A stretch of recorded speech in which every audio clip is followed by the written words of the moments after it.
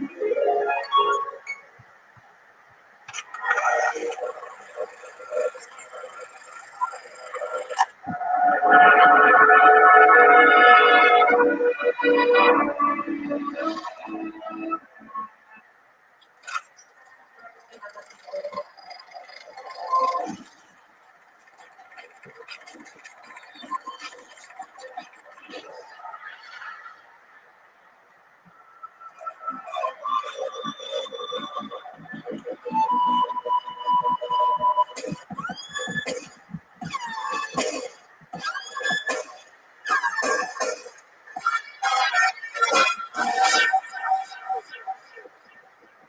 this is Rabbi coming to you live from the road famous Comedy Store main room for a brand new episode of the Outside to Get Up and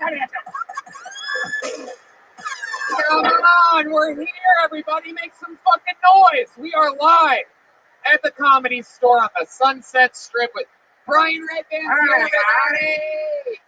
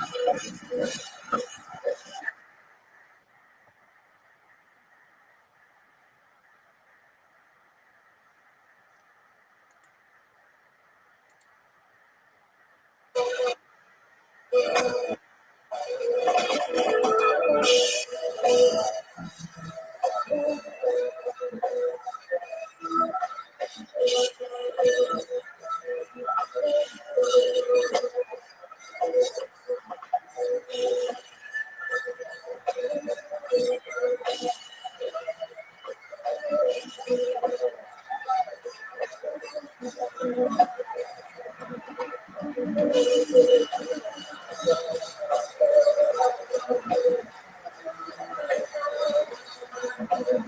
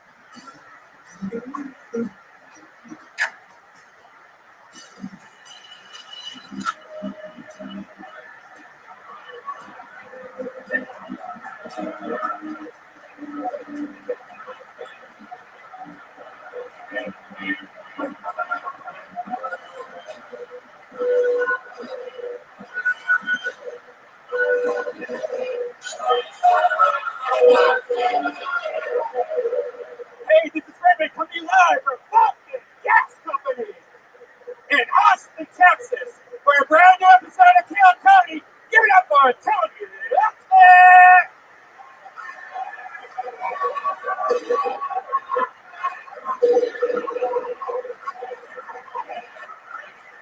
Hello, everybody. Brian Redban's here. Hey, some fucking noise. We're here. Nobody has more fun than us on Monday nights. You guys are at the right goddamn place. I'm excited to be here. How about a hand for the band that was just playing for you before the show started? That's the official Kill Tony band. We're having fun here at the new location of Kill Tony Vulcan Gas Company here on Chaotic 6th Street. Yes. Oftentimes, that's why I'm dressed like this. Oftentimes, this area is confused for Gotham City. It's basically the same place. For people that haven't been on 6th Street before, it's all the fucking same. Boy, am I excited about this episode tonight. We have the great Matt Mueling here on electric guitar, Michael Gonzalez on drums, and D Madness is back on bass guitar. Wow, listen to that. I got to have my first talk with D Madness in like a month tonight. He didn't make it to last week's taping, and I told him, D Madness, I don't know if you know this, but I got into a little bit of trouble. And D Madness goes, I didn't see a fucking thing. We're all filled up on delicious food thanks to Yoni at Best Barbecue Show. He feeds us every week from the delicious. And I'm telling you, you guys are Kill Tony fans. You have to support CM Smokehouse in Golden Acres. If you guys don't know, I double dog dare you. They make a new taco. They just started this. Did I tell you about this? A jalapeno popper taco. They fucking grill a jalapeno. They open it up, right? They cut it open. They grill it. They flatten it. Then they put it flat on a flour fucking tortilla. They grill that tortilla a little bit. They take fancy cheese, grill that shit a little bit. Did I tell you about this? I could go there like every other day to eat this. I just wake up sweating thinking about it. What's that? His first time knowing. He has no idea what's going on back there. D Madness responding to jokes from 2 minutes ago back there. Got some cakes made for us by Shay Z at midnight. It's my birthday, everybody. So it's very exciting. Thank you. You guys are in for a special treat tonight. I mean, we're going to have so much fun. But before we get tonight's episode started, here's a little bit more about the amazing sponsors that made tonight's episode available for you here, right now. Hey, y'all. After spending last summer on the sidelines, we're all ready to get back out there and make this year's lounge season an epic one. So Bespoke Post is here to take your sand, sun, and surf game to the next level with a new lineup of must-have Box of Awesome collections for guys. I'm telling you, this stuff is so cool. I got some knives, I got some cool whiskey glasses, and a whiskey bottle decanter thing. I got an amazing new pen. I mean, this stuff is smells good. It looks good. It's like real, like cool man stuff. And it makes me feel like a man. And you know that's hard for a guy like me to do, but it makes me feel manly. Brian, what's in your box? Well, man, I got a bunch of pancakes and like some cool syrup. No, it's great. To get started, take the quiz at boxofawesome.com. Your answers will help them pick the right box of awesome for you. They release new boxes every month across a ton of different categories. It's free to sign up, and you can skip a month or cancel anytime. Each box costs only $45, but has over $70 worth of gear inside. Get 20% off your first monthly box when you sign up at boxofawesome.com and enter the code KILLTONY at checkout. That's Box of Awesome, all one word, boxofawesome.com. Code KILLTONY for 20% off your first box. Are you guys ready to start tonight's episode or what? As I see people that are just here for the scene not going crazy. Are you guys ready to start Kill Tony tonight?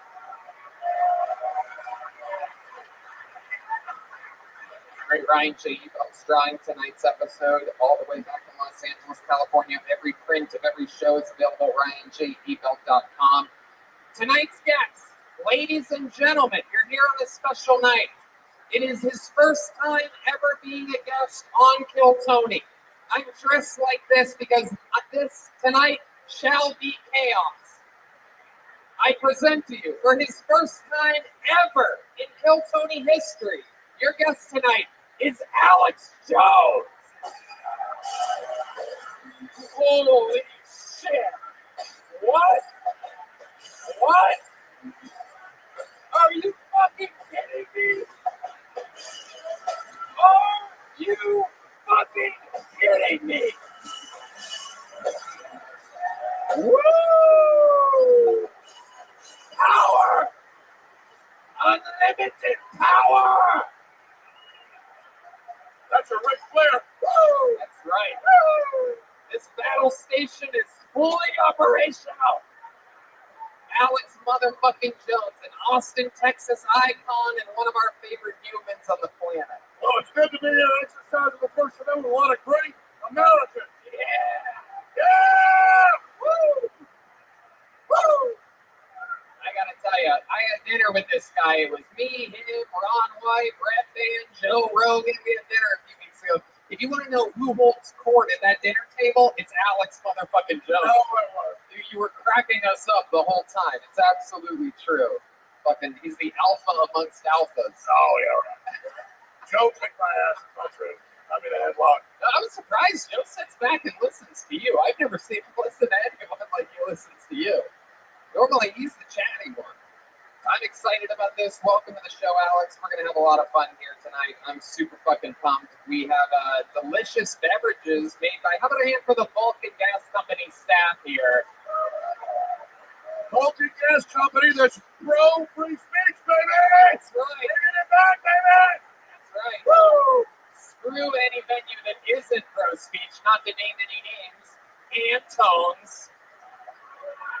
The Vulcan Gas Company serving delicious cocktails tonight made by Don Julio. That's Don Julio. If anybody's in the mood for tequila, drink what we're drinking. It's Don Julio. It is. And the Red Rose, Yellow Rose, the best strip club in all of Austin, Texas. I would know nothing about that. You guys ready to start the show? You guys ready to see a stand-up comedian? Let's start it. Let's get ready to rumble! Before we go to the bucket tonight, let's start the show with something special, something you're used to. One of the newest residents of Austin, Texas, just moved here a couple weeks ago. Ladies and gentlemen, he's the one and only, the Big Red Machine, regular William Montgomery. All right.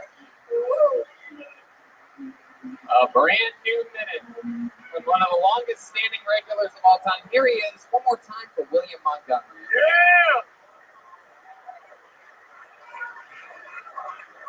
First off, Alex Jones, I've been obsessed with you since Waking Life. I always thought you were animated. It's a good deep cut for people to know that movie. Hunter Biden will soon be teaching a course at Tulane University in New Orleans about fake news. If you were a course in future news, you discuss the future headline, Hunter Biden arrested in New Orleans. My girlfriend describes me as mysterious. I like to describe her as a bad detective. Hard to believe that the movie Pearl Harbor was worse than the actual Pearl Harbor event. Imagine if they made a 9/11 romantic comedy. Dak Shepard and Selena Gomez make out as cancerous ash showers down on them blocks from the World Trade Center. This week, Joe Biden said he really identifies with black people, saying, hell, my son's a crack addict too. Wow. Fuck yeah, William Montgomery, everybody. Shout out to whoever's changing the lighting in the first 10 minutes of the show for no fucking reason. I mean, really, there's really no need to make any adjustments to anything. There you go. You can stop there, I guess. Is that how it was? No, it's like really dark now. You guys remember how it was when we did the fucking camera test earlier? Let's just get this gorgeous lady in black latex up here. What the fuck is going on? Everybody wants to fucking do a job that doesn't need to be done here at Vulcan Gas Company. Fucking, oh, wait, let's change the lights. Let's change it. Let's change it. Don't fucking touch anything.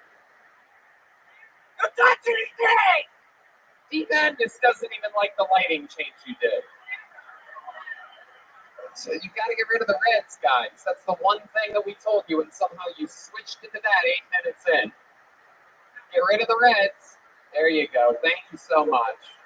How about a hand for the lighting guy? Here you go again, everybody. Yeah!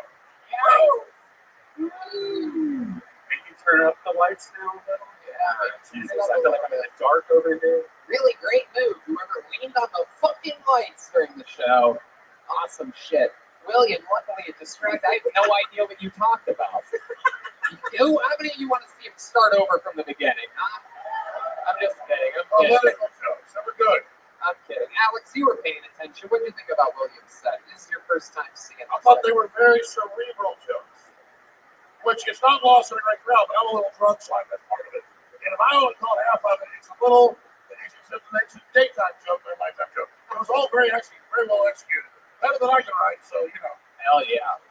I love it. William, welcome back to the show. You're here every week. How's life been going? What's been happening? It's pretty good. I just discovered something called coffee. Ooh, you started. I've been drinking it so much this past week. Okay, for those of you that don't know, William was the biggest mess on the show for a very long time, and he got sober 2 weeks ago. Everybody, how about a hand for William's sobriety? Hey, hot mess. He really was a big red fucking disaster. I was always fucked up. He was fucked up. He was doing fucking blow and drinking at 11 a.m. and just was going, as you can see by his. Replace it with coffee. Yeah. I mean, look, if he laid on his back, he looks like the AMC stock graph. Just ups and downs and ridges everywhere. I don't get that. I know you don't. It's another very cerebral joke. So, William, you've been drinking coffee. Does it have you feeling good? Yeah, it has me feeling real uppity. It's not quite cocaine, but I enjoy it. It's pretty good. Are you like addicted to it? I know a lot of people that quit drinking that just become addicted to other things like coffee. Excuse me. Oh, sorry. I was just saying exactly. Sorry. It's kind of a scary looking body. Don't beat me up. Don't eat me.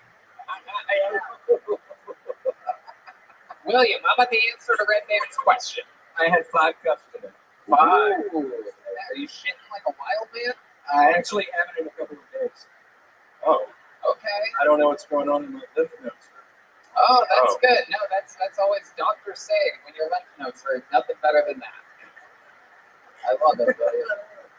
Did some jokes tonight. How's Austin treating you? You find anything else you love about Austin, Texas this week? It's been good. I had a buddy. We went to Lake Travis this weekend for his bachelor party. Yeah, it was fun. Seemed like a nice lake. Yeah. Seemed pretty nice. I found a place I love today. I was going to go buy some fucking cowboy boots or something like that, and then I realized I can't do that until tomorrow, and I got lost on Congress Street. Ended up stumbling into whatever this fucking costume shop is you guys have there. What the fuck is that place, man?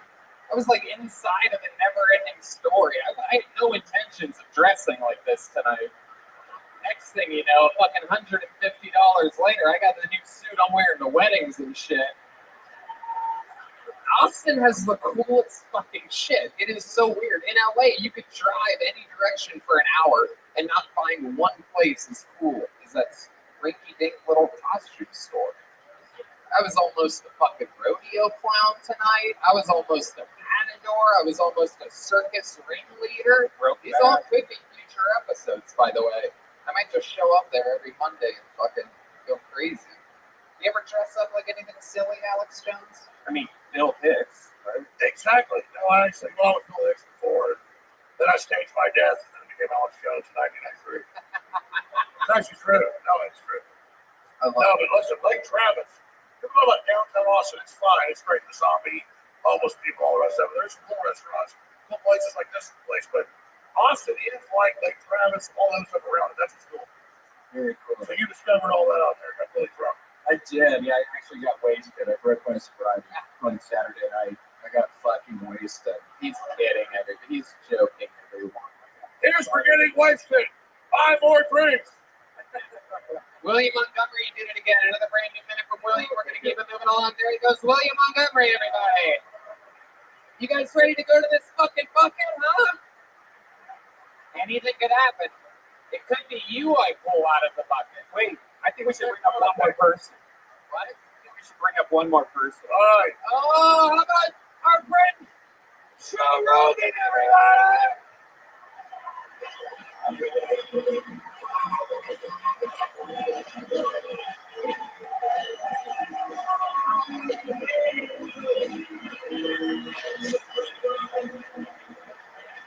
Oopsie daisy.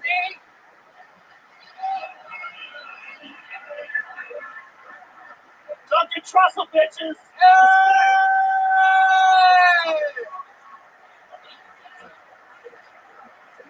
Austin, Texas, we're making it happen, bitches. Woo! Powerful Joe Rogan and Duncan Trussell have joined the chaos. Holy shit! Who has more fun than us on a Monday night? Absolutely fucking nobody is the answer. You guys are just in time for the first. What are you wearing? What happened? I was just talking about it. You just missed it. I ended up stumbling into this awesome costume shop earlier. I don't even know what's the name of it. Lucy in the Sky with Diamonds. Is that right? Lucy, You know that place? Lucy in Disguise. There you go. Shout out to that fucking place. You can get lost in it. It's 37 years old. It's had the same owner the entire time. I had so much fun. I almost dressed like they have costumes for anything. I like how you have one glove on. Yeah. I'm the Joker Michael Jackson. It's kind of cool. It's your own thing. Oh, yeah. Can I say something? Yeah, absolutely. The great Duncan This Trussell. is an embarrassing thing to admit. This is the first show I've been at in 16 months. Wow. So I walked in and I'm like, oh my, all these people. This is embarrassing. I started crying. You know what I got? So weird. You better be smart, fuckers. Really weird. Like, when you go, one of those cries you don't think you're gonna do. Like all of a sudden there's just like tears. Like, oh, like wow. It's the tears of a super spreader. Yeah. You're feeling it. You're feeling it. I love it, Duncan. This is what we do all the time. This is just what we do on Mondays. How many of you think Duncan should think about moving to Austin, Texas? Wait. Oh my God, this is pro wrestling. Wait, you got me wrong. Wait, you know why I started crying, don't you? Oh, you wanted to go Because home? you people aren't wearing masks. So I just started weeping.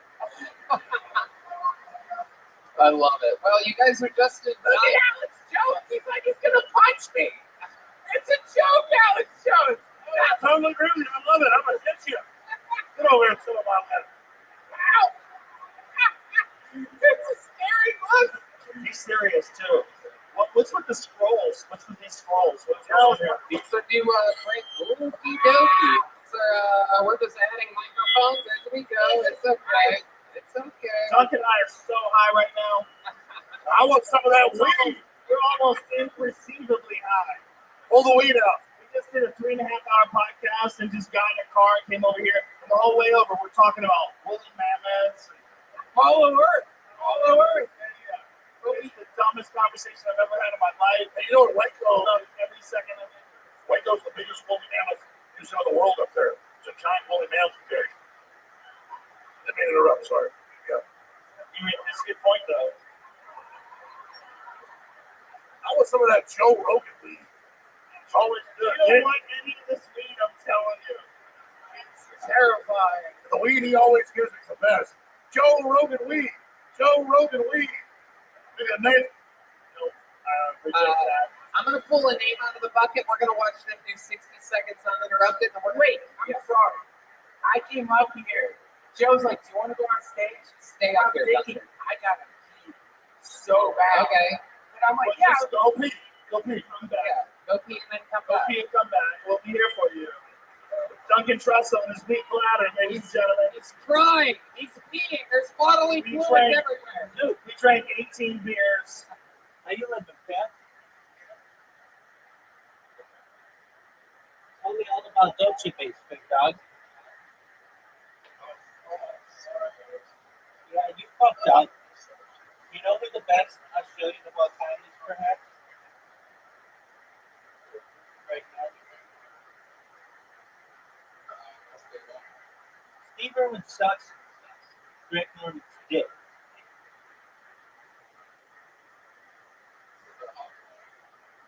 Who? No one knows who that is. Do you know who Greg Norman is? Who the fuck is Harvey Norman?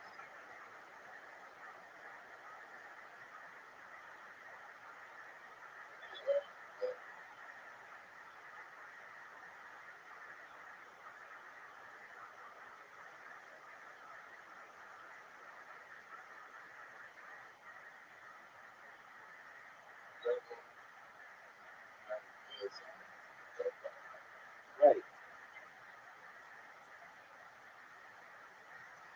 Harvey Norman's some retailer? No, fuck that guy. Greg Norman. Greg Norman's perhaps the greatest Australian in the history of fucking time. Aside from my bad original.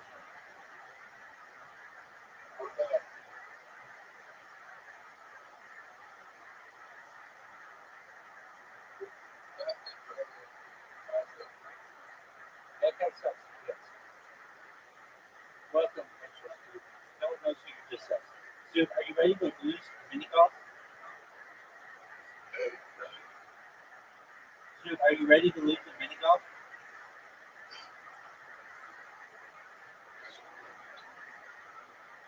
Alright, good dog. In my opinion, who are the greatest ones are the most popular. Probably one is Steve Irwin. Two is maybe Michael Roby. Three is, what's the name of the one?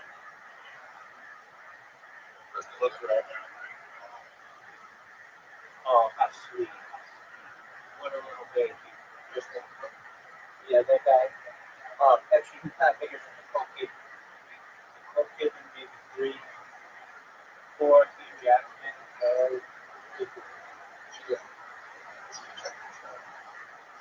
Yeah.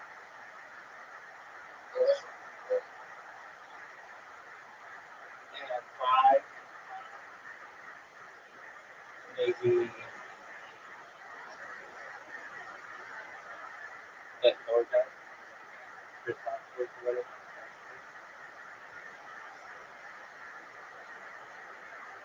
Alright, so you have an invitation. Should you choose to accept it, I'm going to beat you until I lose in mini golf. Then I'm going to beat you later on without losing, no doubt. And then I'm going to beat you. I don't fucking know. I wasn't invited to his birthday party.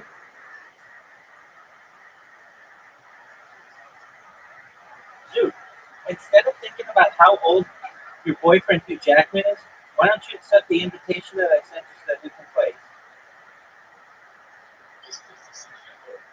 All right, you want to suck him off?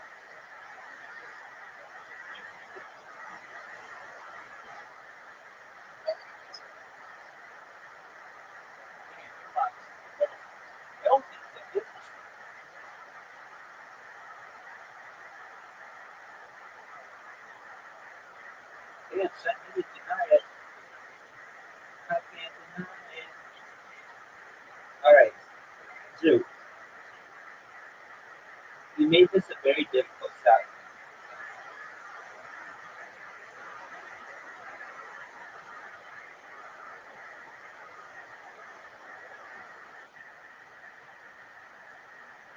What do you think of my shot, Zoo?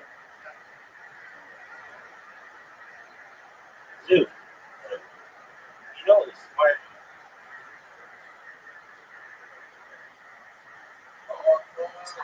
Frank Whiskey, we are so fucked up. This podcast, jealous. this is going to be the end of my career, this podcast. We need more going to be the one that sticks. We were so barbecued. It was so ridiculous. I love we it. just strolled over here. I'm like, oh, we're here. I didn't even know we were here when we sat down. I wasn't sure.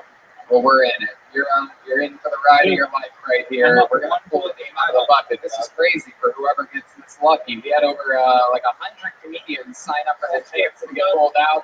Anything can happen. You guys ready for this? Want to Joe Reacher? You saw William. He's consistent, but now it begins. Anything could happen. Your first comedian getting an uninterrupted minute tonight. That's not a regular. Goes by the name of Charles Adams Jr., everybody. Charles Adams Jr. Oh, yeah, we know Charles. We love Charles Adams Jr. on this show. Come on. What's up?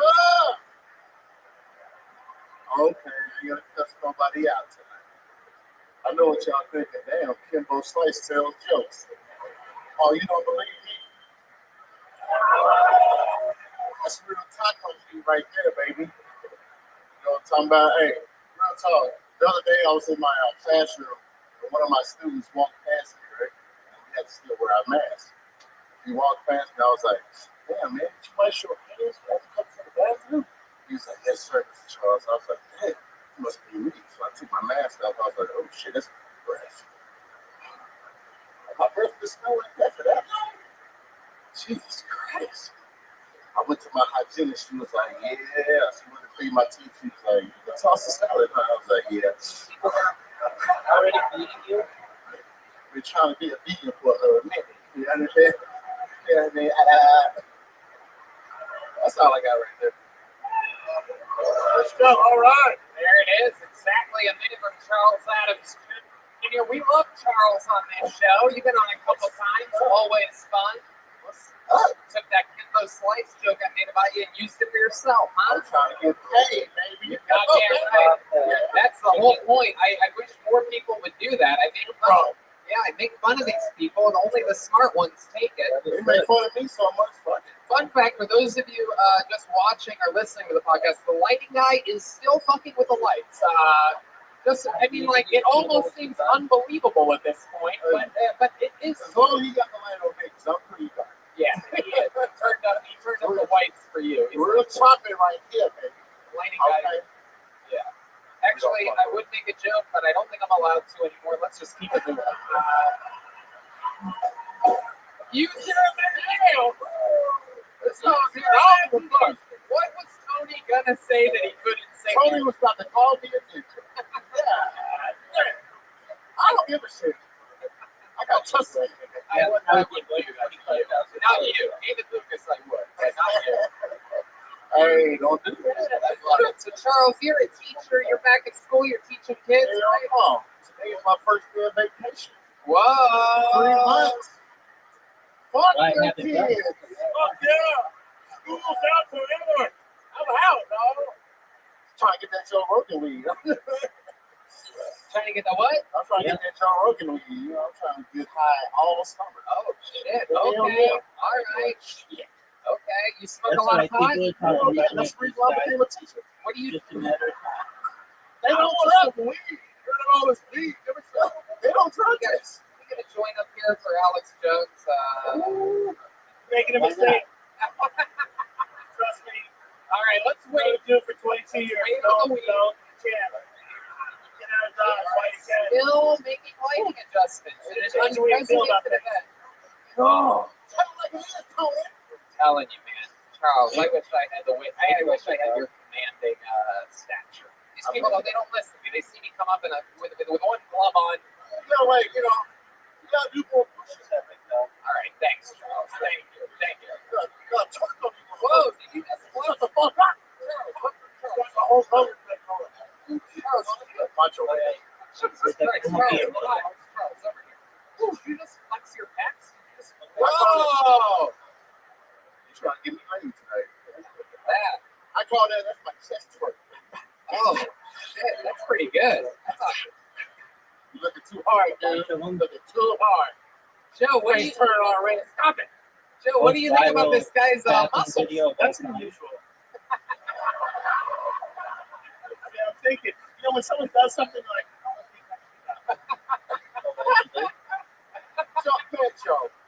I see Joe Rogan. I don't have that kind of free time.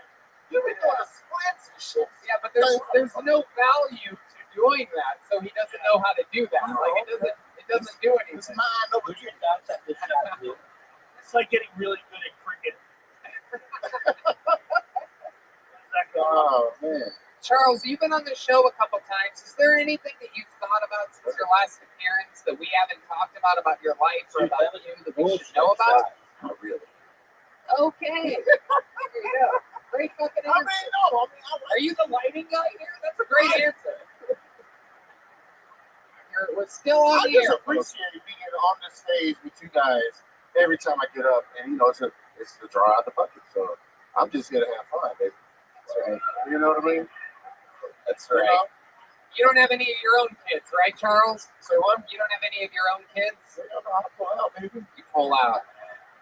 Bro, I pull out even when I wear my condom. Is that true? Do you really do that? They bust on you. Wait, what? They bust. They bust, They yeah. bust the climax. You gotta pull that off. Why don't you just get clipped in? Have you ever thought about just getting clipped? I don't even know what to do. Oh, you know what? Hell no, I heard your balls swell up and shit. I like that. I don't know. I don't want my sisters by my shit. I don't think this conversation is legal. In the middle of you, and I'm a guy, I feel harassed. Charles, what exactly do you teach at school? I'm curious. Periods. Periods. No, not sex ed. No, I teach English? Yeah, I'm in the English department. I work in the English department, so I'm in multiple classrooms. But Sure, Shakespeare fan. I pretty much fuck up all the bad kids that's fucking up in English department. That's too many run-on sentences, dog. Get the fuck out of that class. Oh, okay. Come on, yeah, they are no pumps away. So you're like the scared straight guy or I'm something here. like that. You need to get your fucking English together. You're gonna end up like me pulling out with condoms on. What are your thoughts on my shot? Hair don't fall out. Dude, what are your thoughts on going down 2 holes to none? Charles Adams Jr., you're so much fun. This is your third time, I do believe, on the show, right? Now I Always have to fun. shut you off. All right, the show's all about, baby. There he goes. One more time for Charles Adams Jr. Hey, Make it. Charles. That's This is an official Kill Tony joke book just for you, made by the great Adrian Cavazos. Okay, He's like Boneseye with a Z, Boneseye on Instagram. Joke books? Look at Good these idea. things. Look at that. Joke books? Smell that. That's real leather. Smell that leather. That's fine, mother. That's the real fucking deal right there. If they're Dude, good, they you get know a that I full just size made one, it? and if they suck, they get one of these little ones. You'll see that happen for sure. Any moment. Duncan Trussell taking a shit. Is he, Yeah. I think Duncan Trussell is scared. Now, what are you doing? He's trying to get his equilibrium. All right. This is definitely a new name, everybody. This is a new name. I would remember if I saw this before. Make some noise for your next comedian, J.P. Puthenbatil. J.P. is next on Dude, Kill whatever Tony. you do, I'm gonna fuck up your He's got a steady jog. There he is. J.P. Puthenbatil. One more time for J.P., everybody. Come on. Yay. Now's your chance. I'm a virgin, same as you. Nobody ever Way too believes hard. me when I tell them I'm a virgin. They look at me like you're not really a virgin, right? What more should I be doing? I look like a person who has multiple oatmeal recipes bookmarks. I don't know. I don't really know which way to swing. I think I might be straight-ish. I don't know if that is something I can take to my father. I'm about to have a perfect game. He's really old. He just turned 50. I don't know why. I don't know why he didn't have to. I'm young. I'm 24. I don't feel like that's super young. You know, I've lived through 3 Spider-Man 2s. That's not nothing.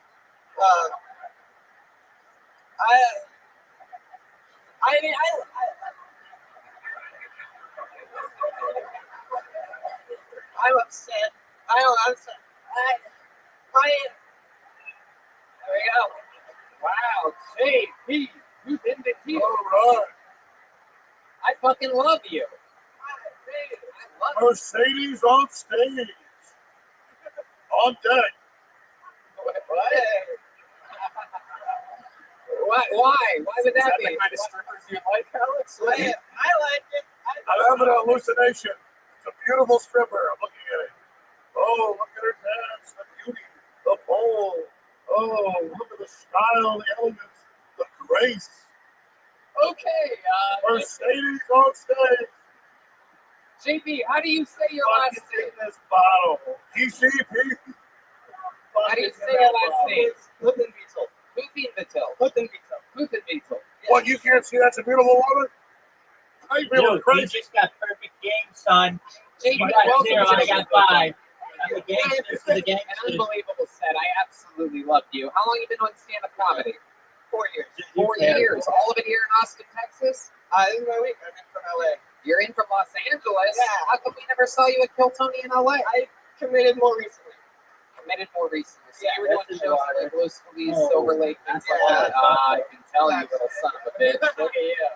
Look at everybody comes to daddy in the end. Yeah. Portia comes to daddy. You're goddamn right. Hard to get a following in that alt comedy scene, isn't it? Yeah. Hard to sell a fucking ticket, isn't it? JP, welcome to the show. Is it true that you're a virgin? I am. Wow, that's incredible. How about a hand for him, everybody? Here's to JP. Portia, get on over here. I want to table dance. JP, how far have you gotten with a girl? No, I've never I done did that. think about You've never been on a date? Have you ever kissed a girl? No, I don't know any really well. Really? Is there? You know what? Let's do something fun here. Yeah. Oh, these ladies right here.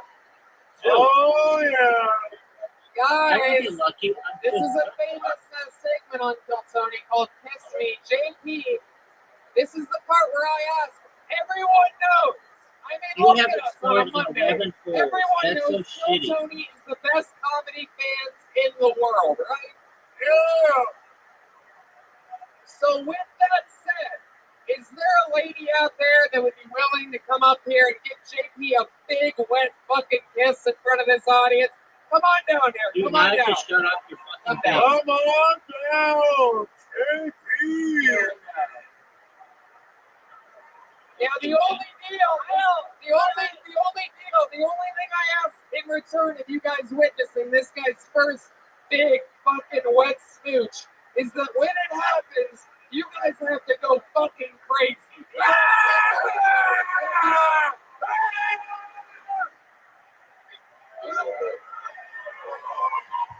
What? Yeah. Oh, yeah. Oh. So they chatted off.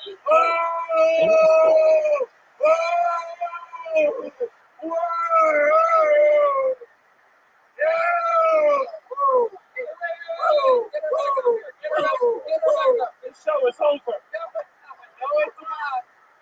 No, it's not. Yeah, I am. What's her name? Don't run away, Joe. It's Russell. I'm never gonna meet her. I love It that. doesn't matter. I'm in the hole. All right, now how many of you want to see JP get his first ever lap dance in the history of his life? Hold on. From the red rose, yellow rose, I present to you Jennifer, everybody. Sit down there, JP. Yeah, it's 2-2. Where's Jennifer at? Is Joe's going to find Duncan. Jennifer the right name? No, that's not Jennifer. I met her outside of the room. She's right back here. Sit down, JP. Sit down, Portia. Move your fanny pack to the side. Yeah. Hold on 1 second. We're gonna play some music here. Any fucking second now. Jesus Christ. There you go. There we go. There you go. JP. What song do you want? JP. Hold on. Hold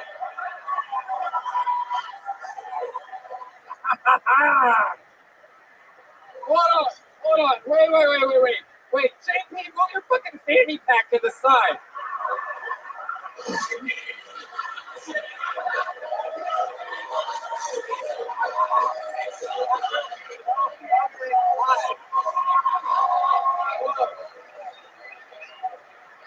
Yeah.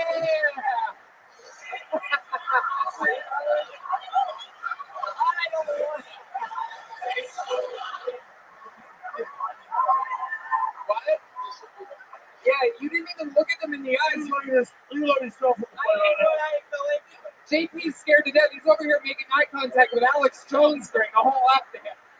I'm the one that called it. I called it Portia. I summoned the ladies. I think he just came. Yeah, this guy's, look at him. He's fucking hard as a rock right Get now. over there. You want to sit in my lap, sweetheart? Not the girl. And I have to go JP first. does not want to stand up right now. This sucks.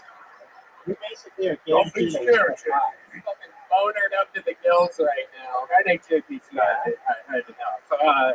How was that, JP? How was your first kiss and everything? I won't worry about it. he's, JP, you're a lucky devil. for those of you that didn't catch that, he's not making any fucking sense right now. He's lost the ability to make sense in any way. Jennifer and Keita. How about yep, Keenan, right where? Keita, Nicole, and Cole and Peanut. How about a hand for the ladies from the Red Rose and the Yellow Rose, Official sponsors of Kill Tony. That was absolutely perfect.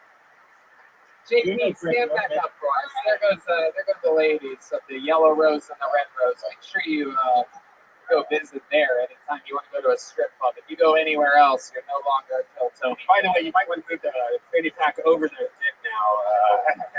That's the time to move your. I mean, you literally cock blocked yourself. JP. I've never seen anything quite like Those women were ready to go, son.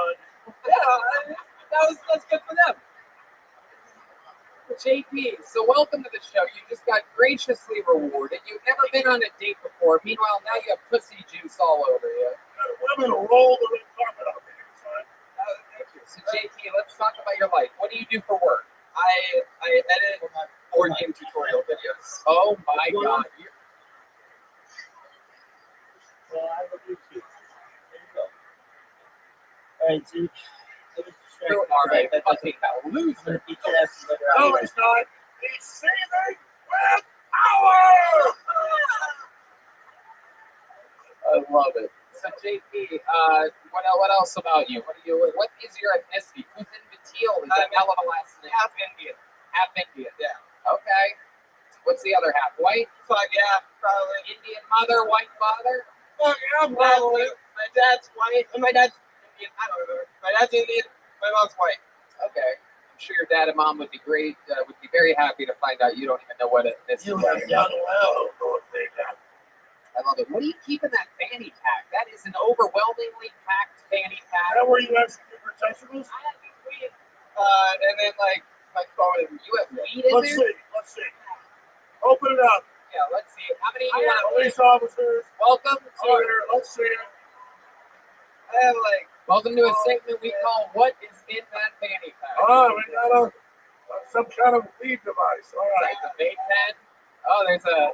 We've got another piece of weed. There's the filter end of a joint. We've got notes. There's his hopes and dreams More right joints. there.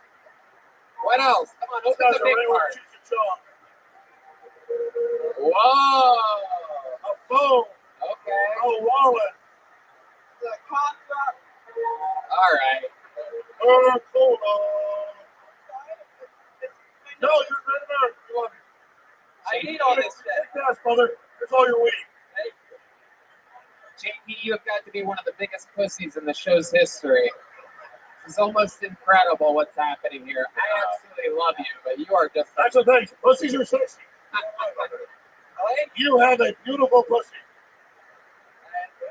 We lost Joe Rogan and Duncan Trussell. Duncan Trussell had a trip, so Joe went around to find him. Duncan took too many hits of acid. He'll be back later. I love it.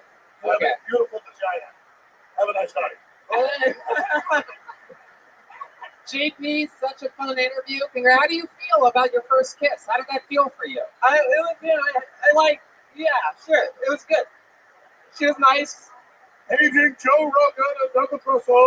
Wait, hold on, wait a second. What do you mean it was nice? You don't sound very She seemed nice. I don't know. It felt like a fucking cushy toy was on her mouth. Like a dog toy. I don't know. Listen, when a hot slut is there, you attack it. I'm sorry for listening. I don't know. I don't know. I feel like I didn't really. They're going to give you a second round. They're going to do the second round. What's your name, sweetheart? You're a legend. How about a big hand for Kate, everybody? Yes, Kate. And now, Yes, Kate. how about one more time for JP Putin Mateo, everybody? JP! Yeah. There you go, buddy. JP Putin Mateo. Wow. Man, this is oh my goodness, this is a hectic audience. I love it. You guys having fucking fun out there?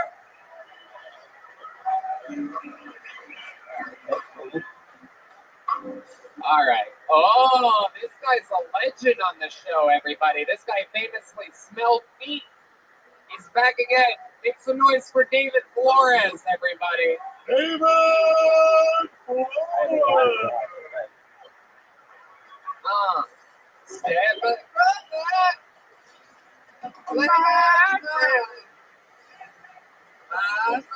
Here he is, one more time for David Flores.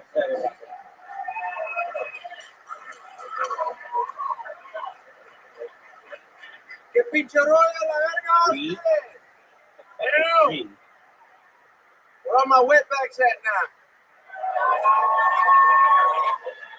Oh shit, dog! I didn't know there was gonna be that many. I checked all in at the door. I didn't even see that many. Damn, wasn't expecting to get ticks, man. But I got a few jokes ready for y'all. I was dating this one girl, dude, and I had to break up with her ass because her feet didn't smell. But she had this crazy ass pussy, dog. I don't know if y'all have ever had dumpster lid pussy before. Her pussy smelled just like a dumpster lid, like when you open to go throw your trash and shit. And I was like, damn, girl, I don't know what the fuck to do with you. But, yeah, I swear, this bitch was related to a xenomorph or something, because her pussy was so acid, I swear her pH was through the roof, man. Jesus Christ, David Flores up here. My goodness. I'm not used to getting 1 minute. You gotta be careful talking shit about girls that you fuck. If they come to this show, they're like, I can't fuck that guy. Ridley Scott's about to hire you.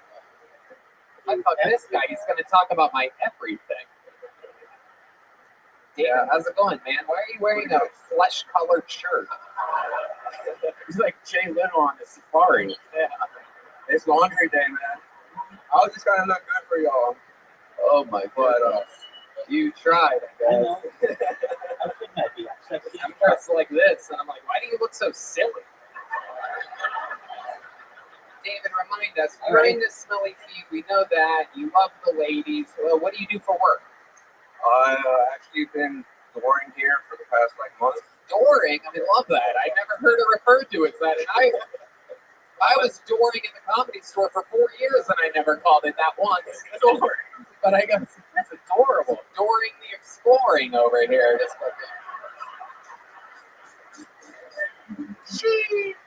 that was something else. You really didn't expect to get pulled out. You signed up. You sign up every week, right? Yeah. What? Yeah, I sign up every week. Uh-huh. I was standing up there kind of just keeping watch, making sure. I was like, with this job, I get real jaded, man. Like, I swear, even after work and shit.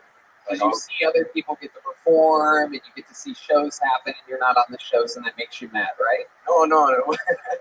No, I mean, I feel like I'm an asshole now. So I'm always checking people in. People, always trying to do some sort of excuse why they. What's the worst excuse you've heard working here too, so that somebody could get in? People would just be like, "Oh, my homies are in there," and they'll just think that automatically gets them a pass or something. So that's the problem. It's not big enough when you get bigger. It goes up. Goddamn right, Alex Jones is right. I'm positive he's right. But shit, dog, I've been fucking meeting a bunch of girls lately, and they're all like telling me like they know me from the podcast. And they You're goddamn right, dude. want me to smell their feet and shit. I'm like, damn, this shit was never so easy before. Before the podcast, girls thought I was Let's call the girls up. We want them to smell your feet. Ladies, I want to smell your feet. Very rarely does a guest read my mind, but is there a lady out there that'll let David smell your feet? There's got to be someone. There's got to be someone out there. Come on. How about you, sweetheart? How about little Anna Nicole Smith over here? Smell David's feet. There must be someone. How about this little fucking Tawny Contain looking fucking fiery little cougar over here? How about that one? What's that little fucking, look at that little squidget walking by. Come on, come up here. Come up here. Let him smell your feet. Some noise. Here she comes. Oh shit, here we go. Here she comes, everybody. Get over there. This is the part of the show. Oh, look at the size of those boots, huh? These are going to be incredible. Oh, shit. These things have been marinating deep. Look at them. That's working on quality feet. Oh, yeah. This is about to be Dogecoin to the moon. Look at this. You want 2 feet. Look at that. Those dogs are barking tonight. Look at these. Now, just a reminder. Hold on a second. Get rid of the music for a second. This is just a reminder that David loves it if the feet smell bad. Right, David? Yeah. So this is literally a win-win situation for this. You smell it from here. I don't know who this girl is. It's like Mary Kate the night that they killed Heath Ledger or something like that. I smell it. What's your name, sweetheart? Haley, everybody. Hell yeah. You're about to smell Haley's feet. You've heard of Haley's Comet? Haley's feet. Oh shit! Here we go. Oh, she's spreading those toes, David. She doesn't know that's my kryptonite, dog. Oh, She's getting you excited. It's your kryptonite when a girl Look spreads at those digits. It's your kryptonite when a girl spreads her toes like that. Oh, here he goes.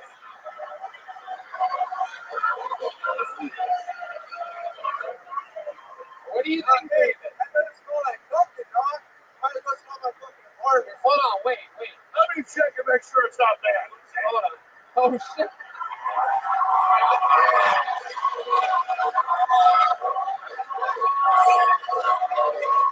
It smells pretty. I gotta say, she's got some clean ass feet. That smells like some smells like Dove Bar or something, or Irish Spring over there. I'm about to fucking vomit. Oh my god, that is hilarious. They don't smell at all, is the report. Yeah, they don't smell like anything. God damn, that's why you were so excited to come up here. Look at this one. Dude, and I know there's some good hooks in here. I checked it all in. So. Come on. There's got to be a lady here. Next, I'm gonna smell Joe Rogan's feet. Is there a lady in here with some real stinkers so we can get David? Come on. 2/3 of the comedians up here tonight have gotten physical boners while on stage. Ladies and gentlemen. I'm trying to go 3 for 4 up here. Well, David, that. Oh, that was hilarious, Alex. You smelling a random girl's feet might be one of the funniest things in the history of the show. Pour yourself some more delicious John Holy. Self-deprivation. Best, baby. With like the 2 microphones. This is already self-deprecation. Joe Rogan on the main stage. Come on down. This is my favorite episode of the show ever, by the way, if you're wondering. All right, David Flores, you did it again. You did another minute. You're out here, you're grinding, you're working the door at comedy clubs, you're doing everything right. How loud can this place get for David Flores? There he goes. David, get one of those. There you go. Thank you. Appreciate it. Fart in a cup. Thank you, guys. Oh yeah. And put it in their face. Fart in the That cup, shit put it in out their there face. with Famous old Red Band YouTube video. Yeah. You guys having fun out there? Yeah, you are, motherfuckers. Your next comedian getting an uninterrupted 60 seconds. Anything can happen. Goes by the name of Arturo Lorenzo. Arturo Lorenzo. Arturo Lorenzo. Here it comes. One more time for Arturo Lorenzo. Hi, thank you. My name's Arturo Lorenzo, but I've seen how many Hispanic comics were here. I probably could have just gone by Arturo. And yes, I am Latino, so you can assume I was raised Catholic. Any Catholics out here? Yeah, the fact that you're here tells me that Catholicism is not a real religion. That's what those liberals. You can just say, I'm sorry, when you're going to get raped or die, and all of a sudden it's okay. Guess what? I'm going to see my priest in heaven. So as long as he dies and gets raped, I guess to say sorry before he goes away. But anybody like edibles? Anybody took an edible tonight? Edibles will fuck you up because you never know how strong they are. They definitely fucked me up, and they also fucked up my dryer because I left them in my pants. I forgot about them. You know, so if anybody has a free dryer or edibles, get on that for the show. I also did not expect to be cold because it's my first time being called out, and I feel like they're just one of the minorities because there's this all-white panel sitting right here. Exactly. Even though Tony's enough to be Latino. Thank you. Hello, Arturo Lorenzo calling out an all-white panel on a show that literally, you're right, anybody can get pulled on out of the bucket on stage, but you felt the need to talk about an all-white panel. Let's talk about that for a second. Well, I was white in Peru. I love your set before that. You were going to get a big joke before that, and then there you go. Talking about an all-white. You mean the people that put on the show that gives you an opportunity to get on stage? And by the way, By the way, you walked the black guy and the Latino when you said that. I got an idea. How about you pull the next person? Tell us it's a scam. yeah, well, Alex Jones, of course, I've seen that. Well, very good. Arturo Lorenzo, let's talk about it. Welcome to the show. How long have you been doing stand-up comedy? 2.5 weeks. Wow, 2.5 weeks. What made you start now? Well, I think the world is over, so I figured I would push back against the wave. What makes you say that? What makes you think the world? I thought the world was over as well 2.5 weeks ago, but look at us now. Sold out to the gills. We love you. We want to hear you be funny, not how we're racist. Tell us how bad you didn't like you. Tell me that. Well, I think the world is over because once we stop being able to tell guys that that's gay, we got these guys wearing felt hats. I don't know. I saw these guys. What are you talking about, Arturo? Come back over here. Yes. What ethnicity are you? I was born in Peru, so brown, Latino. Okay. 100% Peruvian? Yep. I moved here when I was 13, and I took. That's not the right music for Peruvian. No. That is the most isolated lesson in the galaxy, right, man? You like, what's the delicious Peruvian treat? It's Guinea pig. It's Peruvian. Your place. It's not empanadas, it's Guinea pig. It's okay. You know, the thing that looks like a rabbit. you're trying to drive this guinea pig thing into, but you guys do a special flour wrapped treat. Tamale. No, it's No. Peruvian. How do you not know this? Are you really Peruvian? Yeah. God, I used to have a green card, but Peruvian. I'm a married white woman, so. Does anybody else know what I'm thinking of? No, it's Churros. not churros. Churros. Who said that? Jesus Christ. David Lucas's retarded friend of that. It's okay. Churros. What a fucking idiot. I love it. What do you do for work, Arturo? I work for a tech overlord, so I'm looking to get canceled tonight. Okay, well, All right. Yep. there you go. Tesla, huh? Pardon? Tesla? No, VMware. I hope I get a severance after I get canceled. What do you do? What do you do for fun, Arturo? This is what I'm at. I'm going to open mics. I do woodworking. Other than this. I do woodworking. Woodworking? Yep. Okay. Yeah. Well, what do you make out of wood? I make cutting boards, like furniture and whatnot. I'm building my set for a failed YouTube channel. What's your love life like?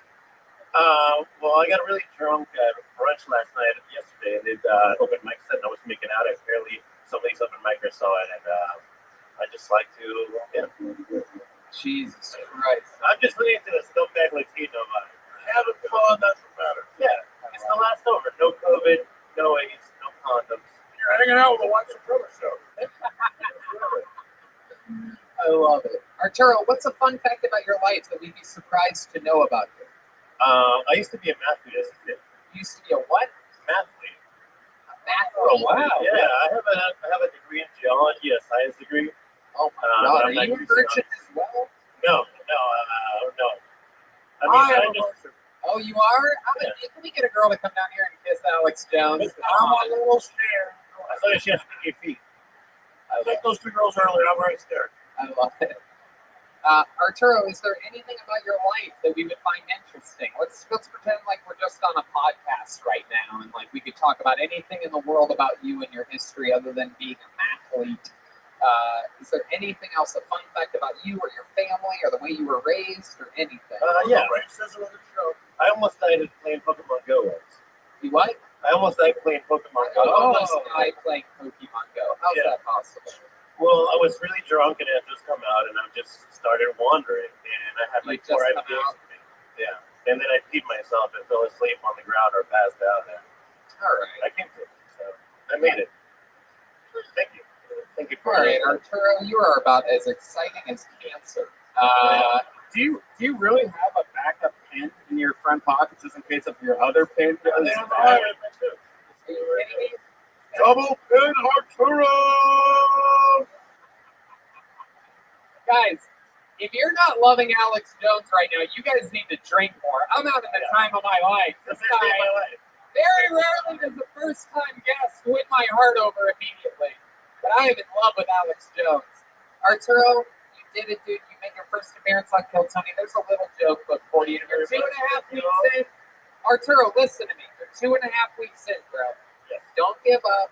Get back to the fucking drawing board. Take massive chances and come back, sign up again, and let it rip. All right? There he goes. Arturo Lorenzo, everybody. Fuck yeah, man. There you go. He's a real athlete, everybody. David's not here, right? Right, exactly. David Lucas is in LA, taking care of his children. He has multiple babies and multiple baby mamas. So if you're wondering if David Lucas is a real black man, he is. He's got real children that he's taking care of. All right. Your next comedian goes by the name. Oh, you know what? Yeah, let's do that. I like that idea, actually. Last week, to start the show, we had one of our favorite Asian comedians come up and sing the national anthem to start things out. And as a gratitude for him doing that, we're going to give him a minute here tonight. Ladies and gentlemen, it's Hans Kim, everybody. I want to hear it again. I want to hear the anthem. Here he is. Fresh haircut. Hans Kim. Right. Hey, what's up, guys? I'm Asian. Good to be here in the South. I'm also a Southerner. I'm from South Korea. Yeah. There's only 2 things I like: shit, commies and K-pop. Real Southerner. My Asian friends make fun of me because I like to eat General Tso's chicken. They're like, Hans, isn't General Tso just a shitty Americanized version of something authentically Asian? And I'm like, yeah, but so am I.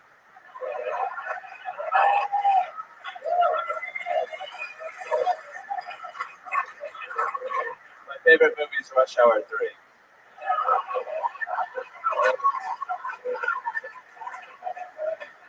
I think my favorite Marvel movie would have to be the Black Panther because it gave black children a hero they could finally look up to. And not just someone like Martin Luther King Jr., Malcolm X, or Harriet Tubman, Thurgood Marshall, Rosa Parks, Maya Angelou, Kofi Annan, Nelson Mandela, Tracy Oprah, Jackie Robinson, Muhammad Ali. Now there's a fake person that dressed like a cat. Wow. Yeah.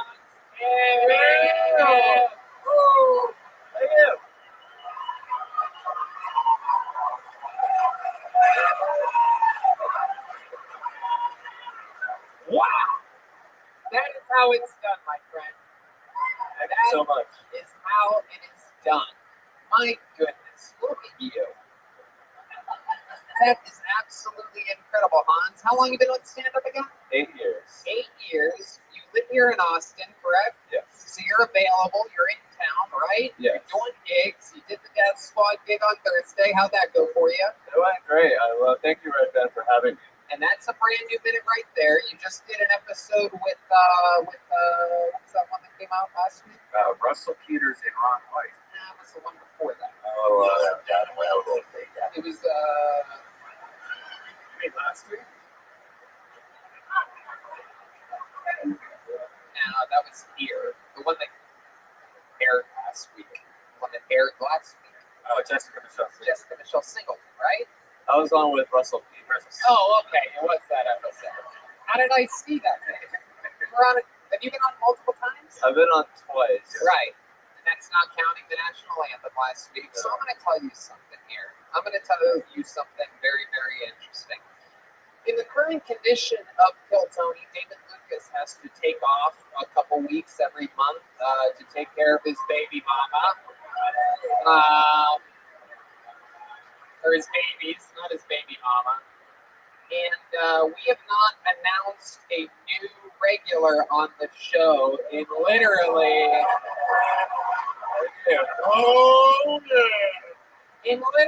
years.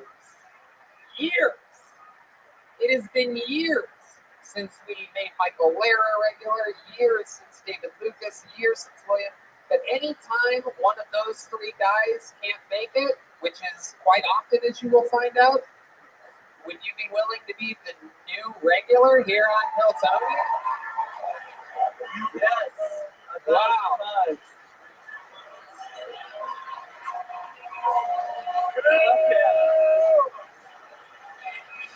Wow.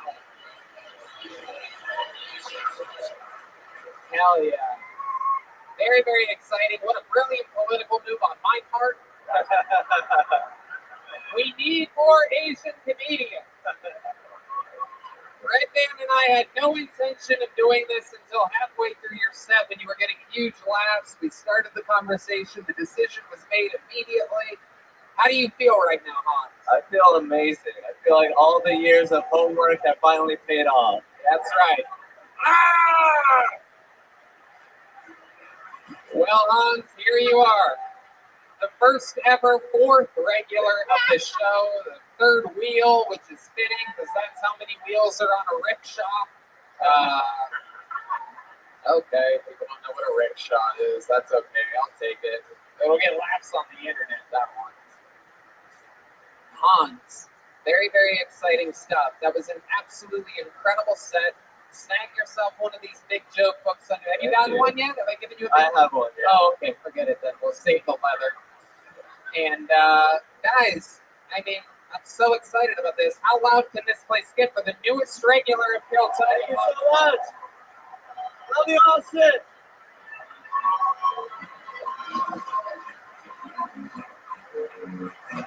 Yeah, absolutely. I started smoking cigarettes 3 weeks ago again. Yeah.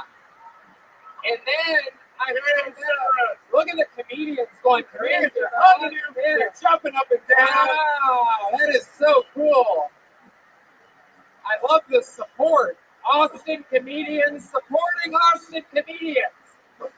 Honestly, he's one of my new favorites. Ever since he moved out here, I've really enjoyed his comedy. You can actually see him Thursday here at Vulcan doing a set at the Death Squad Secret Show also. So there you go. Hans Tim is in the mix. You guys just witnessed history. In the history, in 8 years of this show, we've only had that many regulars. It's only been 8 of them. But who should we get rid of first? That's a question for you gossiping idiots. The next name I pulled out of the bucket goes by the name of Riley Gilmore. Here we go. Here goes Riley Gilmore. Riley Gilmore. Riley Gilmore.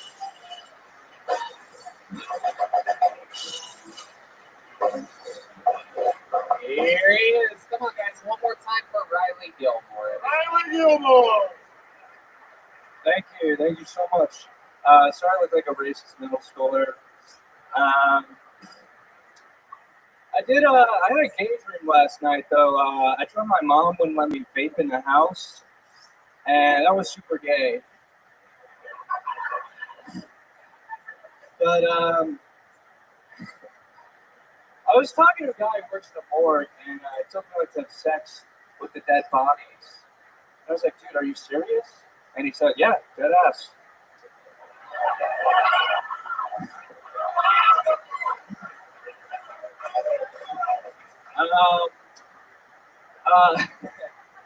I'm starting eating local Mediterranean food. I don't really like supporting big shawarma.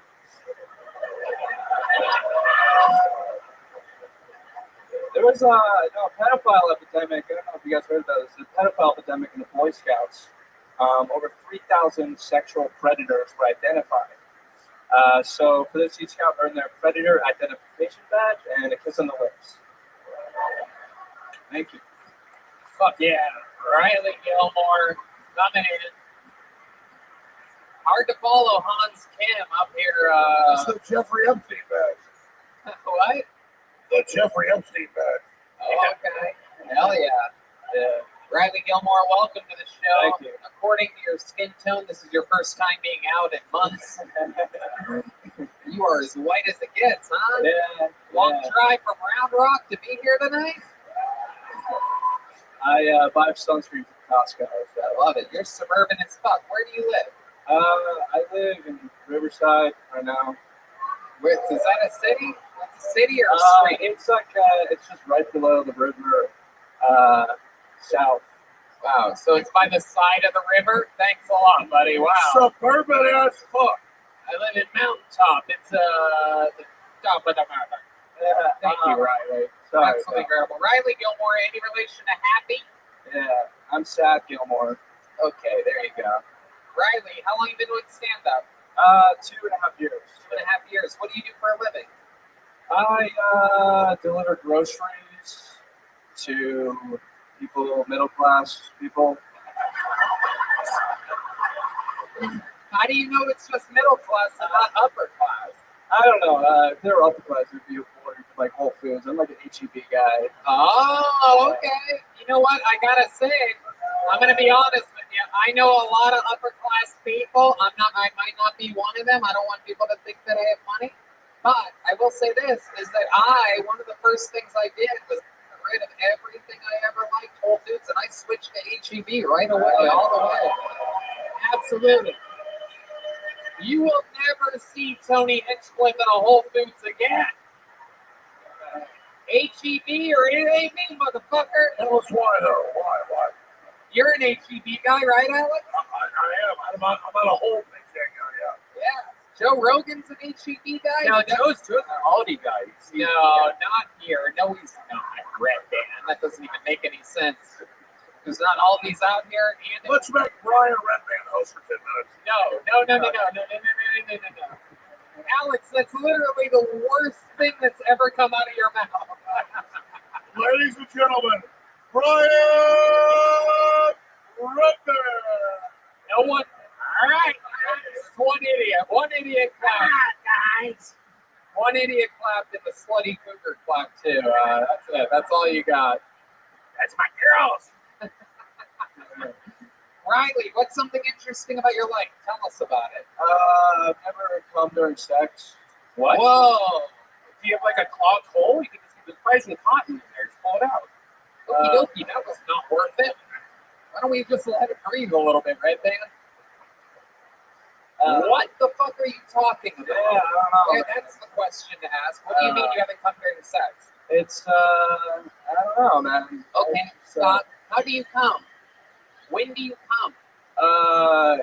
Usually when the clock strikes 12. Right. No, I don't. I mean, I come like I can come on my own. Right. I just can't come with another. What do you have to do to come on your own? He's like General Jack T. Ripper in Strength Club. He denies the women's existence. The words are bigger than South, son. You sound like a pirate. Figured out now. Oh, smart, huh? Tell me, my mate, why you don't come in your sluts. Serious. Riley, how do you make yourself come? Tell me how you make yourself come. Usually by jerking off. Right? Jerking off? Sometimes I watch porn. What type of porn do you watch to make yourself come?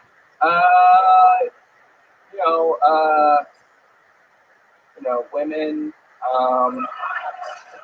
Riley, there's something you're not telling us, my little friend. I'm sorry to break the news to you, but everyone thinks you're lying about something out there. No, I don't know. It's like something I actually hope you could help me out. Well, I'm trying. No, I mean, all the fag mags are going crazy over here right now. Look at this lady. Yeah, I don't know. It's a. Okay, all right. So let's talk about it. Let's talk about it nice and slowly. Talk about what you do when you got that woman paying for it. I'm going to ask you questions, Riley. I want you to answer them honestly, okay? So, when's the last time you had sex with a woman? 2 days ago. What? Everybody shut the fuck up. Everybody else. This place is getting a little bit fucking rowdy right now. I promise you, it's still a live podcast. Yeah, okay. The other day. So you're able to get hard for a woman. Is that correct? Yeah. Easily. Yeah, pretty,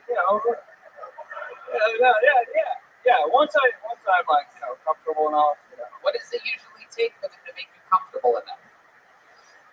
Suck my dick. Okay. Hey, I'm with you on that, buddy. All right. Finally, something we can relate to each other about. I also agree, sucking my dick gets me hard. Wow. Very good. You're a real human being. Okay.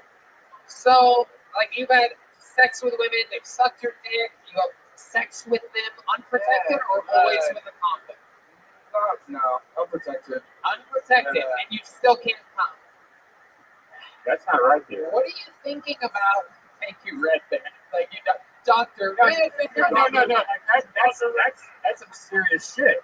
Like, when you were a kid, did you get molested? Okay, Red Band again. Maybe back to, did you get molested? No. Okay, perfect. Not that I know of. All right, so let's keep talking about it. We're going to figure it out here. Have you tried different positions sexually with girls? No cum. You've never come with a girl? I feel like it's too wet, What?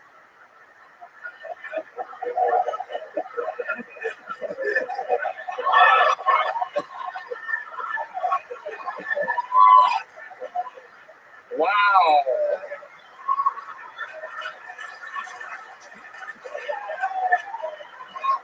Deep Madness, what do you think about all this? Jesus Christ, man. It's like putting a fish in water. I had to get up, and I can't see you, and I had to get up. Tell this young man I was supposed to do it. No, I'm not going to listen to him. Deep Madness is absolutely shocked that a wet pussy can't make you come. Deep Madness, tell us how I'm supposed to do it. This is the first time Deep Madness has stood since we started doing shows in Austin. He's never felt this passionately about anything at all. Until you said, I don't know why I can't come. I think it's because the pussies are too wet. You just got to get it going there, son. I looked out there. I saw women literally like they can't fathom what you're saying right now. Okay, so let me ask you this, Riley. Here's my next question. I'm gonna please get an answer out of you from. Here it is, Riley. You ready for it? How dry is your hand when you're jerking off? Like, what type of powder are we putting on this fucking thing? Is it like a pool player? Are you chalking up your hands? Are you like a gymnast before doing a pole ball? Like, how dry does it need Would to you be? see like there's an arid desert you get turned on? I don't know, man. And I'm still holding my face in my right hand, still standing up here. I'm still waiting for your answer.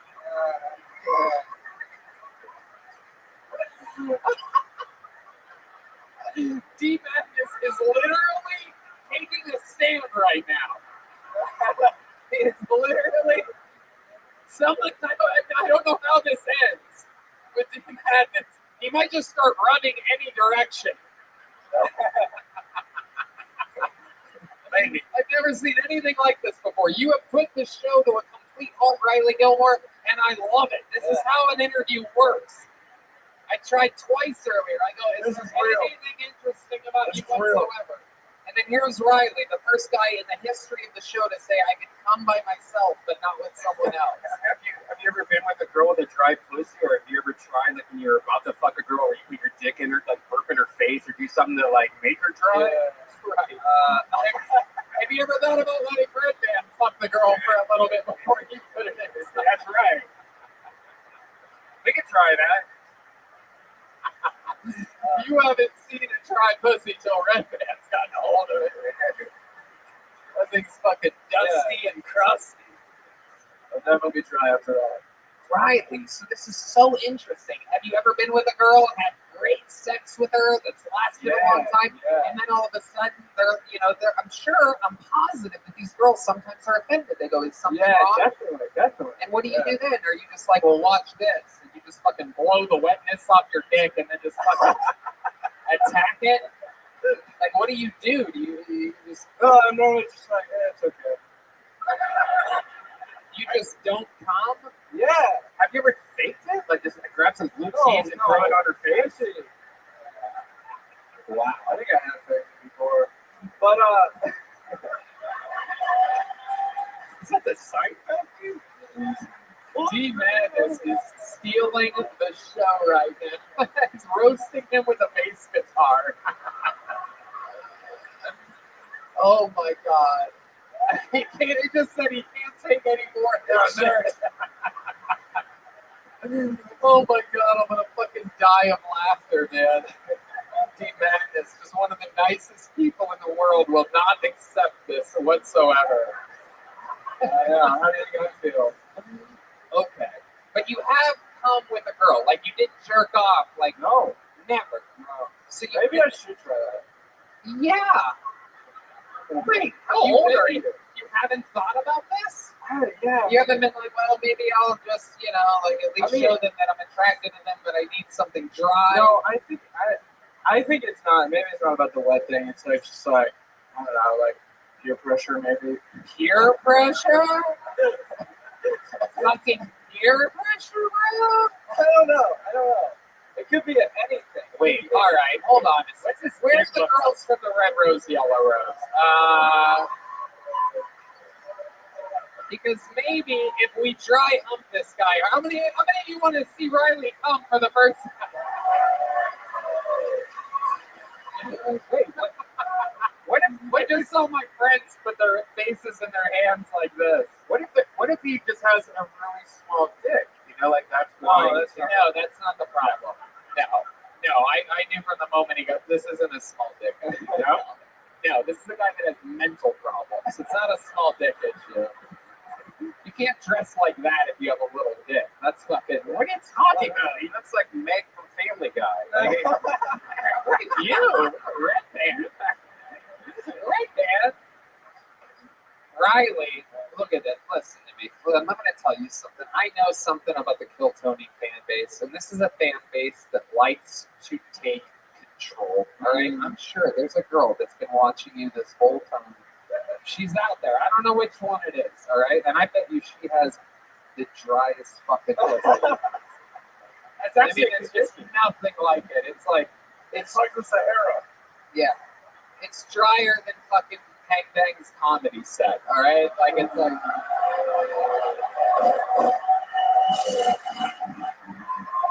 Oh no! Oh no! Oh no!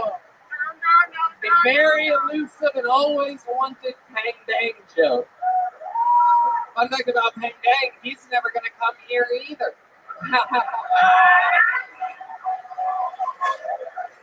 That's the best one right there.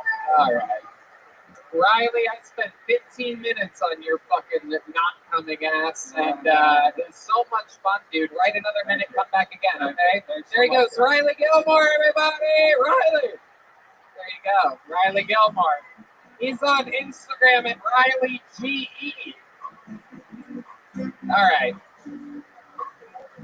JP Kutenbatil, Charles Adams Jr., and David Flores is David Cito 444. All right. I pulled a name out of the bucket earlier when I brought up Hans Kim. I'm gonna bring this person up. We're gonna see what happens here. Well, we haven't had a lady up. Should we get a lady up here? All right. You guys ready for a lady? Unlike Los Angeles, Austin has very few female comedians. And we, believe it or not, contrary to what USA Today, Fox News, TMZ, the Daily Mail would like you to know, we are as equal opportunity as it gets here at Kill Tony. And so I'm going to pull until I get a lady. Errol is not a lady, right? EROL, that's not a lady, right? No. Rich Hirschberger, we know him, we love him. Tyler Brown, I don't know. Justin Essenmayer. Many more females in Austin. Sam Pickett. Dallas Irvin. We are going to get a lady up here if it's the last thing we do. Anthony Martinez, not a girl. Brandon Gray. How about Amber Alex Jones? He's going pee real quick, I do believe. It's going to double stack Duncan Trussell on the toilet. Oh my God. She is? Well, we'll get to it. Jesus Christ, guys. Really, females, if you're a comedian, move to Austin, Texas immediately. You'll have a Showtime special in like 20 minutes. Patrick Garrett. Oh my God. All right. Here we go. We got to it. We actually know this lady. She's all the way from New York City.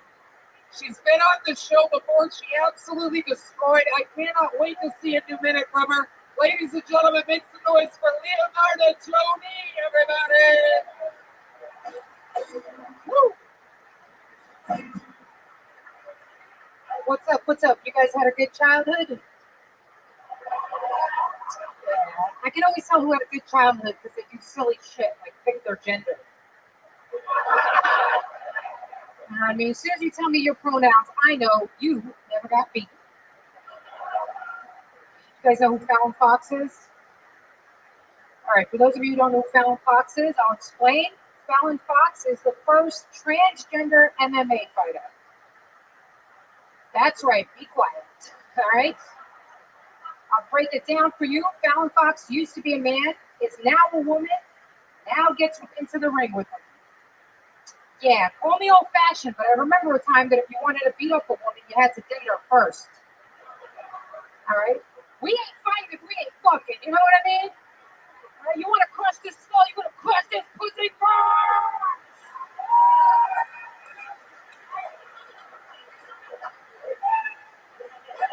Leonardo Tony doing it again.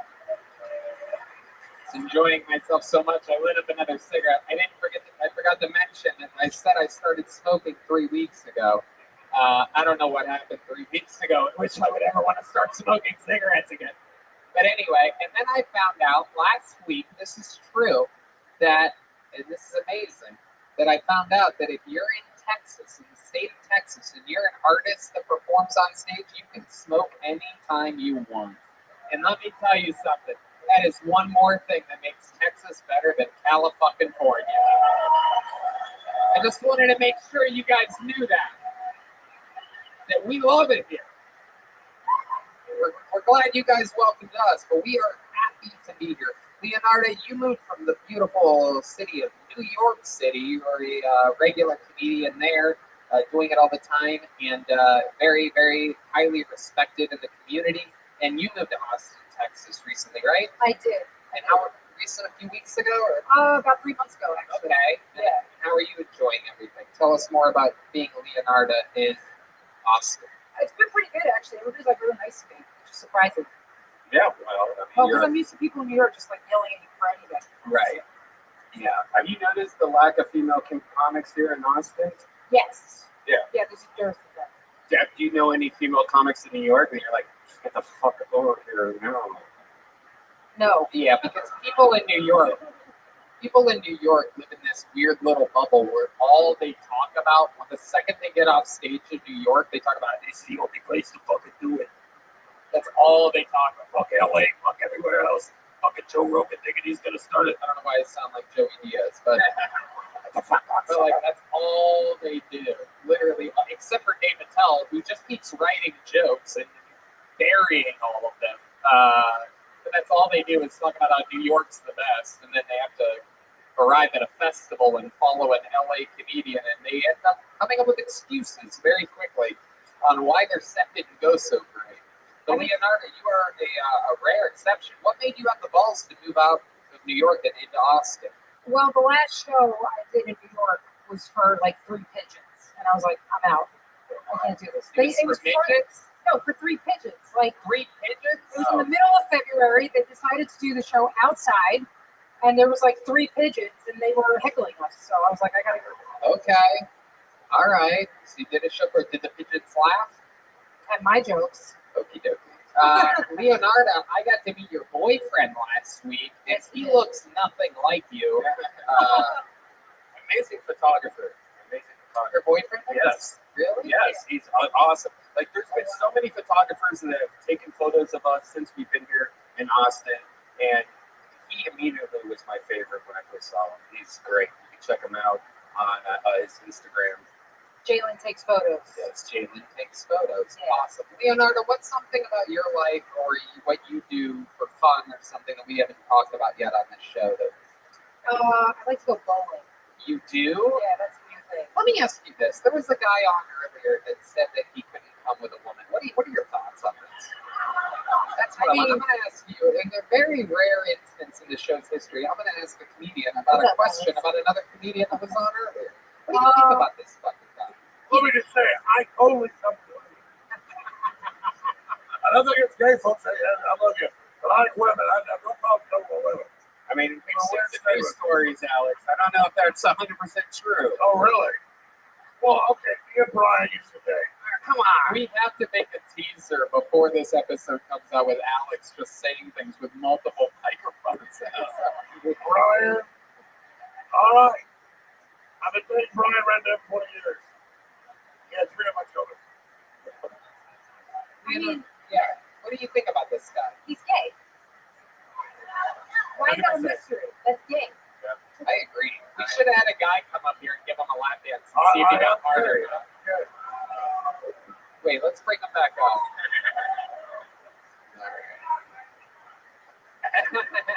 T-Madness just said, God, it's nice to be blind.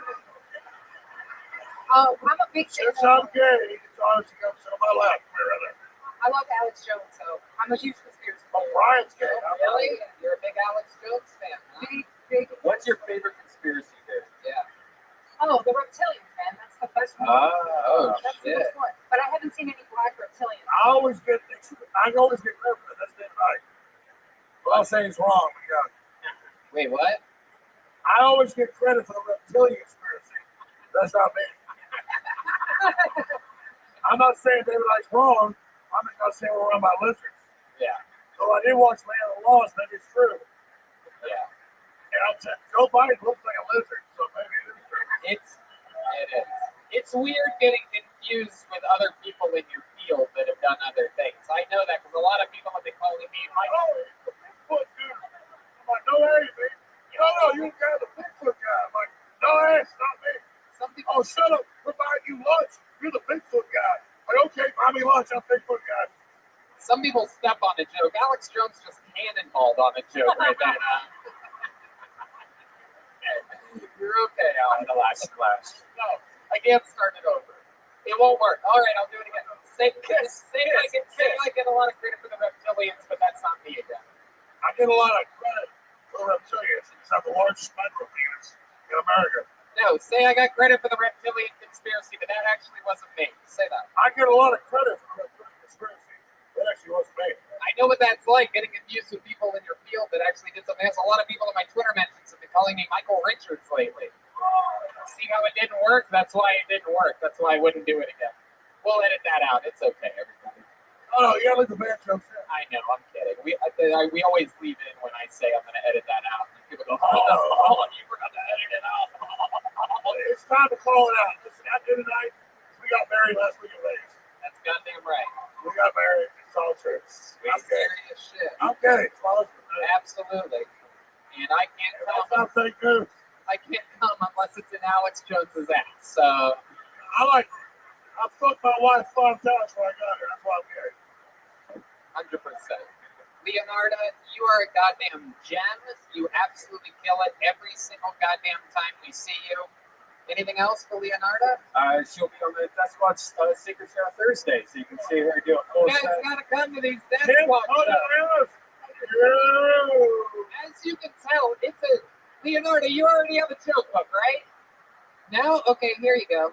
Here's a big one. Take a big one. You deserve it. I got a big hand for Leonardo. You're These running joke out. books are from Adrian Cavazos. You have to follow him on Instagram at Boneseye. We're having fun here. Thanks to the red rose and the yellow rose and fucking everything. Guys, as you can tell, you're at a show in which Joe Rogan and Duncan Trussell just swung by for a second. This Austin comedy scene, it's going to be something that the world talks. It's going to be written about in history books. What's about to happen here? It's already started.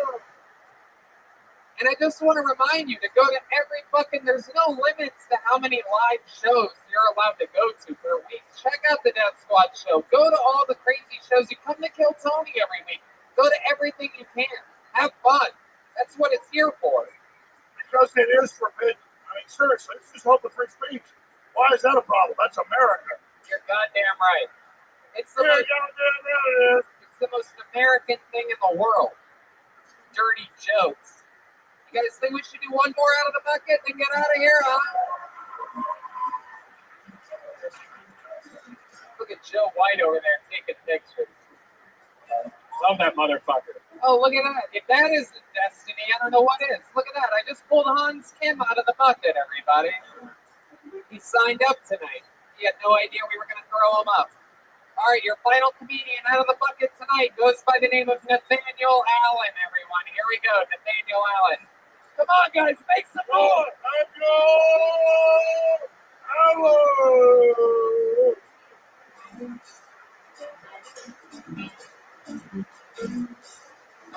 One more time. One more time for Nathaniel Allen, everybody. Thank you. I like that hair. I like that hair. All right. So yogurt used to make me gag when I was younger. I thought it was a textural thing. Turns out I was just sticking a spoon too far back.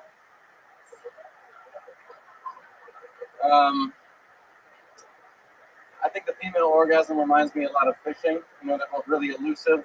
The only difference is when I go fishing and I don't catch a fish, the water doesn't lie to me and say, yeah, you caught a fish. I personally like women with small boobs.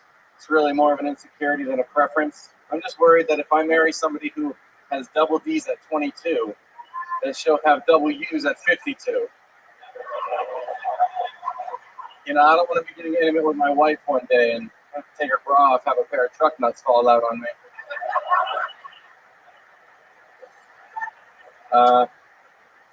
I've always wanted to play spin the bottle, you know. I like this a long one, I'll just end it. You all right? Nathaniel Allen, welcome to the show, sir. Hell yeah. Mm-hmm. Looking like fucking Thor with leukemia up here. Somebody uses Krell. Yeah, Jesus. That is amazing. Did you curl your hair like that? No, I just showered today. Oh, shit, look at that. Even the mic stand's like, I gotta get the fuck away from this. My God. Nathaniel, welcome to the show. How long have you been doing stand-up comedy? About a month. About a month. What made you start? I really started 2 years ago, but I did it in Boston like 3 or 4 times. I loved it. I was like, I need to move somewhere where I can do this more because I was from New Hampshire. So I can only do it like once a week. I moved down to New York City, and then COVID hit, so I couldn't do it at all. So then I moved down here. So 2 years later, I'm doing it. Here you are. Absolutely. What a wild time. What a wild story. How old are you, Nathaniel? I'm 22. Wow, 22 years old. That's how old I was when I started. That's incredible. Look at you. Look, maybe at one point you could be one of the top young rising comedians in the world. Anything could happen. Nathaniel, you're absolutely adorable. You're 22 years old. You just moved out here to Austin all by yourself. You have the haircut of a 7th grade girl. What else about you? What do you like to do for fun, Nathaniel? Tell us what 22-year-olds are doing for fun nowadays.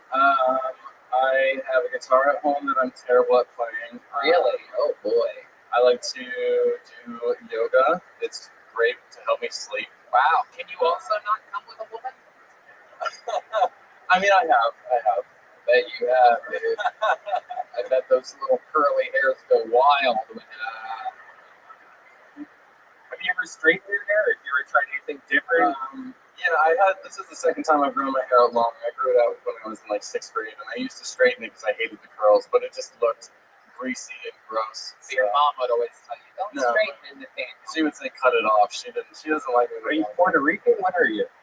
I'm German and French. What? What do you see Puerto Rican about? Yeah, I don't What see it. show are you watching? I mean, the hair is Puerto Are you Rican. talking to like Michael over there or something? Yeah, the Puerto Rican hair. Even Deep Madness, I would understand you asking. Are you talking about this fucking inglorious bastard over here? I'm a Puerto Rican with a thyroid problem. I love it. Nathaniel, how do you make money? I'm a server downtown, Okay, where are you serving at? North Italia. Oh, I know that place actually. Yeah, I've been there. Yeah. I've been there. They have the meatballs appetizer, right? Yeah, I love that. Actually, not a lot of people know this about me, but I could survive off of only meatballs. I'm a hamburger guy. We always That's a heard flat balls. ball. You're a hamburger guy. Oh yeah. Very good. No, for those of you that miss Red Band's little baby game Shut the show, fuck up. I'm on balls, so for those of you that missed it, if you have a learning disability, you don't want to miss that joke. Nathaniel, so you play guitar but you suck at it, or you being serious, or you being humble? No, I mean, I can play like 3 or 4 songs, but I'm really not all What that. songs can you play? What 3 or 4 songs can you play? I can play Blackbird by the Beatles. I can play Dust in the Wind by Kansas.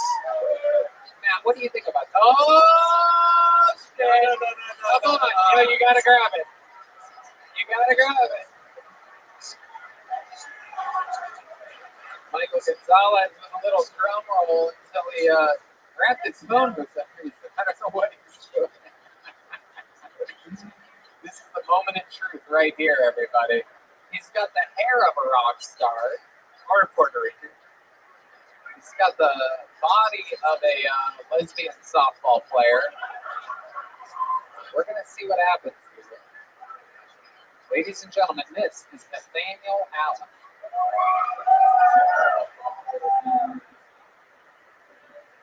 Kiss me. Oh, yeah. That's actually really good. Okay.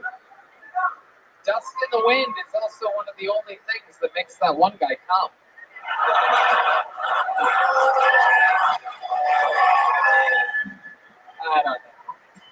I don't know what we're doing. All right.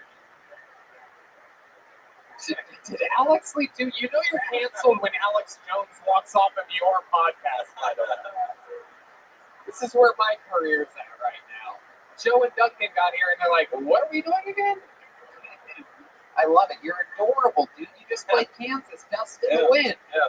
My goodness. Wow, Nathaniel. Any other fun facts about you? You seem like the kind of guy that, I don't know, I feel like there's something there that you're not telling us about. I wanted to be a chef, but then my girlfriend died, and that derailed my life. Wait a second. Wait a second. This is about to be. For those of Hold on. This is about to be an epic moment. How long were you dating this girl for? It was a middle school relationship, so it was like 8 months, and then Wait, hold on. Wait, what grade? It was 8th grade. 8th grade. So you're dating this girl for a few months. Yeah, the first girl Okay. I dated. The first girl you ever dated, so the first love of your life. You're in 8th grade. Everything's fine. You're getting boners and stuff, Yeah. right? You're like making out. You guys like tongue kiss? Just regular kiss. Tongue kiss? Yeah. You never threw a finger in her, right? No. 8th grade's a little too early for that. That summer between 8th grade and high school. Everyone knows you're not allowed to finger until the summer before high school. Tony, you're giving me goosebumps. Okay, thank you, Red Band. Red Band's jokes brought to you by Don Julio, by the way. Okay, so hold on. So you're in 8th grade, you're getting boners, you're making out, life is good, no fingers. And then what happens? She was walking home, got hit by a drunk driver. Oh my God. Yeah.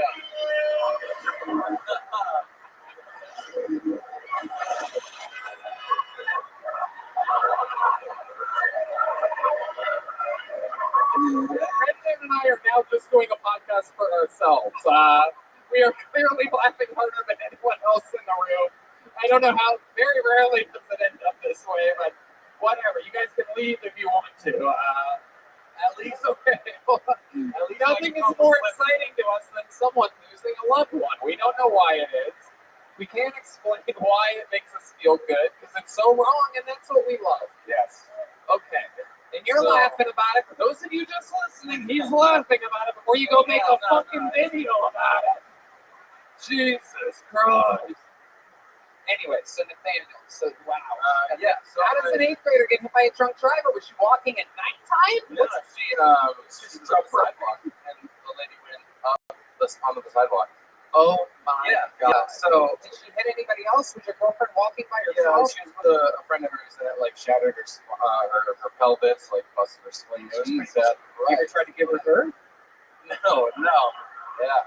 No, I didn't. I was a little bit depressed at the time. Yeah, you ever been like I'll bust on that spleen, you know what I'm saying? Yeah. So I was. I love the look of Matt Muelling's a really good guy. And he's just like, he's literally like looking at us like, what the fuck are you guys doing right now? Sometimes I'll catch Matt just like, what the fuck am I doing here? D-Madness is with it though. D-Madness, fun fact, D-Madness was the one driving the car that killed your girlfriend.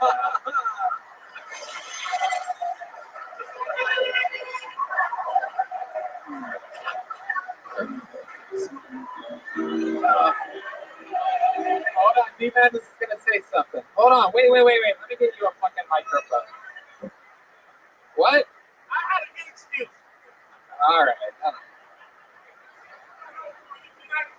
I know, I agree, D-Madness. That was the joke the whole time, is that you were blind.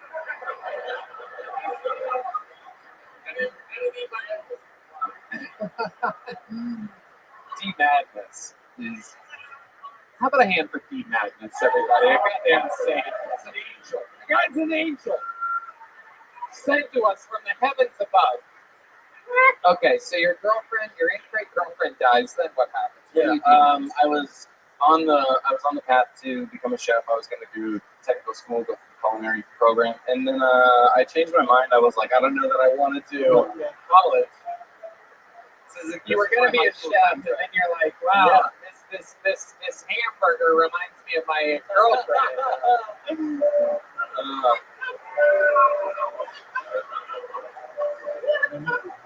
Even I think I may have crossed the line there. Good, tell us more. You're going to be a chef, and then what happened? And then I decided I wanted to take a break after high school. I ended up having a friend out in Germany. I traveled out to Europe for 4 months. So you went to Germany? Yeah, I went to Germany, and in high school I was a really straight guy. I was like no drinking, no smoking, no anything. I was pretty boring. But I got out to Germany, and I made a bunch of German friends, and I got to go and I don't smoke. Don't do that. He's answering a question on a podcast right now. So it was a great time. I drank with a bunch of Germans. I went down to Italy, and I was an au pair for the 13-year-old kid. And wait, what? Wait, hold on. Wait, what did you give with the 13-year-old kid? I was an au pair. I was like a nanny. An au pair? Yeah. So it's a program where poor people who want to travel can watch people's kids and see the world as well. Jesus. Yeah, right. It was awesome though. I got to try some homemade Italian pasta that the grandmother made. She spoke no English. She gave me some limoncello she made from the lemons in her backyard. Wow. It was a fucking awesome experience. Wow. And then I came back here. My cousin was at NYU film, and he was like, "Hey, you want to act in a film?" And I was like, "Tried it out." And I liked it, but at the same time, all right, let's talk about this dead girlfriend again for a second. Shit's getting pretty boring. I'm gonna be honest with you. I want to talk about So when that happened, like, I mean, is that something that you think about a lot? Like, do you think that relationship could have lasted if it wasn't for someone crushing her pussy before you did? Oh God, guys, she's gone. There's no Tony. bringing her back now. Tony, It doesn't matter what joke I make. She was killed, what, 15, 20 years ago. Essentially. Do you remember the last time you hung out with her? Was the last thing you said to her? Or like, No, I don't remember the last time. Do you remember? Was it like Goo Goo Gaga or something like that? Essentially, yeah. All right. There he goes, Nathaniel Allen, everybody. Thank you so much, Nathaniel. We don't have any big joke books. I would give you one. But there you go. There's one. There's one that was the size of your girlfriend's hands when she was. I can't help myself, people. If you don't know by now, then you never will. and let's do a straight cut so we can edit that out. No, what about- I'm not editing. We're not editing anything out ever again. All right, ladies and gentlemen, this is it. For those of you that are fans of the show, you know what happens now, ladies and gentlemen. This is it. There is one last regular that needs to perform tonight. This guy is an absolute fucking genius. You know him from Kill Tony. He writes and performs a brand new minute every single week. He was a legend at Second City in Chicago. Found out he got Lou Gehrig's disease, decided to chase his lifelong dream of being a stand-up comedian. We found him within months of that. And now he's a regular on Kill Tony. What?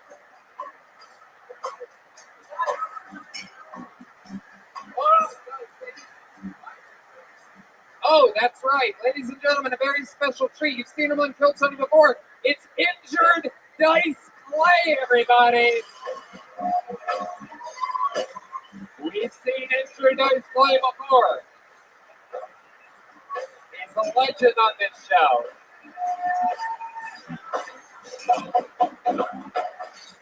One more time for Injured Dice Clay, everyone.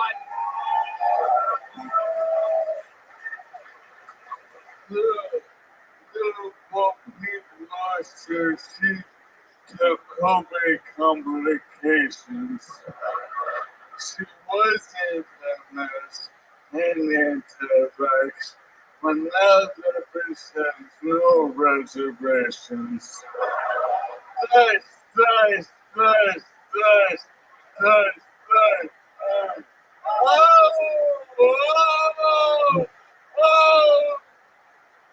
Oh, Mother Hubbard made this they covered the center bottle of wine, but she already had two, so what that bitch do?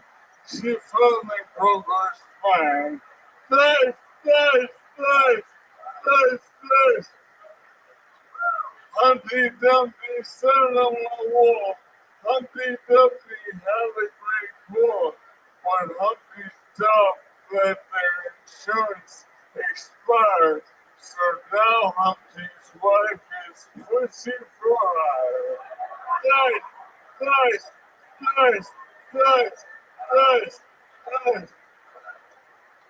Little boy blue.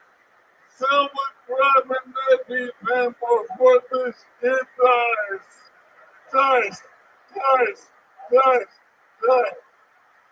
Jack and Jill went up the hill to fetch a pail of water. Jack broke down. He had blood poisoning. The hill was in Michigan. Dice.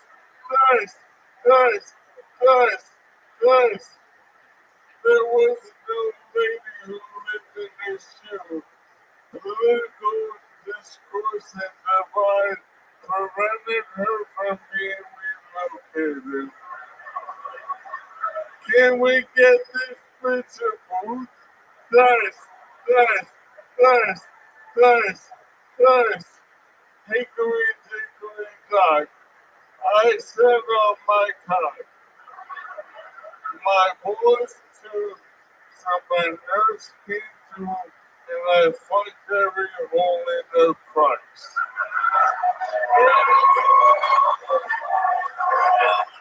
Wow! Jesus Christ. 2 minutes and 38 seconds. Everybody else trying their hardest to fill a minute with laughter. And here he is, bringing back the character Injured Dice Clayley.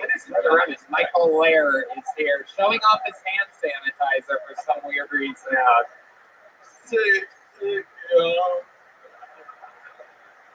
Yo, let's hear for our first responders, alright? Yeah. All you second responders can suck my dick. You son motherfucker. Oh, I'm a responder, but I'm so bad. I wish I was a first responder.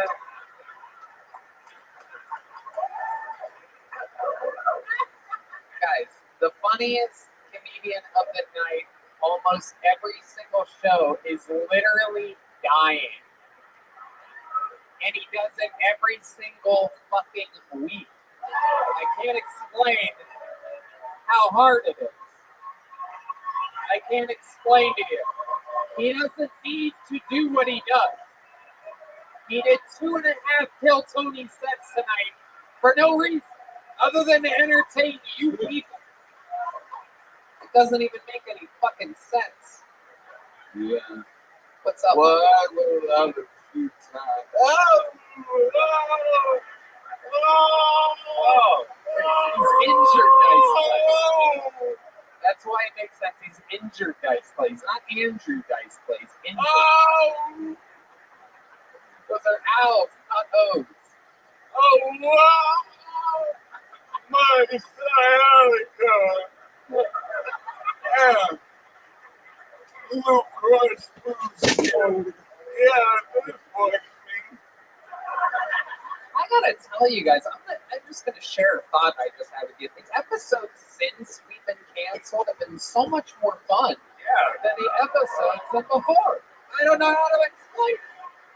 I just found myself, I've been sitting up here cracking up all night. It's like we unlocked something. Yeah, we really did. I'd like to thank Kang Dang for this. Kang, if you're watching here on camera one, really, I know that you thought you were going to get a boost from this, you fucking son of a bitch. But really, I mean, thank you from the bottom of my fucking heart.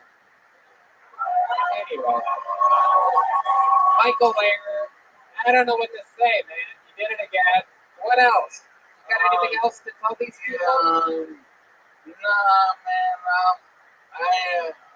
My nurse said that if I don't drink before I perform, she'll give me $200. Okay. So I'm ready to start fucking drinking. Yeah, Michael, if that's what it takes, then someone will always give you $200 to not drink. I didn't realize you were such a cheap date, but holy shit, I mean, you always do great, but goddamn, dude, you're fucking in it. You're supposed to be doing worse every week, by the way. I don't know if anyone told you this, but that's true. Other than your doctors, but Well, you know, I'm lucky that Medicaid covers 5 years of cocaine. Michael Lair, out here, Austin resident, the first guy to move to Austin, Texas on Team Kill Tony. Michael Lair, comedy.com, everything.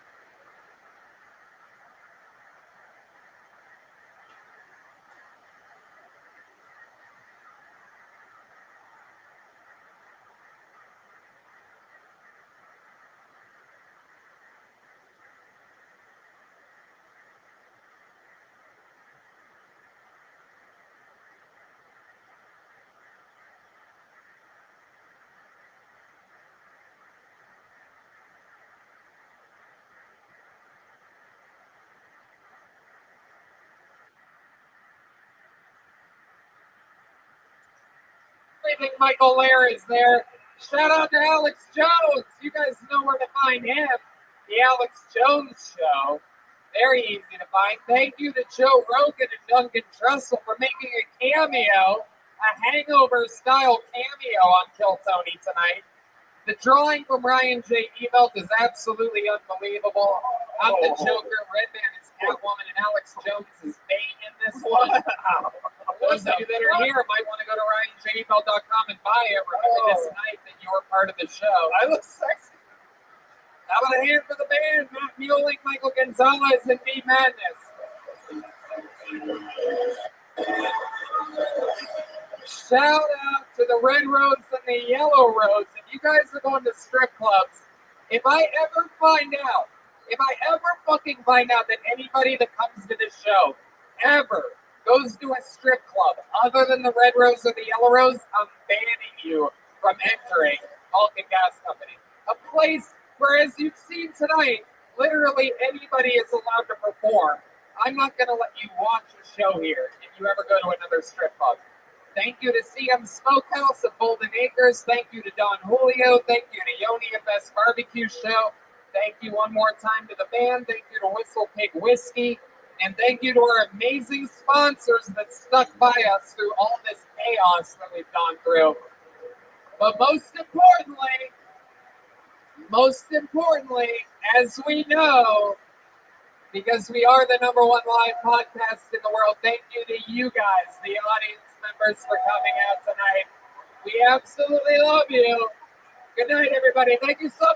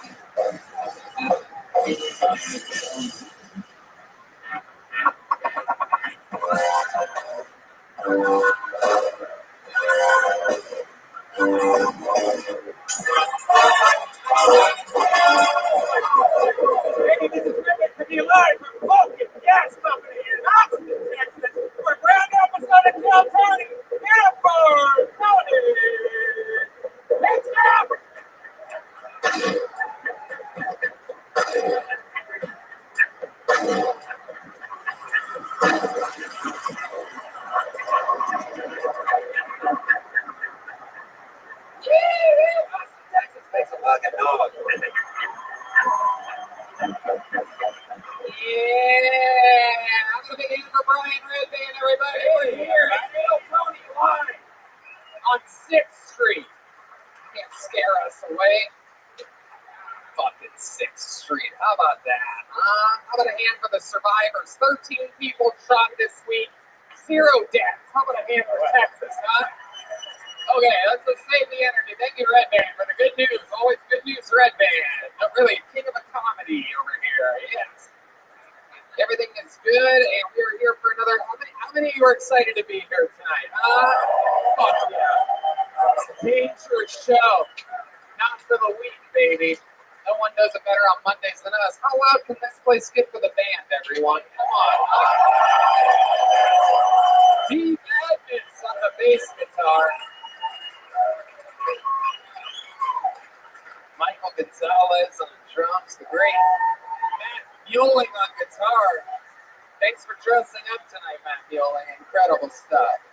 You look like Larry the Cable Guy with cancer. I love it. This is great.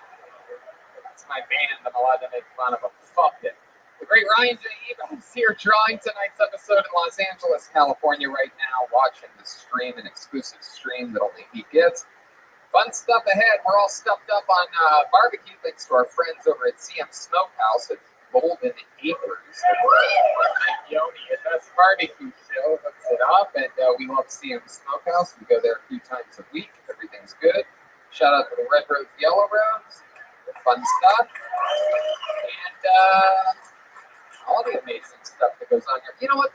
Can someone back there make me a delicious Crown Royal and Coca-Cola? That sounds perfect right now. Me too. Okay, you want one of those too? Okay, great. Perfect. Before we start tonight's show, here's a little bit about the amazing sponsors that make tonight's episode available for you right now.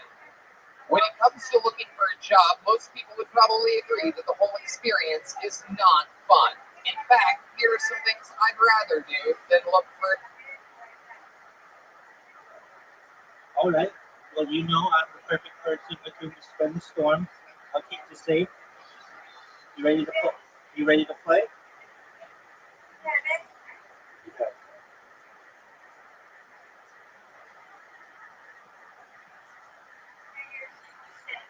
Absolutely. 1,000%.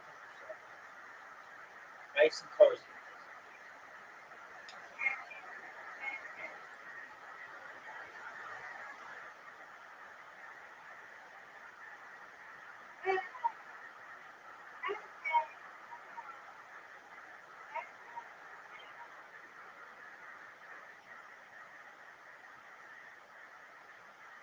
Get it.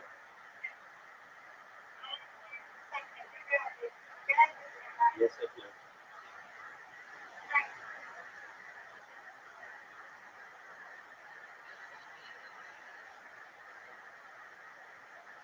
Get it. Got it. Got it. That's a spare.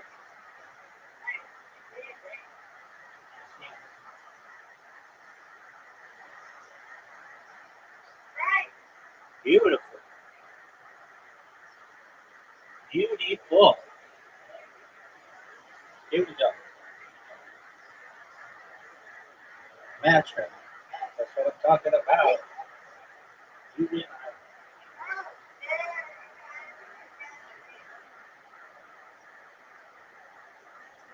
Need another one. Perfect. That was good. That was good. Right down the middle. Yes. Get it. Nice. You just kissed it right at the end. You got it. Good job. Get it.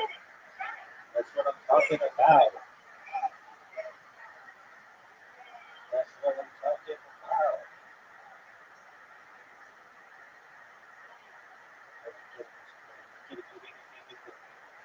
Go.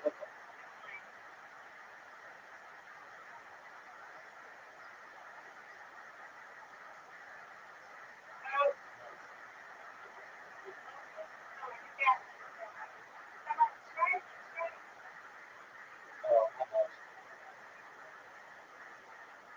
All right, this is the tough split. Okay, I'll take it. I got it.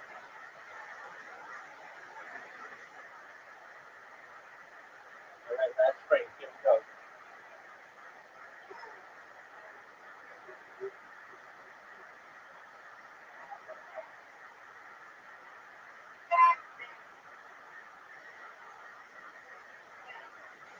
Get it.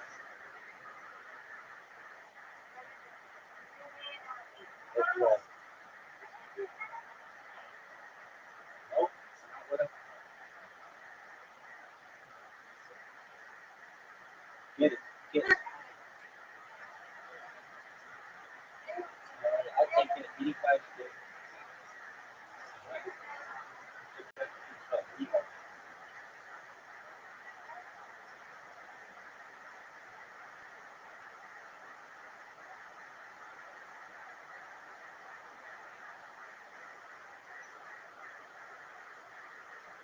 That's good. Oh, good one.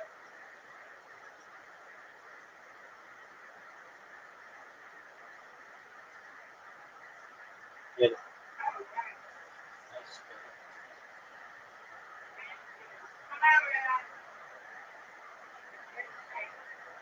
Oh, come on. Hit that last one.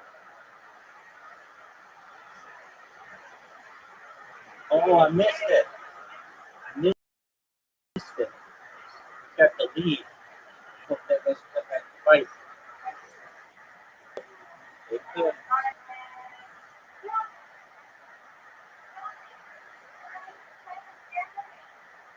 not even talking about it. I'm talking about my minutes.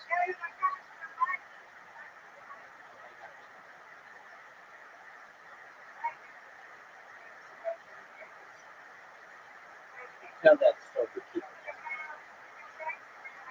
Come on. There you go. That's what I'm talking about.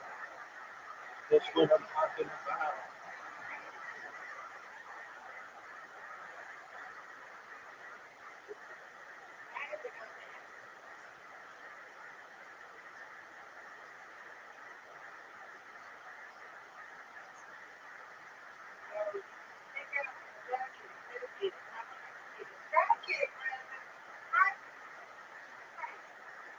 No, too much. Oh, I did. I got it. I was not expecting that. I'll take it. That's two in a row.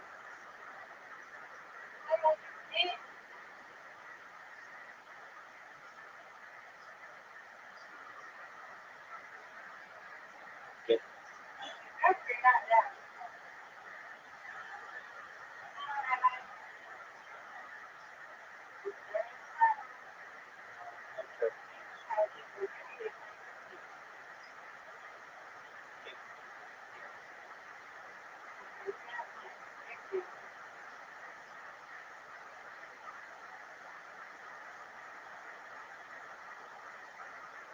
Get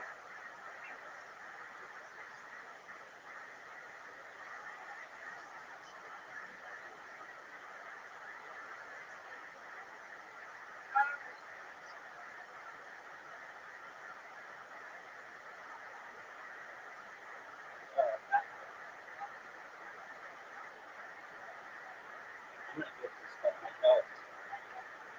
Oh, shows what I know. It shows what I know. So, reload. Yes, ma'am.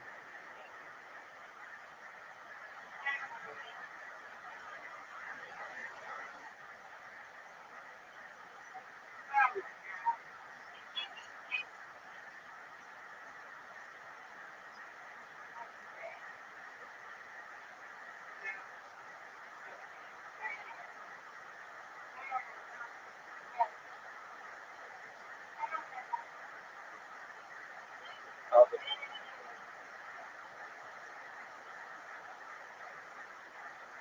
get it.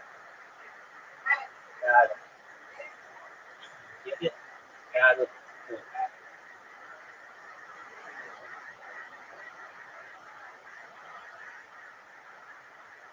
Oh, that's nice. Nice and slow.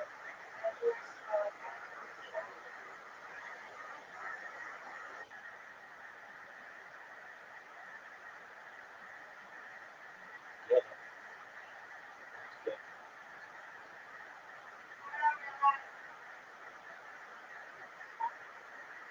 Got it. That's what I'm talking about.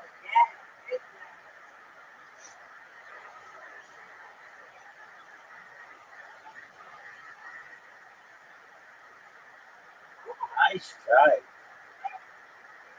That's what I'm talking about. All right, this is a tough split. Get it. I'll take it. I'll take it.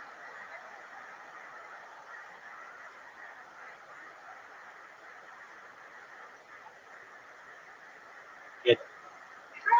Beautiful strike. This is pretty stunning. Comeback trail, bro. Oh, man.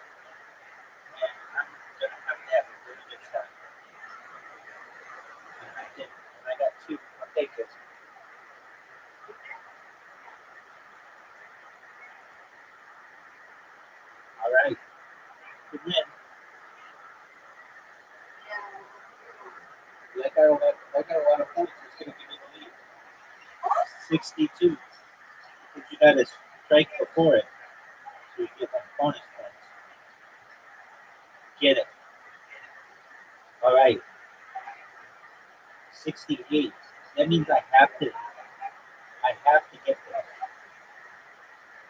Oh, you're gonna play.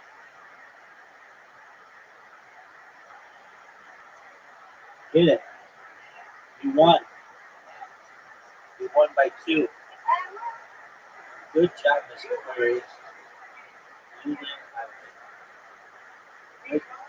Good job, Mr. Aquarius. Very good.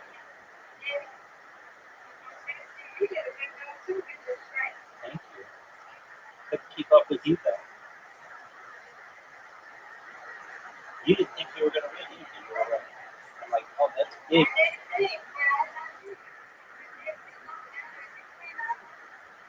I like it when we both win. I like when we both win. Undefeated, the goal is undefeated, which let's get it. Hey, did you know Discord had an outage? Did you know Discord had an outage today?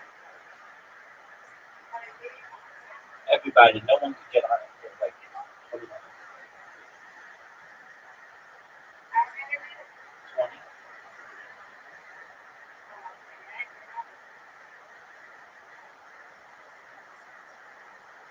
All right, you didn't get this.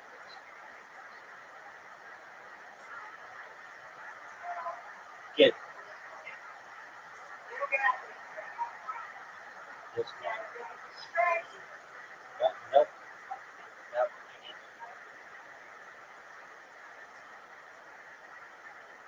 Get it. Oh, how did I get that? That's not what we want. Get it.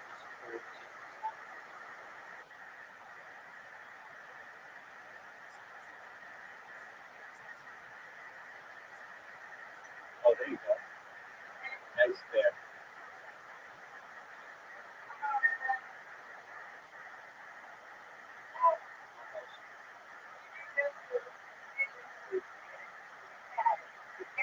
I got it. Thank you.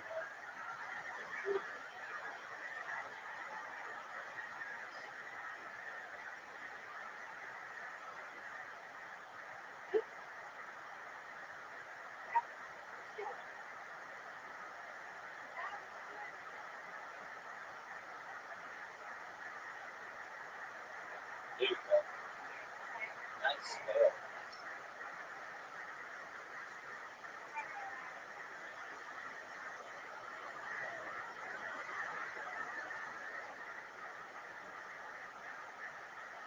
Good.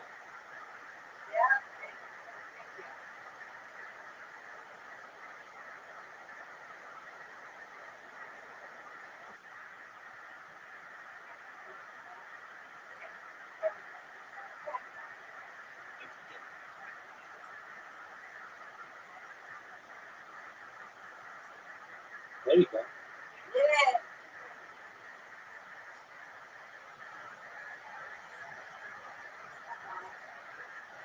Get it. Take the lead. That's good. Take the lead. All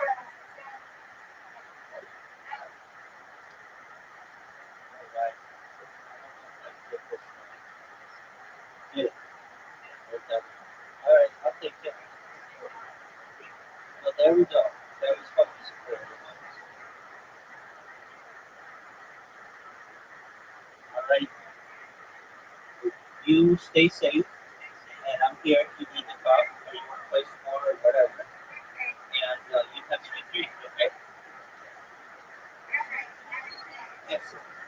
For a job, I'd rather dig a hole for no reason whatsoever on a hot Texas day. I'd rather watch a 3-hour documentary about sea slugs. But it doesn't have to be this way. ZipRecruiter gets it.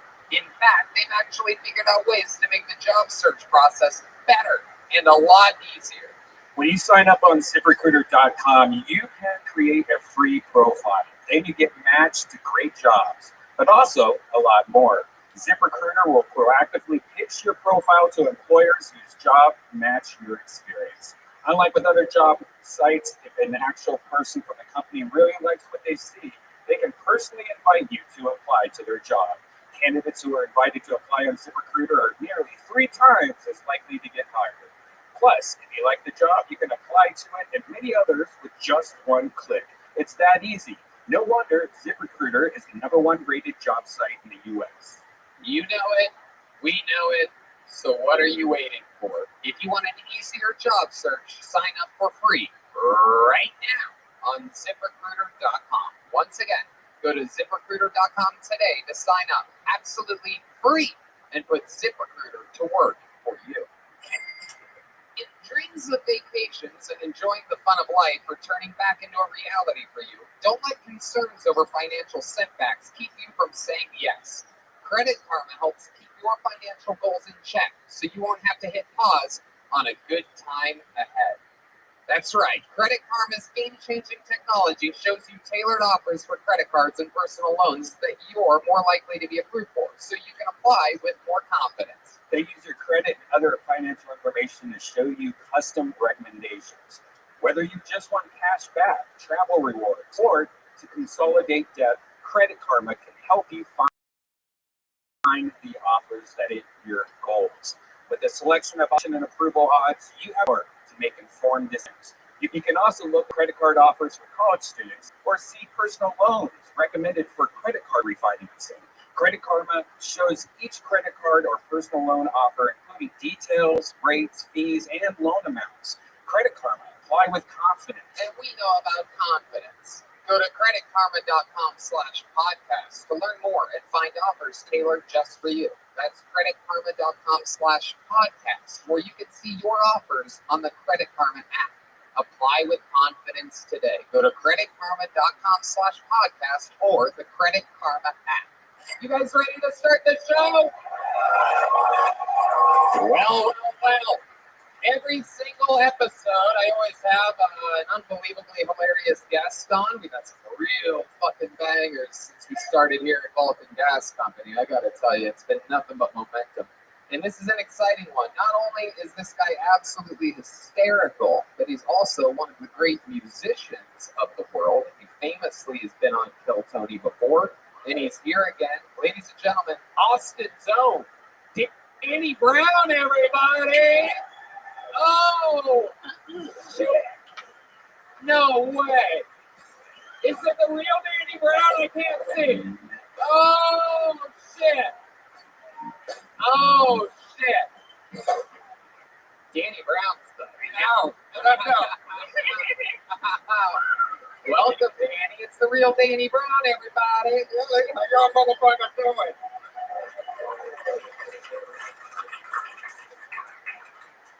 Yeah, Danny, welcome back to the show. It's been a long time since you were on. We had you on in Detroit, Michigan. Yeah, not the best time.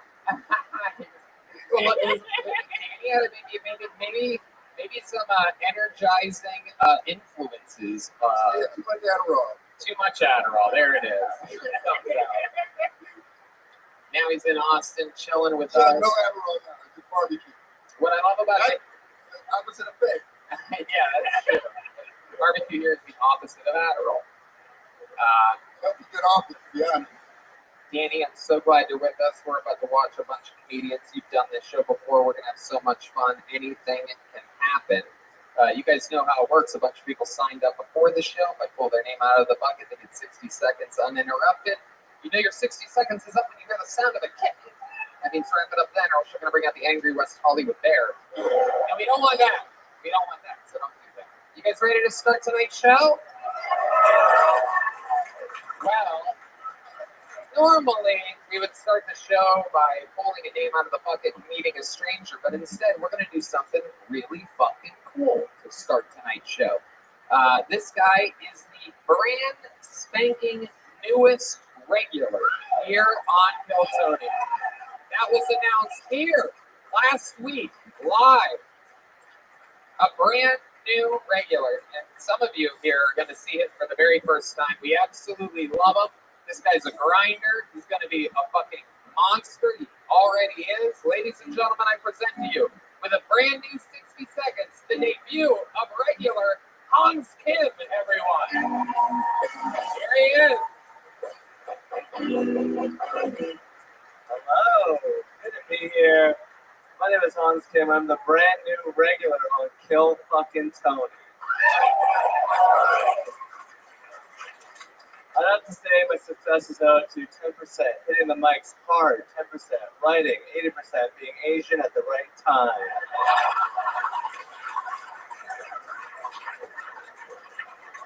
Just let Tang Dang do all the work and flow right in. Good looking out, brother Asian. I live in a band so that I can pursue comedy full time, which makes dating really hard because ladies have shelter for this whole thing with them. So even if the date goes well, what usually ends up happening is we go for a drive until I can work up the courage and tell her we arrived 45 minutes ago.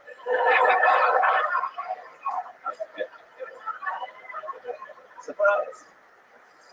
I used to date this Puerto Rican girl who used to squirt a lot. I call her my Puerto Rican. Wait, what? Hans Kim, everybody. A Puerto Rican, is that true? I didn't know Asian guys can make women squirt. Is that true? Hitachi. Hitachi. Fuck yeah. Get a discount on those. It's all us. Hell yeah, dude. I love it. Hans, welcome to the show. Thank you for having me. Indeed. Look at this. New family member here on the show. New blood. So many questions I could ask that I want to ask. We know barely anything about. Is it true that you had a Puerto Rican girlfriend, or is that a joke? No, that's just so true. Okay, yeah, that makes sense. So I just forget. You never made anybody squirt. Like a sewing machine. I'm like, What was your longest relationship that you've had? 6 months. White girl? Huh? White girl? White girl, yeah. Oh, wow. She's like 38. Oh, okay. There always has to be something. I know what I mean. An Asian can't ever fool just a normal white girl at his age. Normal white girl, no mental health problems. You were a fetish, weren't you? Yeah. Most of the girls I date have an Asian man fetish from the movie Hook. Really? I didn't even remember any. What the fuck are you guys talking about? It's been too long since I've seen Hook. Jeez. Oh yeah, D-Madness got me again. Sometimes I forget he's blind. He's like, I've never seen Hook. I'm like, really? That's right. He's never seen fucking anything. It's like, I hate that movie. Love the soundtrack, though. Hans Kim. So let's talk about it. What's something interesting that you think we should know about you, like right off the bat, since we know almost nothing about you? We know that you're South Korean. 2 weeks ago, I had you play a Chinese guy. You sang the national anthem, and you did such a good job. Paid some dues, and look at you now. So what should we know about you, Hans? I'm a communist. Okay. I got beat up by the cops. Oh, wow. How'd you get beat up by the cops? I was high on acid on the side of the road. Trying to fly cars. Really? Like female white cops? Or what? Bunch of tall midgets. Hold on a second. What were you doing going on at acid on the sidewalk? I was driving a motor vehicle on acid, and then I found myself on the side of the road on the highway off ramp. You like pulled off? Yeah, apparently. I don't remember it though. Okay. Typical just Asian driver. Has no idea. Has no idea what's going on.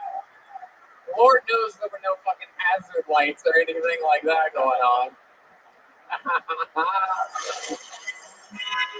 That's you. We have actual video. That's actual audio. It's an actual video. Did you get DUI or what happened?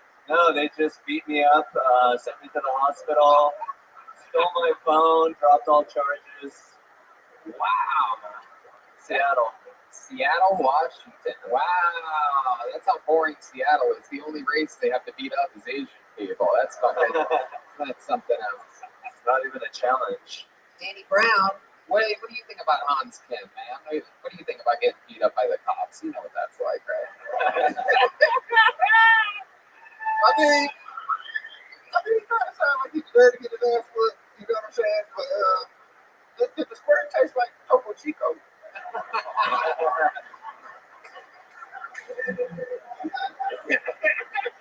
Despacito. What is your current love life like, Hans? Just out there dating, just fucking. Yeah, I'm just plowing the field. Wow. Jeez, doesn't get much more South Korean than that.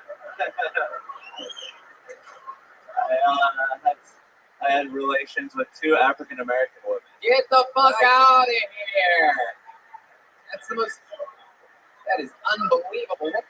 What kind of relations did you have with them? They let you through TSA once or something like that? Like, what are we talking about here? I had vaginal intercourse with both of them. Really? Oh my goodness! How does that happen? Where did you meet one of the? Let's start with yeah. Where did you meet these girls? For me to have sex with white girls. So, Hans will show you some tricks. You gotta confuse them with your dick/clitoris. Yeah, that's what they're telling their friends.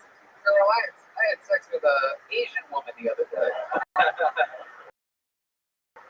So, like, what happened? Where did you meet these girls? Comedy open mic. She was a comedian who'd done it for a couple times, and then she was like, "Oh, sorry, I blocked your camera with my chair that one time. Everybody had a drink," and then we just kept drinking and touched your underwear. It's pretty. You touched her underwear? Wow, that's an interesting first move. You made it sound like you didn't touch anything else along the way. Like somehow you were just like, let me just start there. So, where did you touch your underwear? In the comedy club? In your car? Right over there. Hold on. Wow, here at Vulcan Gas Company. Magic happens here, people. This is where the magic happens. Some people call this the Vulcan Ass Company. You get so lucky here. Wow, so what happened right over there? You touched her underwear. Yeah. And then where did you guys have sex at? What part of this club did you have sex at? In her hotel room, Best Western. Wow. Oh, fancy. Hell yeah. And then my car got crashed into because I left it on 7th Street overnight. Oh, super Asian. Blaming it on a hit and run there, huh? Little do you know, you caused that car accident. Have you got your car fixed? I know it's been. Where have you been living, buddy? At my friend Riley Gilmore's house. Oh wow, I really dropped a name there. Look at that. Oh, shout outs to Rodney Gilmore. Social Security number 37421. Wow. What's your situation? A 1-bedroom, 2-bedroom? He has 4 bedrooms, and 2 of his rooms are empty. So I kind of paid. One of the roommates is out of town. She's this female African American lady. Wow, that's such proper verbiage there. A female African American, American descent, and African skin color. You're so proper. Female African American lady. Yeah. Yeah, and yeah. When you say it like that, when you say like she's just a female African American, it makes us think like you call her an N-word with behind her back, when she's back in town or something like that. Oh, just this one roommate, you know, she's a female African American. You know those people. Wow, I love it. You like her? You guys cool? I mean, you gonna make a move on her at some point? She's like pretty religiously fanatic. I don't think that. I think she's like a little not normal all the time. Oh, But she's very nice to me. But she thinks Riley's hacking her computer. oh, you think he is? No. I think she's a little crazy, but not in a bad way. I've never heard of a religious fanatic being crazy at all. No one that I know that believes in religion is weird at all. I love it. So, wow, Hans, look at you. So you're just single. You're out here playing the field, doing a lot of spots. You're killing everywhere you go. Everybody's talking about Hans camp. That's so fun, man. Well, this was a great first set for you here tonight. I'm very excited about, it's just the future is amongst us. Thank you so much. Everybody loves him. It's Hans Kim, everybody, getting the night started for us. Your new old Sony regular. I'm so happy about that. Me too. It's really cool. Get a breath of fresh air. Fresh air. You guys ready for this fucking bucket, huh? This is where the shit goes down. This is where anything can happen. These are people that we know that we strategically decided to have up here. This is where shit can go off the rails real fucking quick. Your first comedian getting an uninterrupted 60 seconds tonight out of the bucket goes by the name of James Henderson. Here we go, everyone. James Henderson. How you doing, Hogan? One more time for James, everyone. It's great to follow Hans Kim. I'm a little nervous, but last time I followed Hans Kim was with the African American lady, and I was a monster compared to him. But I moved here from the U.S. a few months ago. The only place in Florida that doesn't suck. I'm here in Austin, which to me is the only place in Texas that doesn't suck. So we got that going for us. But what I've noticed is that people lied to me about how the weather is here. They said, "Oh, it's warm year round. It's great. You'll love it." Philly, so I'm used to the winter, but you lied to me, man. It's snow. The only snow in the U.S. comes on the stripper's ass, served you for $50. There's no fucking snow. But you got the red rose, yellow rose, dreamers. Last time I had anything, that rose was in a fucking tree. But I'm glad to be here in Austin, and I think that might be my time. You have 20 more seconds. 20 more seconds, okay. Well, this is what I get for interrupting my 14-hour troll session on the internet. I don't know if you told me that Bruce Kenner did. 20 seconds. What are you talking about? I'm going to stop you. There's a man right there. James Henderson. I like your style. He practiced at home. Clearly, he left space for laughter when he was practicing.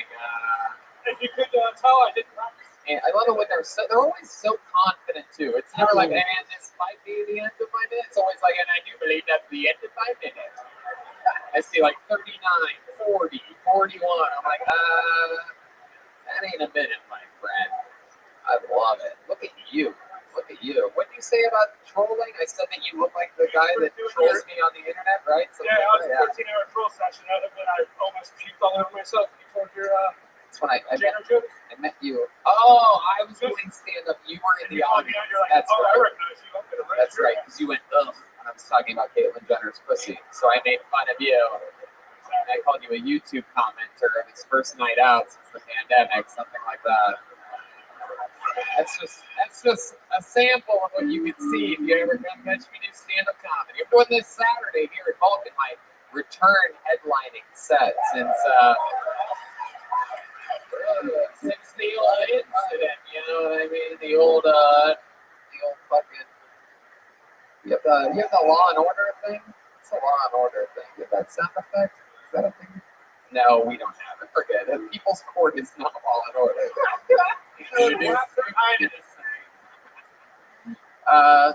I like your style, James. You remind me of, I liked it when you used to do the show and you'd read our psychic readings. Remember when she used to do that for us? It's just for the fans at home. There was a female comedian that looked exactly like you. I get meatloaf a lot. Really, Meatloaf? People think I look like Robert Oh, really? Oh my God. Objects in the rearview mirror may appear closer than they are. I love it. You know it's bad when Matt Mueling's roasting you. That's when you're in real trouble. He's just off mic. Just like, you look like shit, dude. He's right behind you and you're up here. Nothing worse than that. You don't even know how long I've been in this motherfucker. No clue. I tell girls my last minute all the time. James, tell us about your life. You really do. You really look like very good. Yeah. Well, I mean, I fucked around a lot. You know, League of Legends. League of Legends. I'm not a video game guy. I'm a big deadhead, travel around the country. Really? Grateful Dead? Yeah, so I see you. Oh, yeah, you're a deadhead and a bread body. Look at you. I I bet you like fish all the time. All kinds. Yeah. That's why I went to Key West. Right? Absolutely. These are all Water with them. fat hippie band jokes that I'm doing for those of you that are losing it here. He likes fish food from Ben and Jerry's, right? There Too you go. much. Too much. I always think he's the type of dude that be at swinger parties. Yeah, that's it. Whatever That's takes a good lady. This is the kind of guy you say when you go to the new beach for the first time. Look at these. I'm not that inconsiderate. It's just like, babe, I don't think we're gonna get out of this car. I thought we were doing some freaky shit, but not today. What's some freaky shit that you are into? We're positive that you're into some freaky shit. I mean, there's got to be All sorts something. of freaky. Like sexually or just Sure, anything, whatever. freaky shit. I like to brake check truckers on the highway. This is great. You like the what? Brake check truckers on the highway. Why would you do that? That's the worst idea ever. Just kidding. I mean, wow. I think we have a theme tonight: comedians who love causing car accidents. What else are you into when you're not brake checking truckers? Come here and check you guys out. Like I'm with the Dead Show or Fish Show. I like to see people develop their acts. I love it. I love your return, man. Red Day. I love watching you do great. I love watching you bomb. It's perfect. Jesus Christ, wow. Can you believe this? After this guy eats it for 40 seconds, he has the balls. Oh no, I got my first bomb out of the way. Has the balls to talk to someone that's been doing this a decade like that. How dare you? Who's your favorite porn stars? Trying to be all night, man. We only got 2 hours. Danny motherfucking Brown is in the house. I normally go for the most. Well, in alphabetical order, yes. What decade? What year are you talking about? What time? Yeah, my phone's like my list. I love it. What else are you into? What other hobbies or something? Give us something about you. We Play a know. little bit of guitar. You don't play guitar. What do you know how to play on guitar? Dance. What you talking about? That song, I probably play a few hours set, but I'm not like great now. What's like your best song Best song? that we would know? I don't know. You guys know any Dead Tunes back there? Any what? That guy's probably good. They know how to play whatever. Stop talking to them. I'm asking you a question. That's, What's the best song that we know that you know how to play? Friend of the Devil? Yeah, that could be What the fuck are you requesting for? I literally, when I ask someone a question, I'm not hoping like, man, I hope Red Bag. No, he says he knows how to play dead songs. Yeah, so but it's why like- are you requiring? I don't even fucking. I want him to answer Red Band. I asked him questions. No, just for friends. That's what we're doing with you. What's the most popular song that this audience would know? Eyes of the World? I can't sing, so it's going to get lost real quick. Eyes of the World. Are you making fun of D Magnus back here? Got it. We can do Friend of the Devil. Matt, what do you think? You want to give this guy a shot or no? They don't know any Grateful Dead. Again, I don't know why you checked in with him. You ruined it from the very beginning. I don't know why everybody panics when I'm in full control up here. But hey, you guys know any of Dead songs? It's like I asked you, but you know how to fucking play it. You immediately go to professional musicians. Son of a bitch. I wanted to see you do bad at 2 art forms up here tonight. I thought I was selling it to you this badly. I'm not sure it's thrilled. I love it. I like your style. You ever eat a girl's ass? Yeah, it happens, right? You guys have to deal with it. Just go You crazy. like that, or are you not into that? If they're into it, I'm into it. What's something that you're not into sexually? Male butt sex. Okie dokie. Yeah. Jesus. Wow, you disappointed Tony. Yeah, that's. Yeah. You guys got me. Red Man got his revenge there. Red Man got his revenge for me getting mad and him answering fucking this guy's questions. Everybody's happy now. The comeback story. I just picked out the only dead song that would sound good to I play should have ran guitar. on, man. Yeah, that's I'm taking this in the head. How far with a stomach like that? Isn't the guitar like way out there when you're playing it? It's just like, It becomes a fiddle. You got to do feel. I like that. All right, James Henderson. Well, thank you so much. Fun times, dude. All different shapes and sizes of people here. Danny Brown's with us. We're having fun up here tonight. Oh, wait, James, come back up here. James, get up here. We have these amazing joke books, handmade, Kill Tony joke books, made by Adrian Cavazos. at Boneseye, BONEZEYE on Instagram. You got to check him out. He smells good. Smell good. Handmade leather. Incredible work. The good comedians get big ones. The bad comedians get little tiny Peltoni ones. James, there you go, buddy. 40 seconds from James Henderson. My guys out there. My boys. The Nether Hour is here, everybody. Yeah. Some celebrities in the audience. Always here at Peltoni. It's always a scene. You guys having fun out there? All right, your next comedian goes by the name of Brett Forte, everyone. Here we go, Brett Forte. Remember Brett? I think I do remember Brett. He's just here, right? These people in Austin all get lucky. He's like a Canadian guy. Always. Oh, here it is. Oh, we remember Brett. It's Brett Forte. I've been here 3 weeks. I've seen a lot of trends. This one's big in Austin, the septum piercing among women. I don't see it here tonight. Back me up on it. How come every woman I meet with a septum piercing turns out to be a vegan? Every time. 100% accurate, right? It's just a little funny to me. It's like, oh, you won't eat the cow, but you'll dress up like one. Oh, my under 30s. Eeboo. I can't make jokes. We're sensitive. Anyone here over 40, right, fellas? You guys had a saying in your day: sticks and stones may break my bones, but what?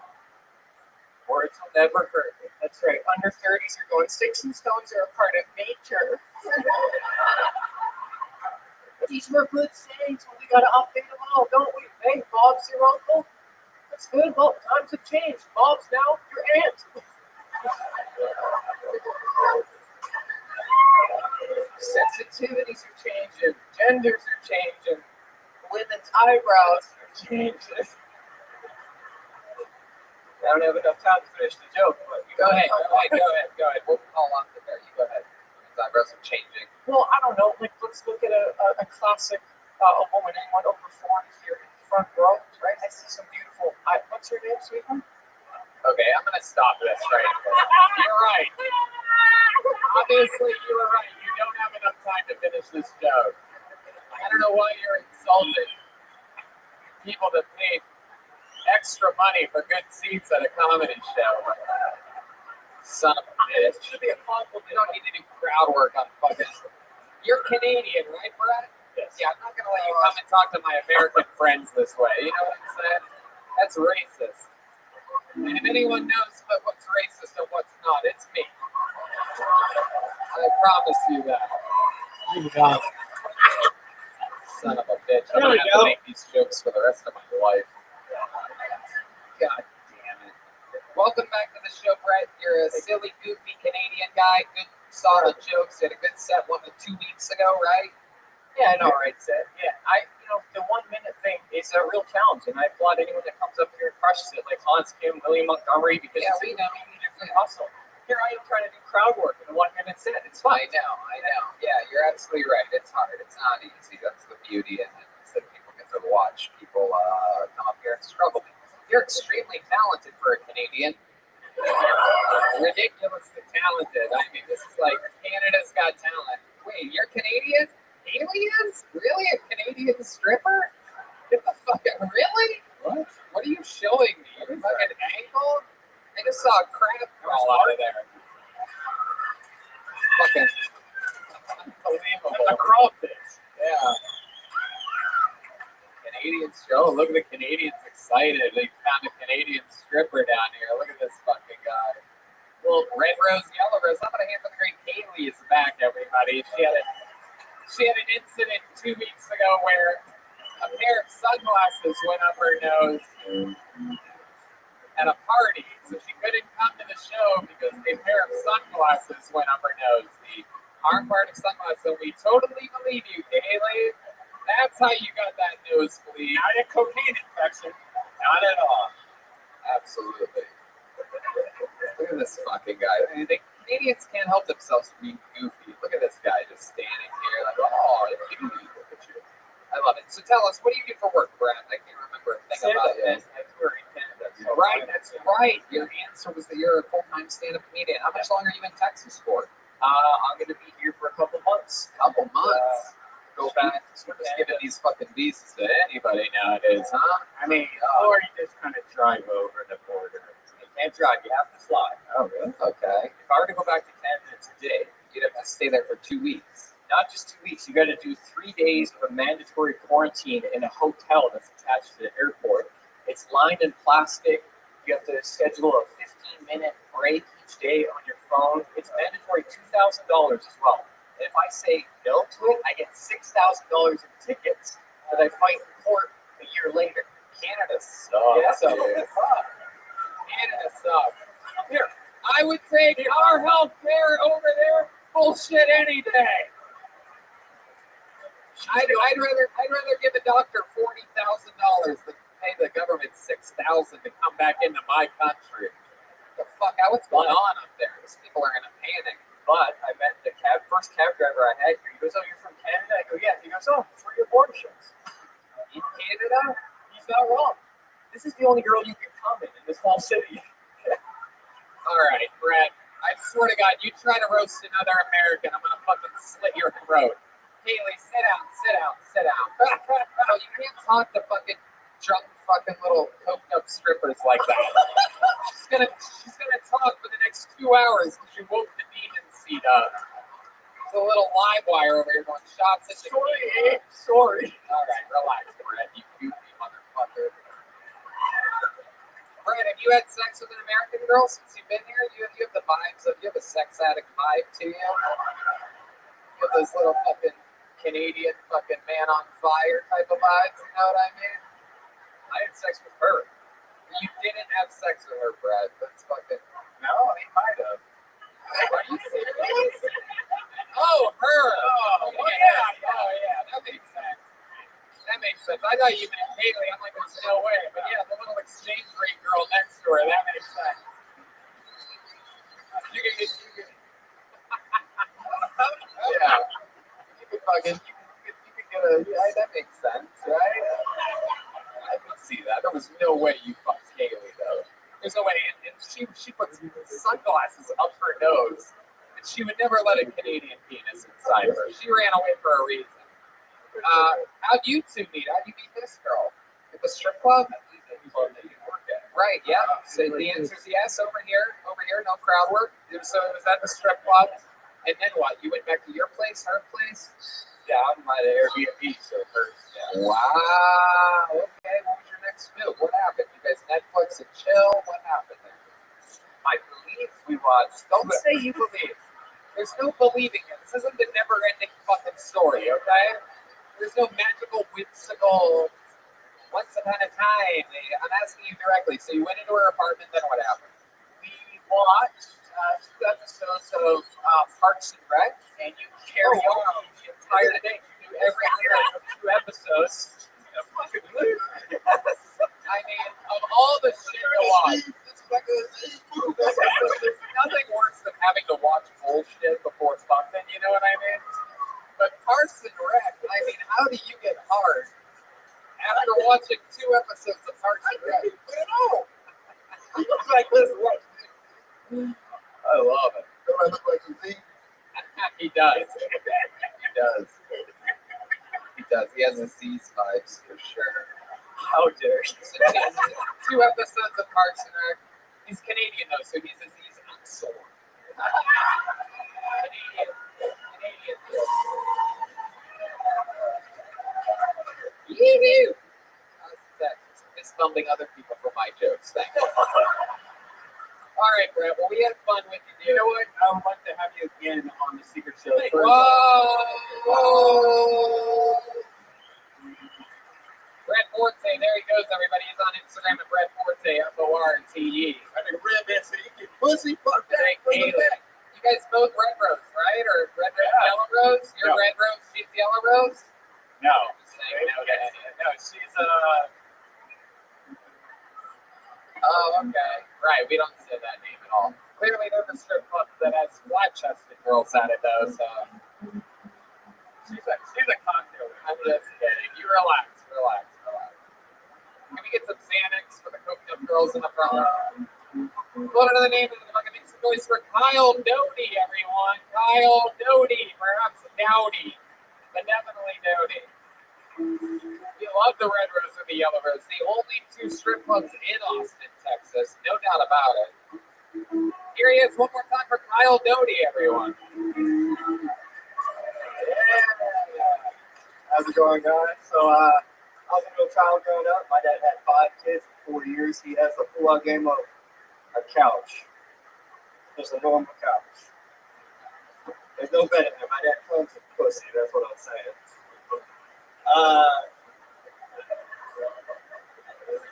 Yeah, I was a middle child, and I grew up with 4 sisters. Growing up with all sisters, you learn an important lesson as a young man, which is you're never supposed to put your hands on a woman, right?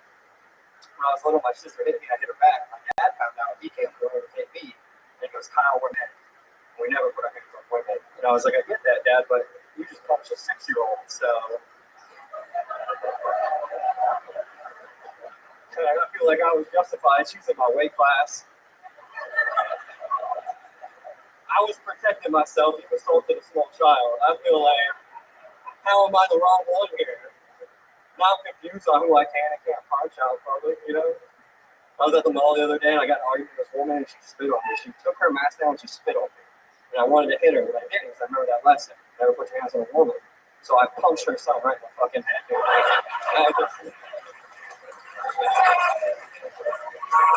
Kyle Doty saving it all at the very end. Yikes. Took 1 minute and 7 seconds, and you saved it right last minute, dude. That's good. That was like what Nate Diaz did the other night in his fight. It's like, shit, this is crazy. And then, boom, all right. Shout out to our good friend and friend of Kiltony, Nate Diaz, for stealing the show on Saturday at the UFC. It's going to be out in a couple weeks in the old news, but he's a good comedy fan. Welcome to the show, Kyle. This is your first time with us, right? Second time. Oh, you're so memorable. Glad to see you back. When was the last time? With Hardcore and Ellie. Okay, Yeah. all right. I was going to drop it, you got canceled. Okay, all right, yeah. So thanks for remembering that. Very cool. Always fun to use that as a timeline. Son of a bitch. Could have just said a month ago, but I guess it's like, oh, you remember me from 2 cancellations ago, Tony? Piece of shit. Jesus. So Kyle, remind us, what do? You live here in Austin? I live here in Austin. I don't have a job. I'm from Columbus. From Columbus, Ohio. How long have you lived in Austin? Since February. Okay. What made you move here? Stand up. I moved to San Diego during the pandemic, and that sucked. So I moved here with some buddies. Right. Why do you feel like San Diego? It was closed down, and I don't care for sand that much. Yeah, California was mismanaged. That's what happened. It got so crazy that Caitlyn Jenner is about to be their fucking governor. That's how crazy shit got in California. She's gonna win. Yeah, no, I know. This place, they don't give a fuck here. They have a guy in a wheelchair here. You seen their governor here? You seen their governor here? He closes out every show at Kiltony. It's incredible. We love him. The governor, Michael Ware. So Kyle, how you been enjoying Austin? What's your favorite stuff out here? It's hot. The open mics suck, but the food's pretty good. Okay. It is fucking hot. It's been ridiculous lately. Saying the other day, we get 15% extra in taxes, but you spend all of it on fucking bottles of water out here. We talked about this earlier. You think that the 100 degrees that we had today was way worse here in Austin than Los Angeles? There's no question about it. The humidity Los Angeles smells like this, though. Oh, what? Los Angeles smells like this? Yes. Dude, if we're judging cities by smell, I don't know if you walked into this venue tonight, but I don't know. I didn't realize there was barnyards around here on 6th Street, but clearly there's bum everything. There's bum piss, sweat, and shit all around here. You can still smell it. Okay, I'm not going to make that joke. Too soon. Yes, I stopped myself. Right? It's been 3 days since there was a shooting. Breaking news, Tony learns how to stop himself. Even in a room where phones are locked up and editing is always an option. I can still use my filter to not lose any of the fans in the room. It wasn't going to be a fresh shooting joke from this week, but not going to do it even if it was that. So Kyle, Kyle, let's talk about you. What type of job are you looking for, Kurt? I used to do construction, but I don't like anything. I just want to be outside here. So You do want to be I outside? don't want to be outside here. Okay, so what are you looking for? What are you I going to like do? serve or drive and lifting, like lift driving. Yeah, I know that's the kind of thing that you've been doing. Tesla's hiring. You can like work inside. You smart at all? What do you got? No, I got like 6 concussions. Okay. All right. When I asked what you got, I was expecting a type of degree or diploma. But What do I got? 6 concussions. I'm fucked, bro. I dropped out of community college. okay, nothing wrong with that. That's I beautiful. can tell. I love it. Okay, take your eyes off the strip. We gotta move the strippers from the front row from now on. All these fucking virginistic open mic comedians come up here and they're like, "What do you think? Is it cool? Is it cool? Do I go?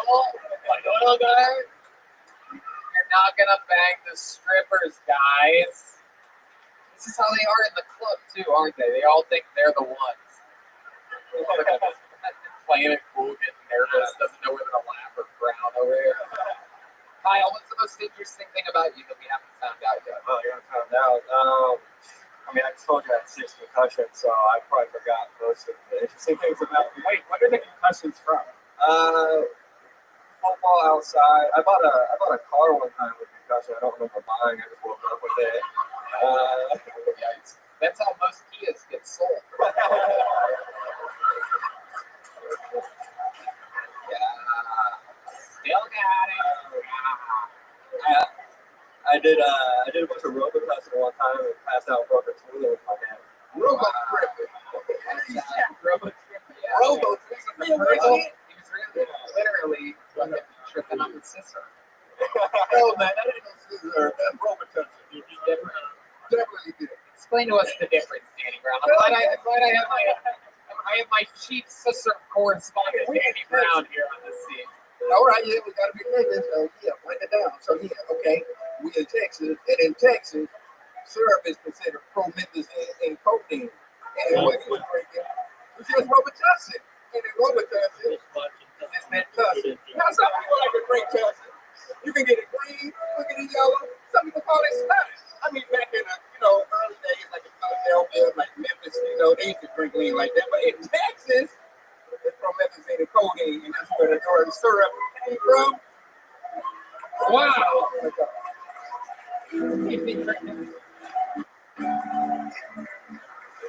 I fucking love this guy so much. Danny, isn't there like a whole form of rap music from Houston that's all based on that? Yeah, screw music. That's something you that screw. That's you. Wow, look at that. Big pop. Yeah, come on, man. You're certain areas around here. You'll get some screw banging out a couple windows. You know what I'm saying? But in Houston, for sure, man, you got the fifth wheel. You're swinging in that motherfucker. Shouts out to Paul Wall and all my niggas out there, man. Wow.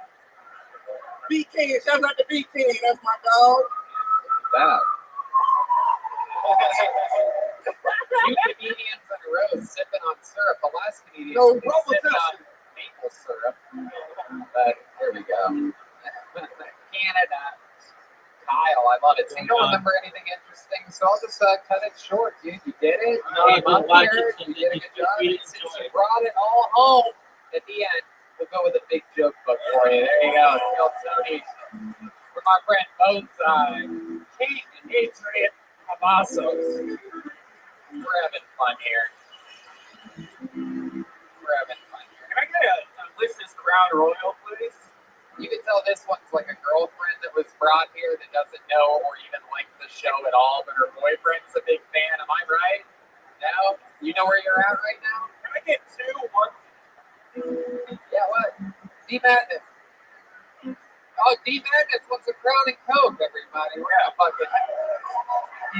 That's beautiful. We're gonna get him wasted tonight. Still a better driver than Hans Kim. A fun fact for you.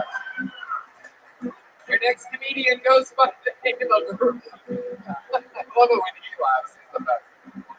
My next comedian goes by the name of Rothschild dos Santos. Rothschild dos Santos. Let's see what happens here. It's definitely a new name. I'd remember that one for sure. Hell yeah. Come on, one more time for Rothschild dos Santos. Hey guys, I'm Rothschild in the Santos. By my accent, you can tell I'm not from here, right? You're right, I'm from Alabama. I'm from the dirty South, guys. It's really deep. It's Brazil, South America. I see a lot of civilians here too. I was in the army, right? Because I'm Brazilian, every time I tell someone I was in the army, they ask me, was in Brazilian army? Bro, why I would tell you was in Brazilian army? Brazil hasn't been in war for 100 years. We don't have match uniforms. One guy wear t-shirts, another guy wear flip-flop and speedos. Picture that, the entire army wearing flip-flop speedos and looking at his helmet. We gotta go to that shit. So we don't get to the army though. We got to the boogers. So that's it. No, go ahead. Go ahead. Thank you guys. Yeah. Come on, people. Make some noise for Rothschild dos Santos. Hell yeah, dude. You did it, bro. You fucking did it. Joke. Look at you. You're fucking doing it, dude. How long you been doing stand-up comedy? It's a big restaurant now, but I started in 2018. I had the COVID shut down. Okay. I started by February, about 600 months. Okay. About like 7 years. Okay, Michael Gonzalez, can you translate that for me? 2018. I knew you. Oh, you did? You son of a bitch. Oh. This guy's funny, dude. This guy's funny. I like your style, man. What do you do for work? How do you make a living? I'm a network engineer. A what? Network engineer. Network engineer. You work for like Google Fiber or something? No, I'm working for a healthcare organization here. I do network and network security as well. Okay. Don't let Zach say fool you. He knows IP addresses. Yeah, you're a smart guy, is what you're saying. Yeah. Okay, absolutely. How long have you been in America? Since 2003. What made you come here? How'd you get here? So I started working. I went to San Diego when I came to America. Yeah. I have friends That is a beach. I understand how you got here. Took a weird path from Brazil, but I'm a good swimmer. yeah, I love it. So you started in San Diego. How'd you end up in Austin? So I joined the army, this for real, and I stayed in The Brazilian army? The American army? American army. Okay, I didn't realize you did Yeah, that. in Killeen. I stayed in Killeen, the Fort Hood, the base for 4 Okay, years. but you were born in Brazil. Yeah, I was born in Brazil. Man, the American army takes anybody. They don't give a fuck. They're like, you're born in Iraq, you want to do push-ups? Let's go, bitch. You're on our side now. No, it's funny. It's funny because the recruiter, they came to us, hey man, you wanna join the army? You're in good shape. I said, yeah. And the guy told me, hey, you can't. We're not going to Iraq. It was in 2003 with the war. And I believed him. And I joined the army in October. It was April. I was in Iraq. Wow, look at that.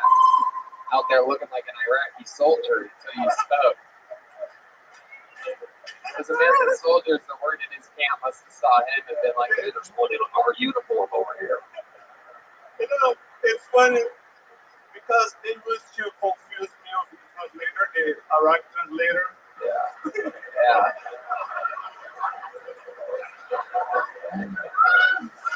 I bet. They're like, fuck it, this guy doesn't even know how to speak English. He's not a translator at all. Wow, I love it. Fucking only speak Harry Belafonte over here. Romero. Yeah, you go over Romero.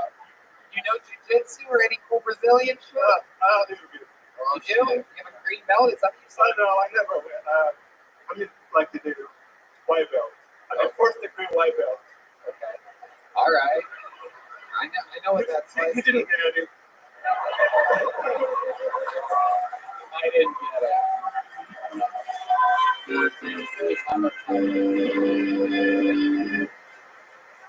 All right, Red Band. I'm not a dead soldier. Jesus Christ. Man, you guys can't wait to bury me tonight, huh? People hate confidence out here, I'm telling you. Hell yeah. What's your luck with the ladies? Like, you seem like a suave motherfucker, right? You seem like the kind of guy. You seem like the kind of guy that brings like rose petals to a first date, like just in case. Boga de chow. You know, I'm married right now, but I can. You're married? Yeah. How long you been married for? About 3 years. Okay, you over it already? I would say I'm married, but I was to cool beaches. You used to. You used to. Is it a Brazilian woman? Well, no, she's American. So she doesn't have the ass that you're used to. But she's very smart. She's very smart. She is? She's smart? And it's funny because I have this broken English, and my wife, she's a writer. A writer? Yeah. What did she write? Yeah, she released a book. The book name is Talent in the Tree. Talent in the Tree. Yeah, look it up. Okay, we'll look it up. How do you spell talent? Because the way you say it could literally be anything. C. Okay, let me spell. Talin. L. Yeah, Okay. anyway, if everything was bad here, at least I got this big here. All right. Literally nothing comes up. Family tree results for the name Talent. Yeah, you look, Stephanie DeSantis. Talent. Jesus Christ. Do we have to know your fucking Yahoo password too to find it? Trying to send us an email, dude? I love it. So, how do you say your first name? How do you say it? Rothschild. Rothschild. Yeah, absolutely. What does that mean? Regular name. Oh, okay, cool. I thought it was going to be some cool Brazilian shit. It's a Brazilian name. I found the book. It's got 5 stars. Whoa! Damn, dude. You're eating that smart pussy, bro. Look at you just munching down on it. Fuck yeah. Whoa! Look at that trick. He's got those fucking Brazilian tricks over here. This guy's got a Brazilian tricks up his sleeve. Everybody fist bumps Michael up here. It's like the rubbing the stump before going on in the Apollo. A fist bump from Michael. Wow, that's incredible. Rogerlyn, what's the craziest thing you've ever done in your life? Do you have any other special things you've done? Okay. I was in Iraq, right? So Yeah. but I weigh pussy also. You what? I weigh weird pussies. You ate weird pussies? Are you just telling me something you think I'm gonna like? Where did you eat a weird? Where'd you eat a weird pussy at? No, this is a hack. This is just a hack.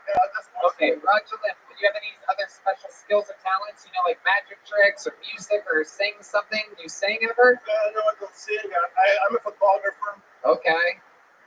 That's extra boring. It was very boring, yeah. It's 2021. We're all photographers, bro. What else? What else other than photography? Something else? You ever rap or do poetry? Or I'll do poetry. really? Can you read us a poem? No, I don't. Oh, okay. All right. Remember, honesty is always a good answer. You have any animals? Yeah, I'm a dog lover. Really? What, you have a dog? Oh, sure. 2 of them? What kind of dogs do you have? It's a lab, it's a brown lab, and another one I don't even know, this stray dog. Okay, stray dog. Extra Brazilian. Yeah, Trevor, let me shout out to Trevor and Fitz. They're my dogs. Okay. All right. Shout out to the dog sitter. All right. There we have the dogs on the line right now. Is there anything you'd like to say to your dog? Guys, I love you. What do you, There you go. There you go. There's Rothschild Dos Santos, everybody. No doubt about it. You're getting the big joke, bud. Let's do it.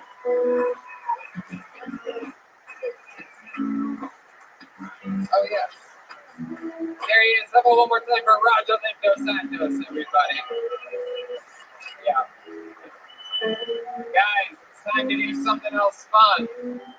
We have another regular on this show, ladies and gentlemen. He moved to Austin, Texas recently. Unlike Hans Kim, the newest regular, this guy is not only the longest resident regular, but he's also the longest resident regular in the history of Kiltony. This guy recently just started this month opening for Joe Rogan, and he's going to debut a new minute for you right now when I bring up the Big Red Machine, the one, the only, William Montgomery, everybody.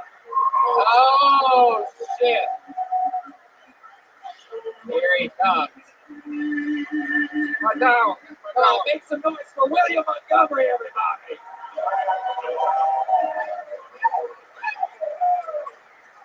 Thank you for the cake, too.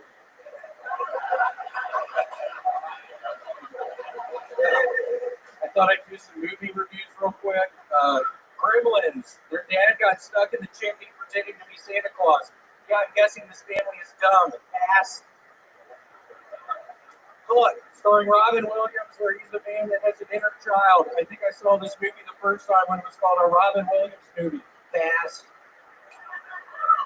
Schindler's List. Needs more action scenes, less anorexic nudity. Next.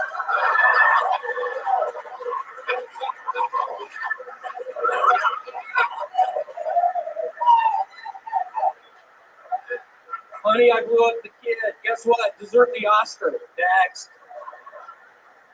Boss Baby 2. We need a black Boss Baby movie. Until then, I'm not watching. Next. Darkest Hour, starring Gary Oldman as Winston Churchill. We need a black Winston Churchill movie. Until then, I'm not watching. Next.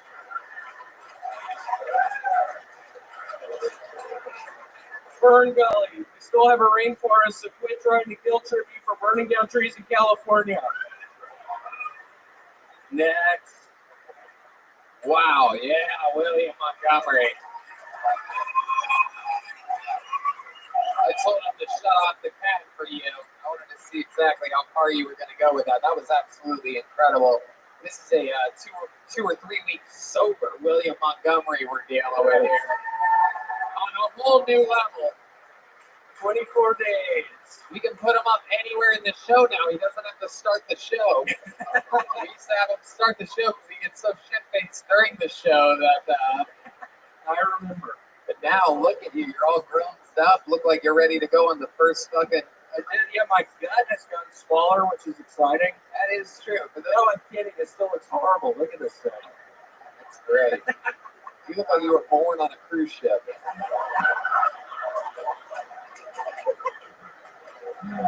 You have a real look to you, my friend. I like the slick back hair look. Yeah. Why don't you just shave it all off, though? No one wants him to shave it. Just say Red Band? Yeah, take fashion advice from fucking Red Band over here. Yeah, shut the fuck up. Why would you fucking say that to me? Because you look bald already. Why would you fucking say that? Red Band, stop it. Piece of shit. Jesus. Seriously, why would you fucking say that? Oh, William, looking like he's ready to get physical over here. You might bust one of those. William, relax. I don't want those buttons. Bullshit. William, I don't want the buttons on your shirt shooting out into the audience. So. Relax. Everybody relax. Band relax. Trying to play Rocky music over here. It's like fucking Rocky Road Balboa over there. William, how do you keep that gut? What have you been eating? Oh, man. What bowling balls? Bowling ball. Right, man. You cannot make fat jokes. You're not allowed to do that. Just because you're hiding behind that table right now. Bring a table, William. What the fuck does that mean? Say bring a table with you to block your belly. Yeah, I get it. Yeah, I get it. What have you been eating here in Austin, Texas? Do you have any favorite restaurants? Chez CM Smokehouse? What are we talking about? Whatever. Oh, look at that. And Dan. I go to Dan. What do you get from Whataburger, William? What's your big order? A double Whataburger. Wow. Man, you gotta get that chicken biscuit, man. That motherfucker honey butter. Oh, shit. Make some noise for that honey butter, man. Oh, yeah. My sister. What about the any fans of the A1 hamburger? Okay, just me and Matt Bueller. All right, cool. Last time I ordered that piece of shit burger. Chicken biscuits, man. Chicken biscuits, man. Chicken biscuits. I love that. All right. See, you see the crowd love it. All right. I only take my chicken advice from Danny Brown, so I'm gonna try it this week. How about you, Danny? I asked Joe Rogan if he does his own grocery shopping. Do you do your own grocery shopping? No, not for the most part. My girl do most of the shopping, but I mean, we do the delivery thing. Okay. Do a lot of delivery? Grocery I mean, you know me, man. I'm an air fryer champ. You know what I'm That's saying? true. I'm gonna tell you guys, I celebrated a birthday last week, and Danny Brown got me a motherfucking air fryer. Fuck yeah. everybody. So I'm brand new. That's just the bomb, man.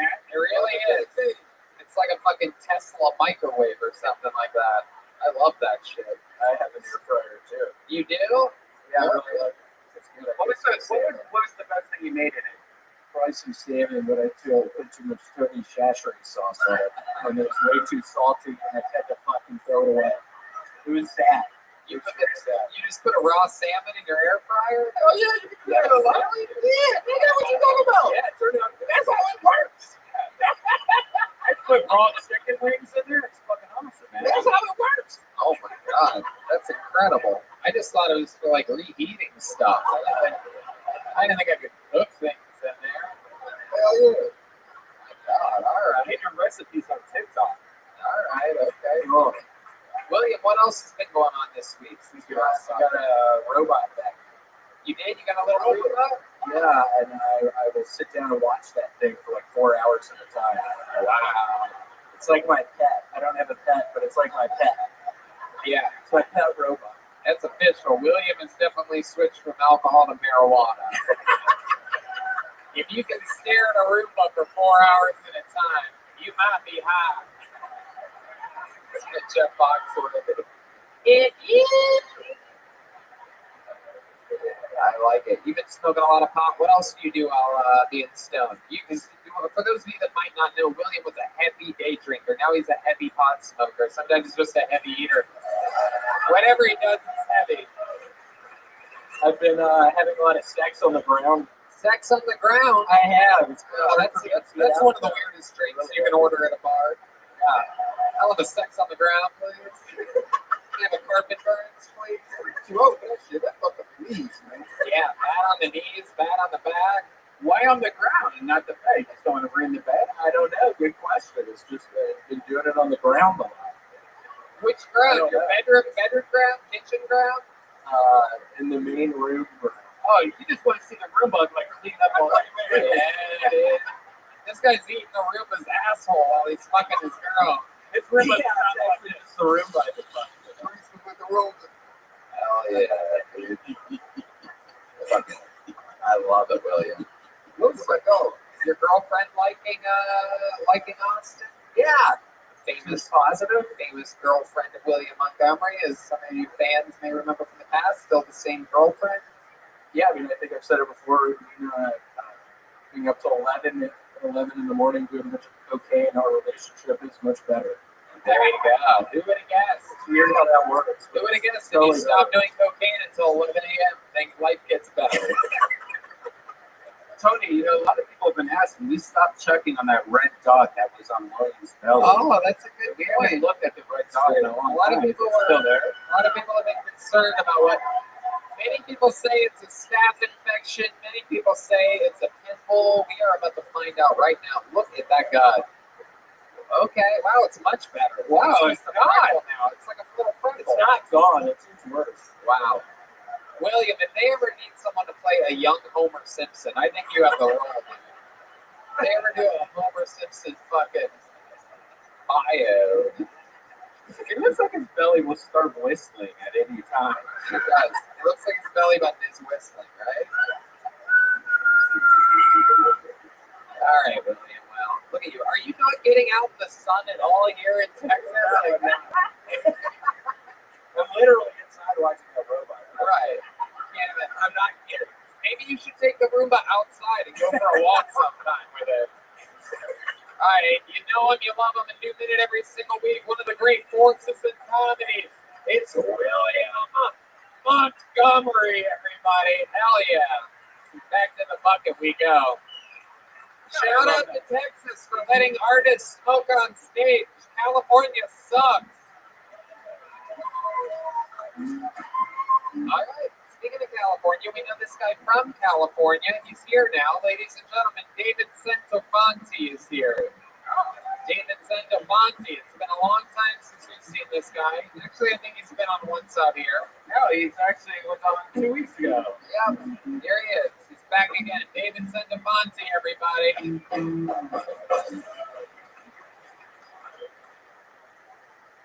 I've got a great body for stealing salami. Security guard never knows. It's a true problem, though. My mom visited here recently. Yeah, she came for 10 days.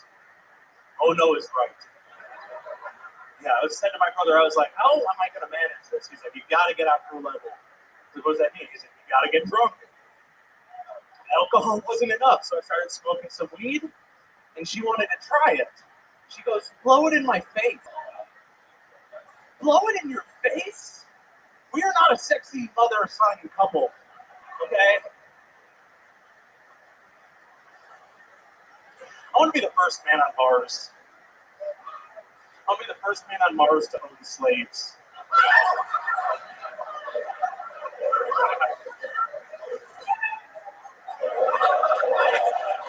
Jesus, you're going to end on that?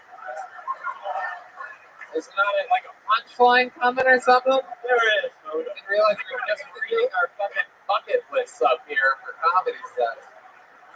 Let's hear the rest of it. You want to own slaves on Mars, and then what?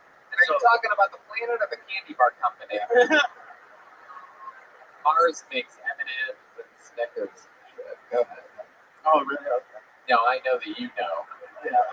I know you know, boy that got stuck in the fucking chocolate tube at Willy Wonka's factory. I know you know what Mars is with the red band's fucking stunt double up there.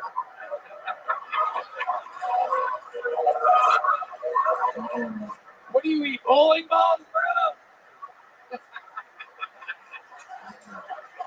What do you? Okay, so finish the joke. You want to own slaves on Mars, and then what? I'll be the bad guy. No one remembers the person that was the first to have slaves, but everyone remembers who freed them. What kind of slave are you talking about?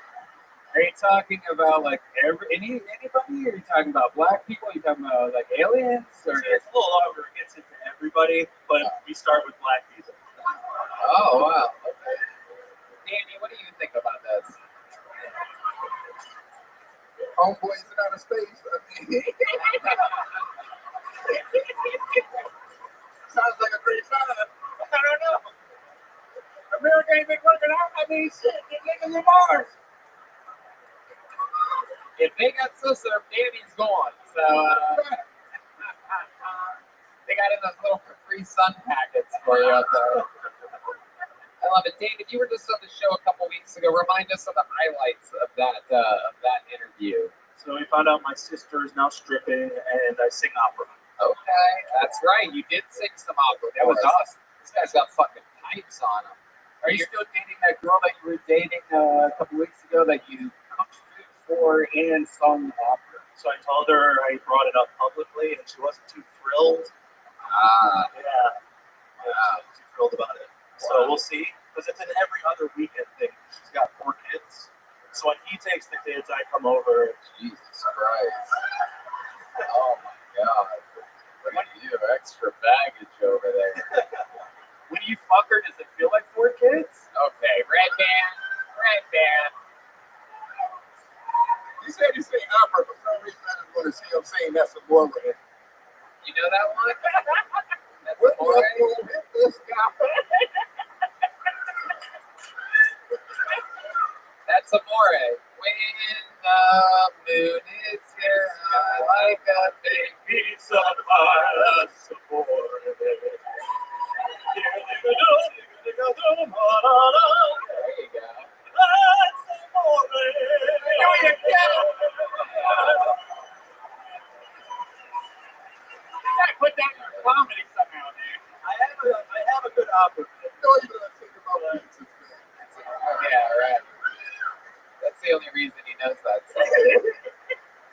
love it. What do you do for work? Right now, I'm working as a day trader. A day trader. Yeah. Oh my God! Look at this. The pigs of Wall Street over there. I took all that unemployment from California and did pretty well in weed stocks. Yes. Like weed made me money. So What are you into now? Doge or? I'm in Doge, AMC, all the guys that look like me on Wall Street bets. Right. I got a new boat because of AMC. A new boat? What are you gonna fight a paddle boat? Canoe. That's right. I got a new boat because of AMC. Shut the fuck up, dude. Unbelievable. All right. What else, David? What else? So when you hook up with this chick that has 4 kids, do the kids ever try to play with you or anything? No, I've made it clear I do not want to meet the kids yet. Wow. You have to pay for the babysitter? No. Well, he's paid for the babysitter. I'm glad people should say that. That's not my kids. Really? Yeah, nigga, you want to take her out? Come on, we got to do a couple hours. We got to do something. Yeah, that's all. Hey, you got to pay for the babysitter. Damn, I don't know about that. I'm learning. And still tell you when to get like, you put the weight down for that, you know. I'm so grateful that I know nothing You might about pay a that little world. more extra for the babysitter, you know. Oh, You know what I'm talking about? Be careful. You got to pay for that babysitter. is she a big girl, the lady with 4 kids? She's a healthy, she's. Are you You healthy? wouldn't be surprised to see me with her. Okay. We would be. If you buy her little table. Put it in front of her. All right, David, you were on a couple weeks ago. Good sets. Did you get a joke book last time you were on? Yeah, I did. Yeah. Okay, there you go. David Santaponte, everybody, and on social media. David Santaponte. Apply here a couple more here. Let's see what happens here. Make some noise for Tyler Nelson. Here we go. We're going to keep it moving. Tyler Nelson's next. Shout out again to the Yellow Rose and the Red Rose, the 2 best strip clubs in Austin. Here he is. One more time for Tyler Nelson, everybody.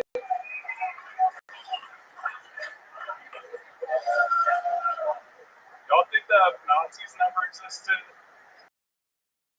Focus group to be called concentration. Grateful they did. I'm not gay. Thank you. That's just my set. I'm not gay, but I see a lot of dick tattoos online. Because I look them up. It's always real lowbrow shit. It's very disappointing. It's always like anacondas or dragons. All that stuff. I would want to make it count. Like if I were to get a dick tattoo, I'd make it look like a jewel. Or e-cigarette. Yeah. Lots of girls under 25 with nicotine addictions. And just like at a house party, they stop talking to you when you run out of juice.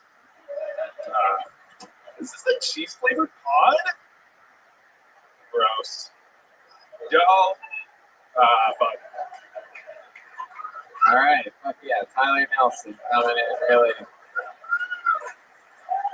in lukewarm today. Really bringing it. Your set was soft, but somehow your belt is hard as a rock right now. Your belt is fully erect. Look at that fucking You're a wild man. Tyler, you've been on this show before.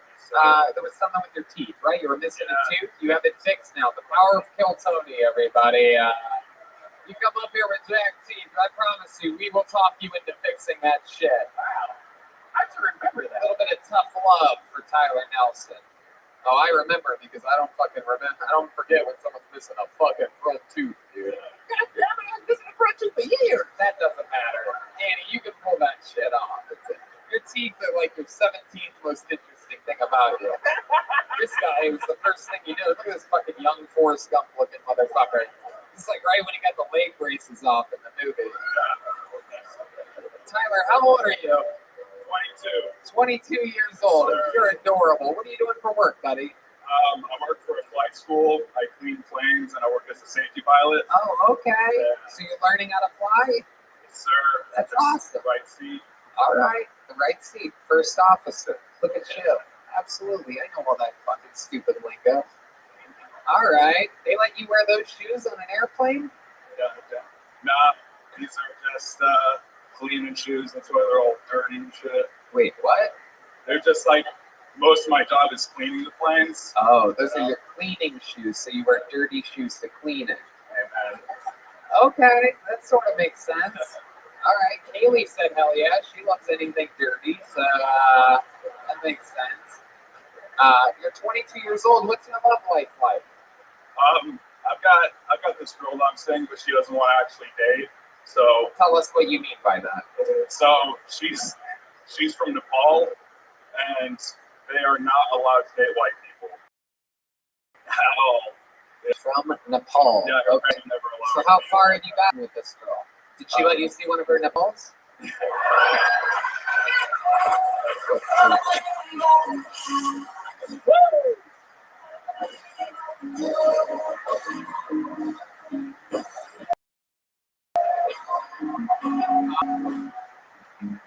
That was incredible. If we could do that every time I say a great joke, I'd appreciate that.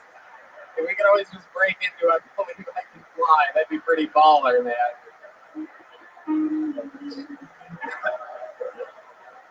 Has she let you see one of her nipples?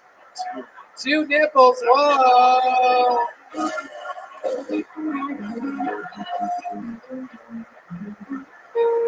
Think about it every night.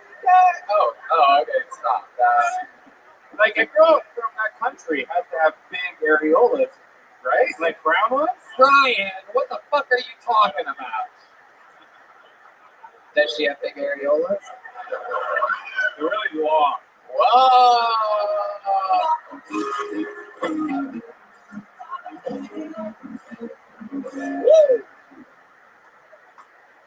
Do you think about it every night and day? Do you spread your wings and fly away? Where'd you meet a girl from Nepal? Wonder Bar in the domain. Oh, wow. All the way to the domain. Oh, my God. Wow. Is she around your age? She a little bit older? Yeah, she's 25.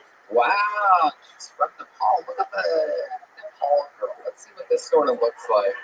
I want to see exactly what shade we're dealing with here. You know what I mean? No, Nepal, you dirtball.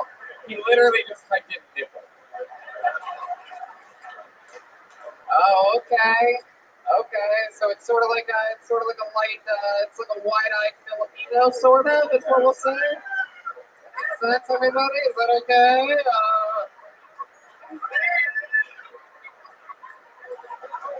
Am I still allowed to talk? It's like a bright-eyed Filipino, is what we call it, right? Crossover between Indian and Korean. Okay, yeah, that sounds actually really nice. No booty, right? No. And can you confirm that she has no booty? Halfway. Halfway? Really? Have you grabbed it? Yes. Okay, so Halfway.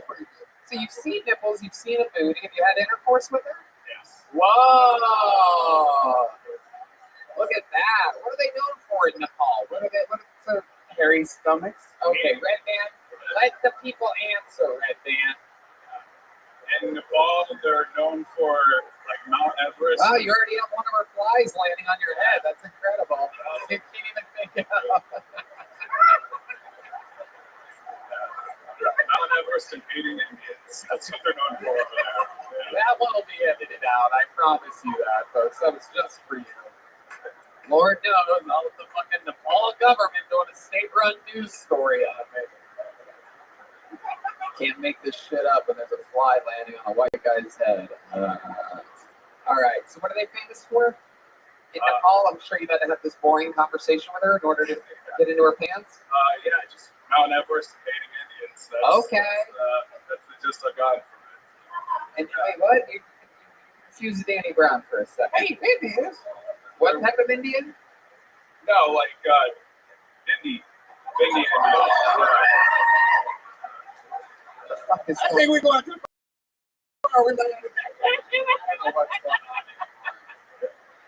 We already on probation, man. You might want to. You might want to wrap this one up. I love it. So you've had sex with her, but she doesn't want to date. You sort of want to make it a long-term relationship type of thing. You really like her. Yeah. So why won't she date you? What is she saying? because if her parents found out, she would stop getting money. Where are her parents at? Where are the parents located? They're in Nepal. Well, how could they possibly find out? She lives with her brother here, so.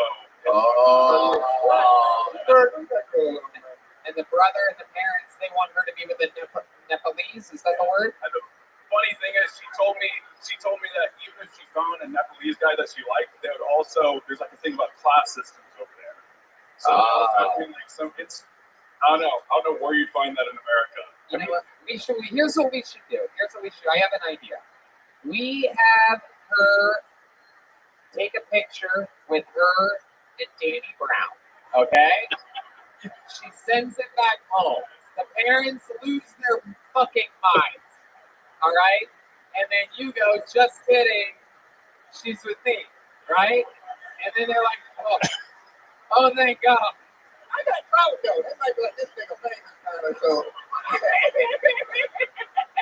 That's right. That's right. You still have to deal with your class problem. Yeah, they classes over there. I got a young man Rolex. You know what I'm saying?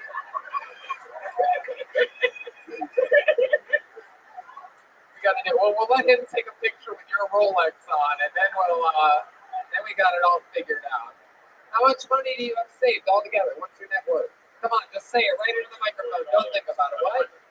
$140.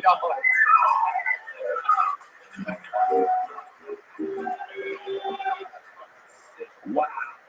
My goodness. And what do you do for work again? I asked you that. Mostly clean planes, but also safety pilot. Oh yeah, that's right. You're fucked. You're totally fucked. But you know what, man? You're out here. You're doing jokes. You're getting better every week. You're making the small improvements. You're getting your teeth fixed. You're fucking taking care of business.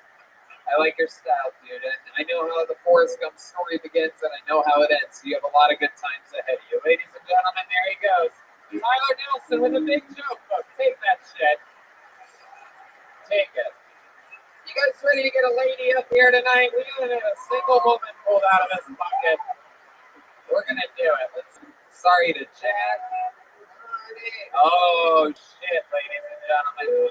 Not only is this young lady been on the show before, but after I saw her, I had her open every single one of my stand-up shows that have happened here in Austin, Texas.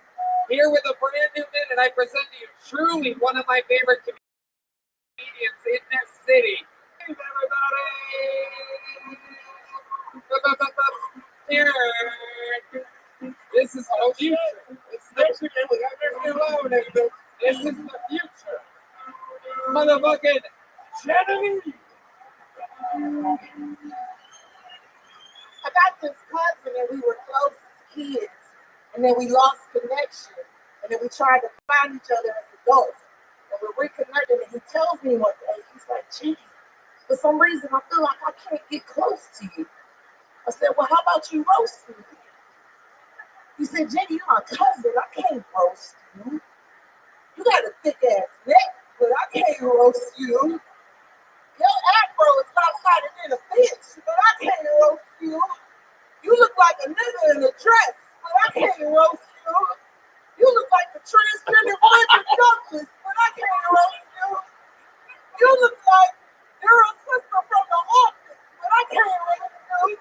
I'm like, well, damn, I guess you can't, motherfucker.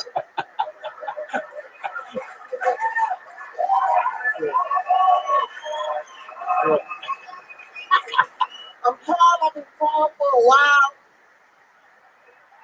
Oh yeah, there you go. You want to finish it? I was tall in high school, so I figured you should do what every tall person does in high school, try out for the basketball team. But then I looked at the basketball team and I said, I'm tall, but I'm not a lesbian. But then I got out of college and married a woman. I should have hooped. Wow. Genevieve. Monster.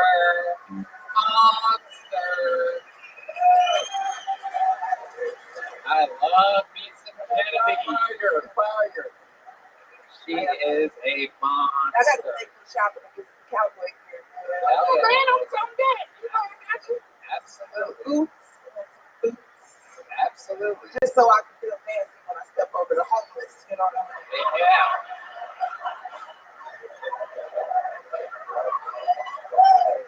Damn goddamn.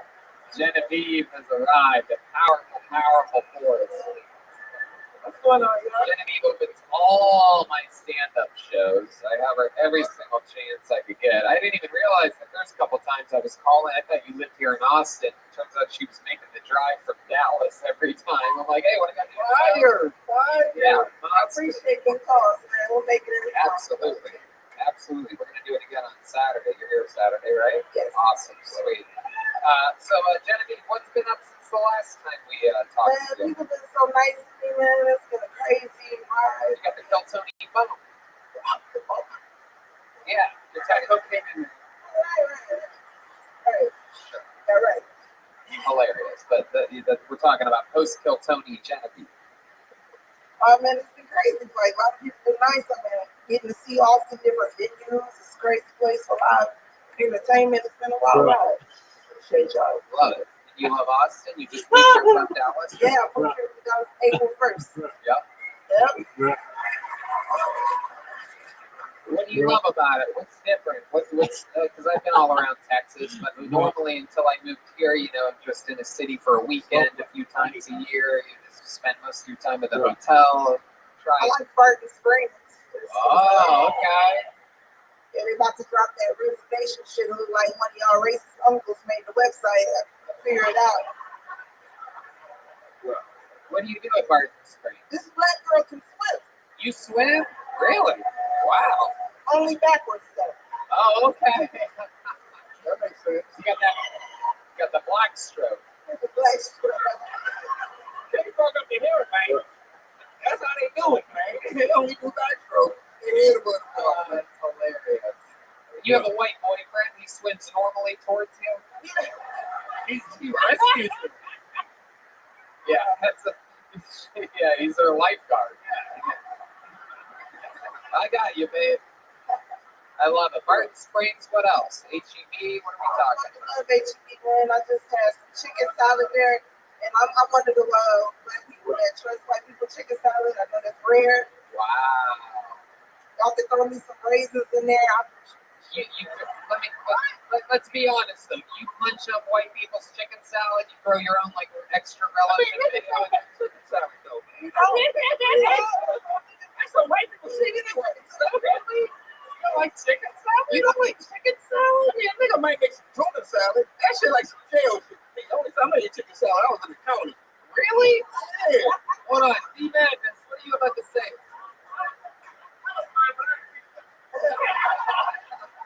We got better things to do with the chicken, like fry that motherfucker, man. You know what I'm saying? We ain't wasting no chicken on no salad. Man, I like that is fucked up. We got better things to do with that chicken. Yeah, we ain't fucking no chicken. You look at chicken salad like it's just a pile of wasted chicken. With raisins in it? Well, I cut the whole table over. Like I lost the black dinner. Wow. You don't like raisins? Not no salad. Why? No, wait. So y'all did. I love it when people call me the N-word. You know what? You know what I'm doing? I'm gonna tell you why. Because we did, and we grew up with roaches in the crib. You get what I'm saying? So when you see roaches and type of food, when you see raisins and salads and shit, you're like, nigga, that's a roach. So no one eat that shit. You got PTSD. That makes sense. That's a sense. We ain't eating no chicken salad with raisins. That's a roach. I've learned more on this episode by having Danny on as a guest than any guest we've had in a year. What do you think about fruit?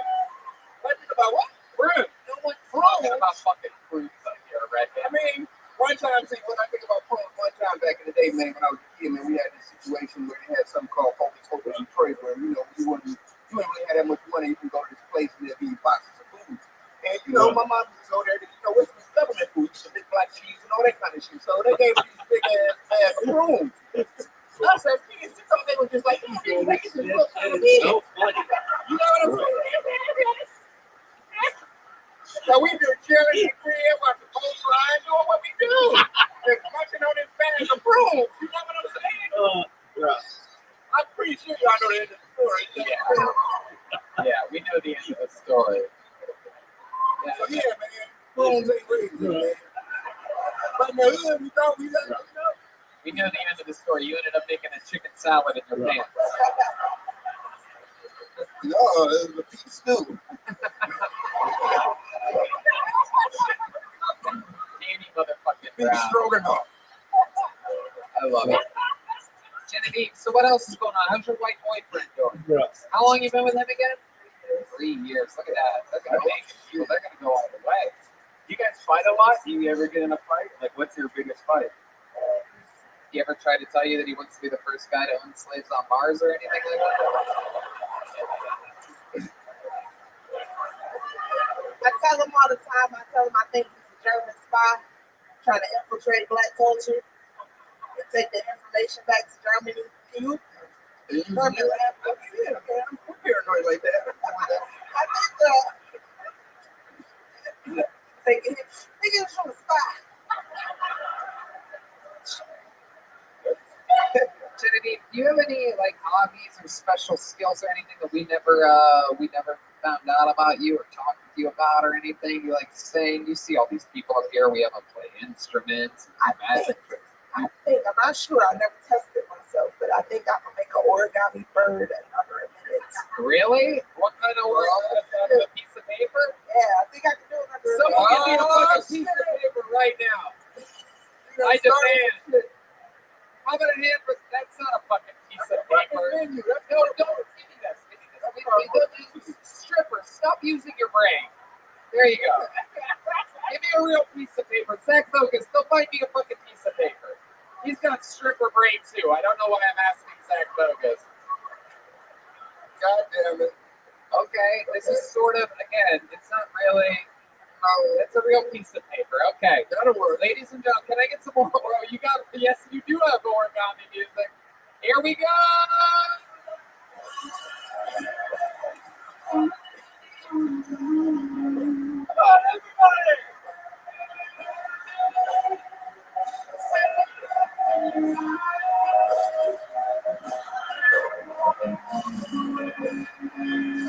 Stand back from the ledge. Oh, that was it? Oh my God.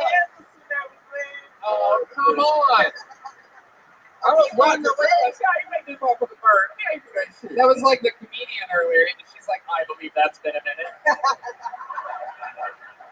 Genevieve, I would love to have you on the secret show on Thursday. Here at Vulcan.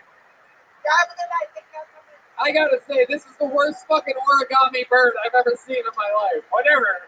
Still. Oh yeah, wait. You are from Detroit. Oh, okay, you guys know each other. All right, you guys have the same barber and everything. All right, cool. There she goes, the great Genevieve, everybody. See Genevieve on Instagram. We gotta get one more up here, right? You guys want to go to the bucket one more time? All right. We got this table and Dave Trump white guys over here in the corner. Look at this guy wasted over here. I like white boy summer. I got you wasted as fuck, dude. I like your style. That's that white boy summer right there. It is. Look at these guys.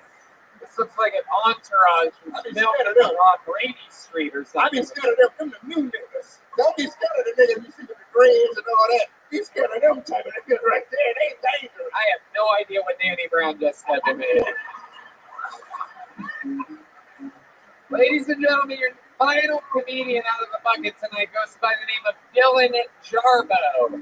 Dylan Jarbo. Let's see what happens here. Let's see if we can utilize all right, here he comes. One more time, come on. Give it up for Dylan Jarbo, everybody. Got a shot. Give it up for the environment. Yeah, I don't know if you guys know this, but there's currently a 500-mile peninsula trash in the Atlantic Ocean. And I used to live there. It's called Florida. My last girlfriend was vegan. Not fun. She was so vegan, she couldn't do doggy style. That was cultural appropriation. You guys think bloods are allowed to invest in cryptocurrency? They had a meeting. There, we got this thing is digital. It's called crypto. It's called what? I'm sorry, what? Let's rebrand that. We're going with cryptocurrency. So what? I used to skate a lot in Florida.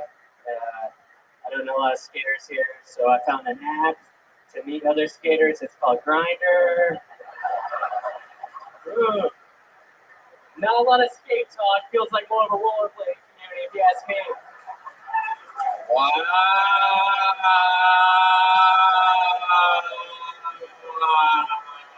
That was fire.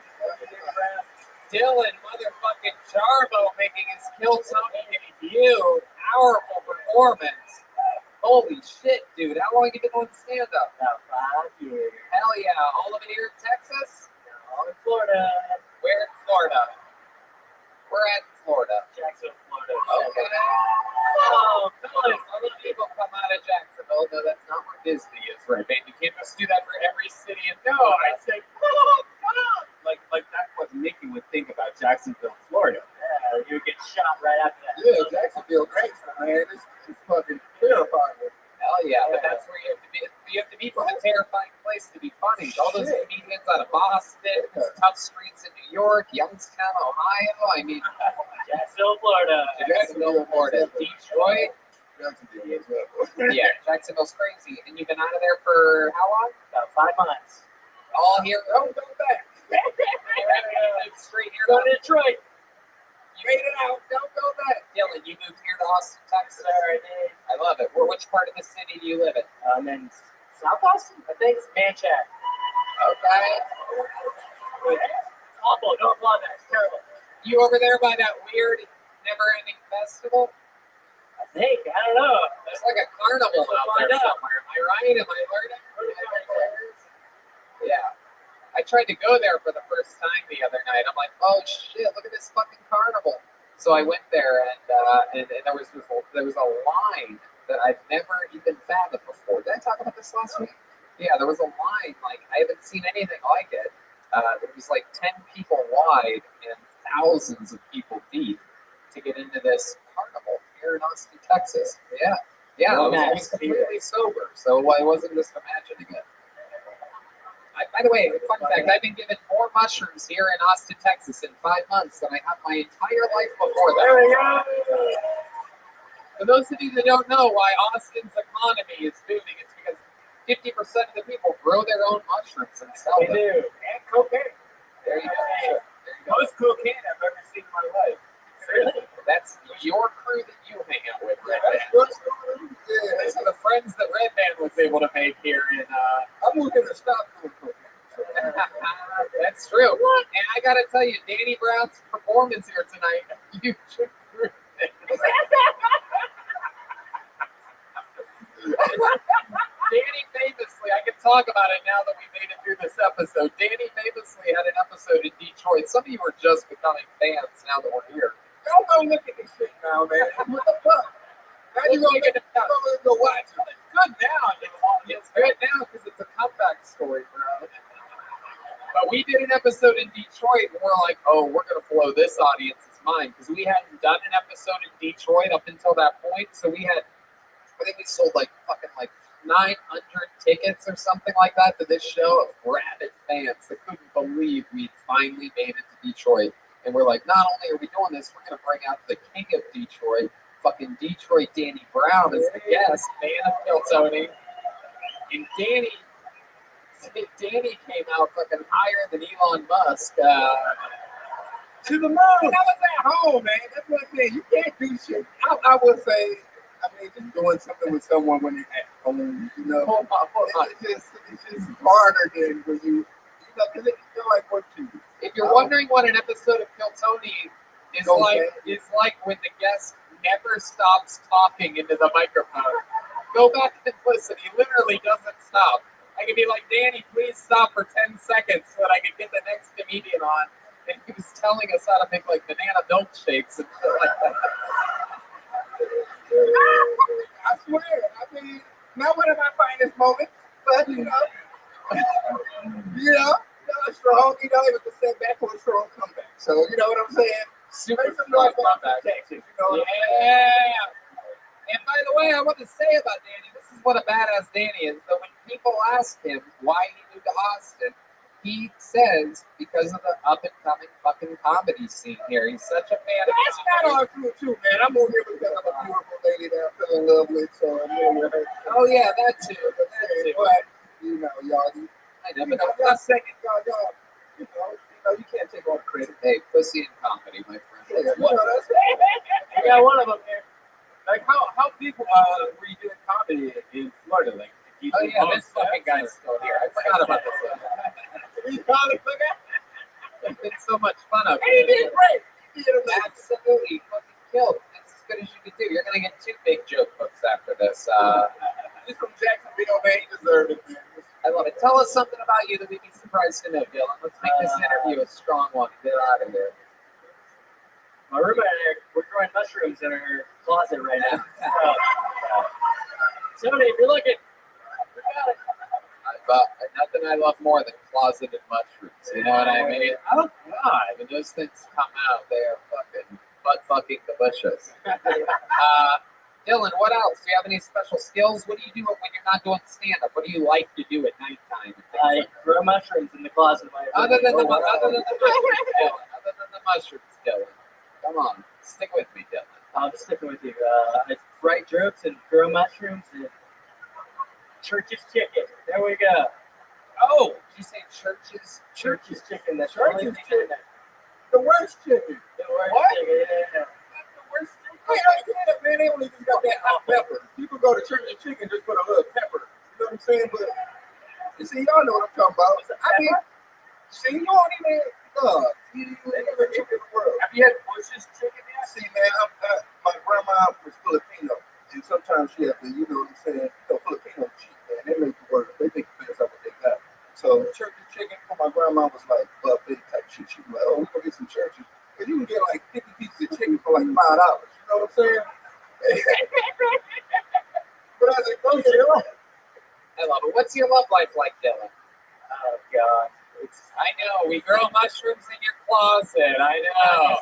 It's not How about your love life, though? You been on a date recently? Oh, I've been on so many. It made last 12 nights at all. Yeah, you been on what? I've been on a couple here, a couple of hinge dates, and they're not good at all. How did those end for you? You got laid at all? My roommate has, my dog is over somewhere. Dylan, let me ask you this. Have you kissed a girl since you've been here in Austin, Texas? No. Oh, well, then you know what that means, everybody. Kiss me. Where the strippers at? Guys, this is a little segment on the show that we like to do where if somebody has gotten a kiss, hold on, please just relax. Jesus fucking Christ, you are the biggest creep ever. You couldn't wait. Oh my God, you literally, like, you just have to call it. Let's relax, This guy hasn't gotten a kiss yet from a Texas girl. You guys know how this show works. Is there a Texas girl out there that's willing to give this guy his first big Texas kiss? Come on, someone's got to do it. There's got to be somebody out there. A different Texas girl. Dylan, shut the fuck up before you cock block yourself, you idiot. There's got to be, everyone knows that, oh, there's a stairway over there. Stairs. No, stairs. You have to take the stairs. Yeah, you got consent. Just go, get the fuck around this way. You know what? Is there somebody else? No, Yoni. I don't want that one. Go back to your seat. She's got fucking Amy Schumer energies. I don't like her. I need a girl with a good spirit to take that stairway, come up here and give this guy a big fucking Texas kiss. I'm gonna wait. There's got to be someone willing to do it. It could be up in the balcony. They could be on their way down right now. But I know someone's going to do it. Hans Kim, where you at? There better be a fucking girl on her way to this stage. It's fine. No, I don't want to. Whoever's going to do it, just better fucking. Okay. God damn it. See that take one for the team. Look at that take one for the team.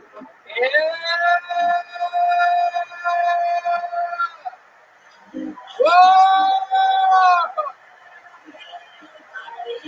Yo, tell me, yeah, with that new titties, red rose, yellow rose shirt. What's that? Because we'll sign up next week. Sign up next week, you little fucking dirty little slut. There you go. Yeah. The great Haley from Red Rose and Yellow Rose. Oh, another recognized you. No, I did not. I'm so glad we stopped the fucking Karen from coming up here that was trying to make her way up here. She was gonna kiss this guy and then complain to the manager afterwards about it. I didn't fucking know what I was signing up for. I could feel those energies from 12 feet away. Like, What's the longest set you've done? 30 minutes? Okay. I'd love to have you on Thursday on the secret set. Whoa!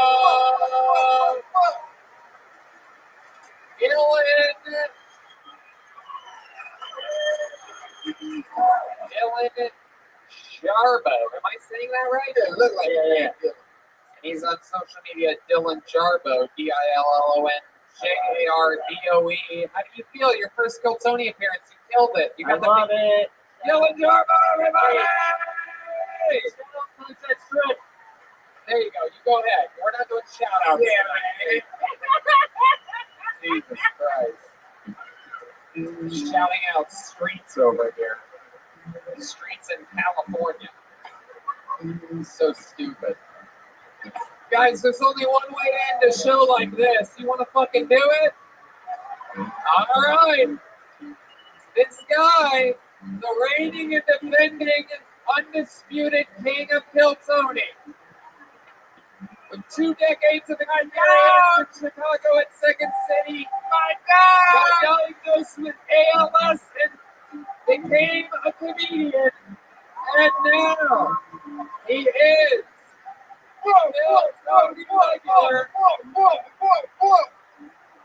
the one, the only, the great Michael Warren,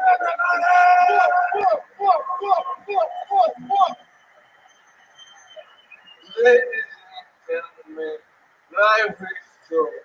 Live it up. That's why most women don't report their race. So much paperwork. Hey, don't waste a minute of your life. Never talk to an open mic comedian unless you need advice on the food stamp floor. Alright? But I don't know how long I have left on this earth. But I know I want to be buried for my dick in the bitch. Alright? But I would not wish a minute of my time to not give me advice, especially medical advice. Nothing you tell me has missed my fingers dozen of neurologists, alright? You're giving me a research paper. I don't have time for research papers. I'm too busy fucking your mother. Alright? Now, what? Unless you're a woman, then you can read me my cough, and I'll sit there with a Kool-Aid smile in the bar. Alright? But don't fucking touch me. My nerves are super sensitive. But if you're a woman, you can make me like a cow. Alright? But I want to say this. My nurse/girlfriend just broke up with me because of my new hobby, narco-terrorism. But I want to say one more thing. I love guns, but there is one segment of America who does not deserve the right to bear arms. Me. Because there should only be one question on the gun application. Do you have any fucks left to give? I have no fucks left to give. There's no guy. Yeah. Holy shit! These people get it. These people fucking get it. Michael motherfucking lights out Lehrer in the house, ladies and gentlemen. Wow, that Holy is shit. your best set in like a Since That we've was- been to Austin, man. This motherfucker gets stronger and stronger every week. It doesn't make any sense. Lord God, I would like one to help us speak some make the song we got the game broke. I believe Danny Brown said that to me earlier when Oh, yeah, man. That was a rap. I think that was a rap. Hey, Mr. Brown. No, you're my dog. Don't do this. Don't do it. Hey, Danny. No, I Mr. brought Brown it like he back. was your reservoir dog. Go ahead. Danny, I love you so much. And you, thank you, Danny. And you know I'm such a big fan of yours. And Robbie's singing in general. So, Danny, I brought you a present. Oh, Oh, shit, really? Yes. It's hooked in the back of my chair. Would you, Robert? Oh shit. Here we go. I painted the picture for Danny. Me and Rob these. Look how excited Danny is to open a present right now. He loves this shit. Danny's got like the greatest fucking spirit out of anybody I know. Oh, yeah. No, we love it. You're goddamn right. There's no fucking anthrax in there or anything. Oh shit. What is it? Oh shit. Oh, you gotta go. Oh shit. What is it? Oh shit. Rest in Paradise Prodigy. no, but we had a conversation where we talked about rappers, and I told him that Prodigy from Mobb Deep, I don't know if you know about Prodigy from Mobb Deep, but he died not so long ago, so rest in peace for Prodigy. But he's like one of the best rappers that I think ever to exist in the world that didn't get his props when he was on earth. And if you look up the stats and everything, you know, it's just a lot of times we overlook shit because of what's going on in the world, but he had countless number one hits. He done everything that you could possibly do as a rapper and still didn't get the props as to be looked at like when we think of like the top 5 rappers ever. You know, no one would think about Mobb Deep Prodigy, but in the world, he is my top 5 rapper that I ever heard in my life. So make some motherfucking noise for Prodigy. I love it. Look. Fuck yeah. Michael Lair giving gifts to Danny Brown. Danny Brown giving kisses to Michael Lair. You paint that? You painted that? No, Michael Lair didn't fucking paint that. What are you doing your feet? He couldn't do it with his fucking feet either. Yeah, I'm damn near they do this. My left foot and my right nervous. But for real, that was painted by a Toronto artist named Steve Busy, who's a great fan. And also shout out to Trackstar DC. He's a Trackstar, that's my dog. he sent me some rough and shit. I went on tour with Trackstar actually. Yeah, he's He choked out one of my homeboys. Oh, I had to win a tour for a long time. We've had so many shout outs on this. Is this Cal Tony or the Breakfast Club? What's going on? it's so time, man. Niggas on the set. Yeah, Trackstar nigga put my nigga in the relic. But I think he's mad. I'd like to get a shout out to K1. Shout out to one. Yes, keep going. Hey, God, how right are you still, bro? You on probation, man. Goddamn. Why don't you? Like, I've been black for 40 years. I ain't met one nigga named K-Quan. That is definitely a white person ghetto name that can't go with. I don't know what nigga named K-Quan. Let's see that. It sounds like I should know a nigga named K-Quan. You know that motherfucker. I ain't no K-Quan. We all know Taekwon. No, man. You knew everything. Today. Like, my name is Daniel. Yo, black people ain't naming kids Daniel no more. You get what I'm saying? Daniel? Ain't that fire? Think about it. In 2021, you like, fuck it, I'm gonna name my kid Daniel. Right. you got morals and values and shit like that. You know what I'm saying? You really want the best for this kid. You know what I'm saying? So think about what you name your kid, man, when you have it. You know what I'm saying? Absolutely. All these new names, we don't know what it's gonna be. We've seen successful names. Yeah. When I have one, I'm naming my kid D Madness. That's what I'm doing.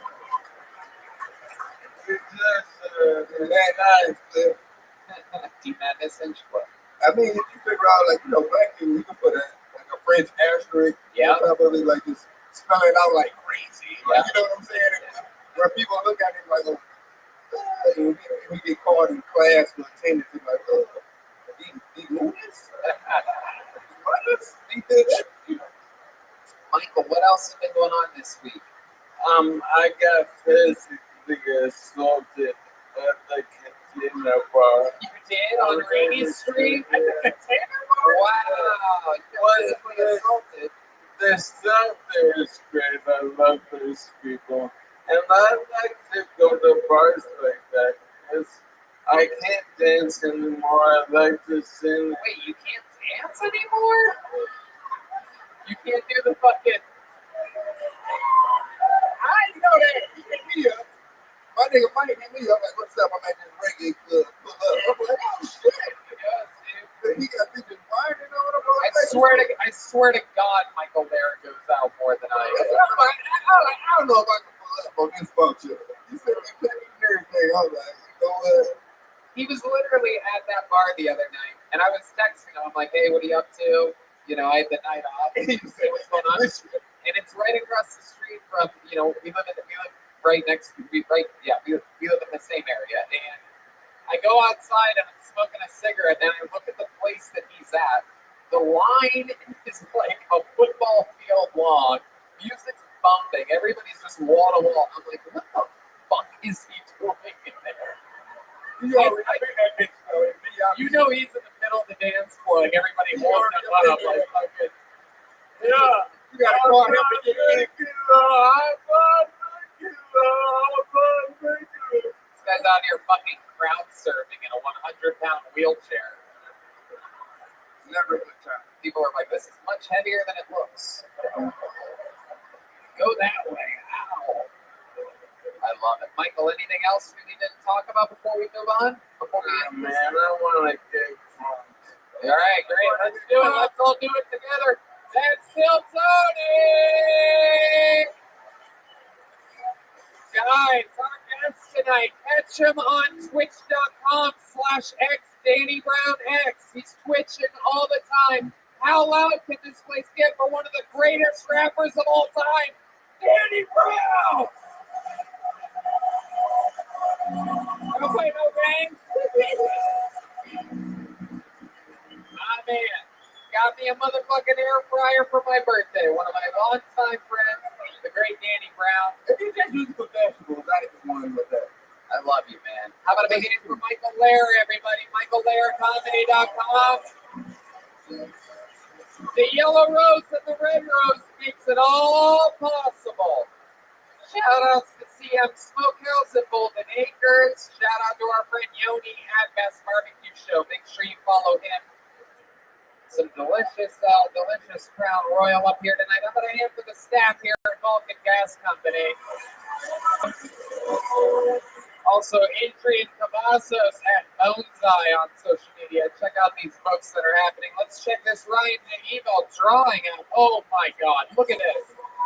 Look at this shit. Look at that. That's you. Look how fucking cool we look. RyanJemail.com for all these prints. Every single episode of the show. It's absolutely incredible. I'm going to hand for the band, everybody. He does it. Michael Gonzalez and Matt Mueling. Follow them on social media at Mutation at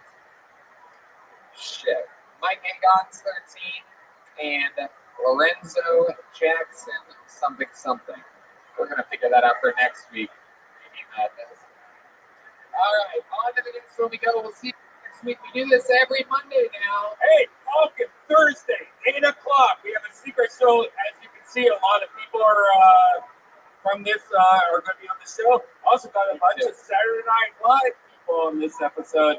Get your tickets at deathsquad.tv. That's true. Support live stand-up comedy. I'm also headlining a show here Saturday for the first time in a month. I'm pretty excited about that. There's going to be a lot of fun special guests on that.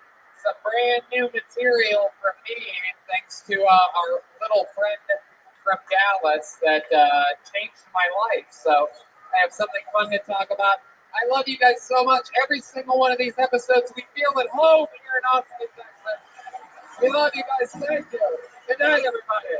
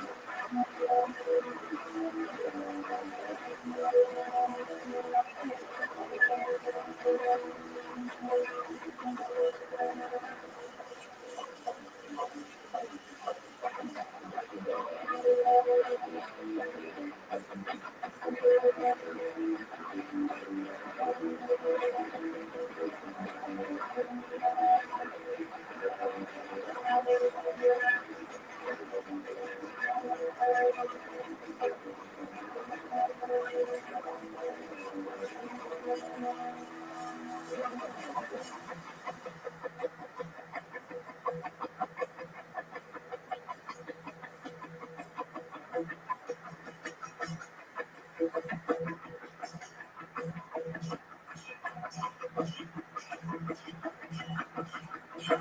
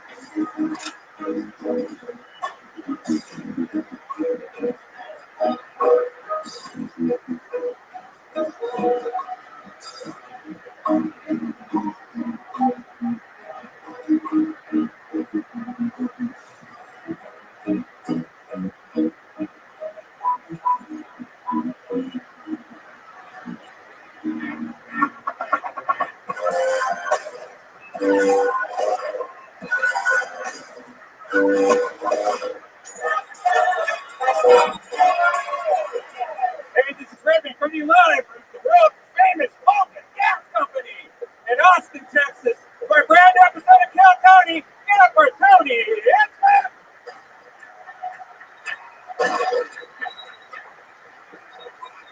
Austin, Texas, come on, make some fucking noise. We're here. Woo! Home sweet home in beautiful Austin, Texas, baby. Come on, guys, make some noise for the great Brian Redband is here. What's up, everybody? Yeah. Woo! That's bright tonight. Yikes. Fuck yeah. I'm excited to be here. Another fun one lineup. Guys, how about a hand for the band that you've been listening to? A real professional musical. I saw you there for a second band. Guys, Michael Gonzalez on drums, Matt Mueling on guitar, John Dees on the keys, and the man with an eye for talent, D Madness, right behind me, everybody.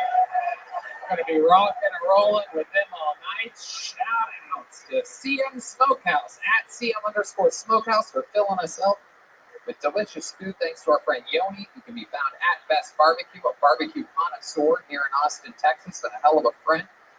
And shout out to the Yellow Rose and Red Rose for making it all possible. Very fun stuff. We have a bunch of handmade custom leather books by the great Adrian Cavazos at Boneseye with a Z, Boneseye. And we have some small ones for people that don't do good on stage. How many of you like it when comedians do good on this show? When I pull a name out of a bucket and they do good. How many of you like it when comedians do bad on this show? Wow. I don't think I've ever asked that, Austin. It's good to know. Good to get a barometer for everything.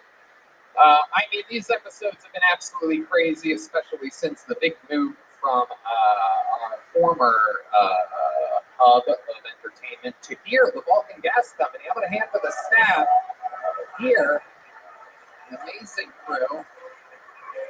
I'll take a delicious Crown Royal and Coca-Cola whenever you guys get a chance. Sounds good. We'll get the party started. And let's just jump right into it. But before we start tonight's episode, here's a little bit more about the amazing sponsors that made tonight's episode possible for you, for free, right now. You know, squeaky doors, clogged sinks, finicky engines. When things break around the house, you take care of it. However, when there's something off in the bedroom, you just try to not think about it. Come on, man. What are you waiting for? Take care of it.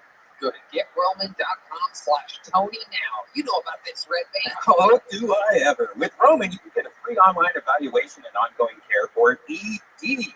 All from the comfort and privacy of your home.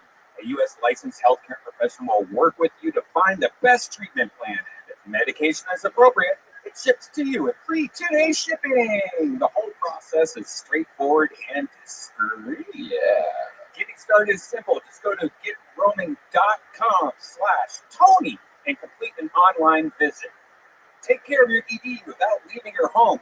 Complete an online visit today to connect with a healthcare professional and take care of it. That's right. Be like Red Band, get Roman, and get hard as a rock. Go to getroman.com/Tony now. You'll get $15 off your first month. It's really time to take care of your ED. And remember, get started today, and you'll save $15 on your first order of ED treatment. Kill Boney. Go to getroman.com/Tony today. Are you guys ready to start tonight's show or what?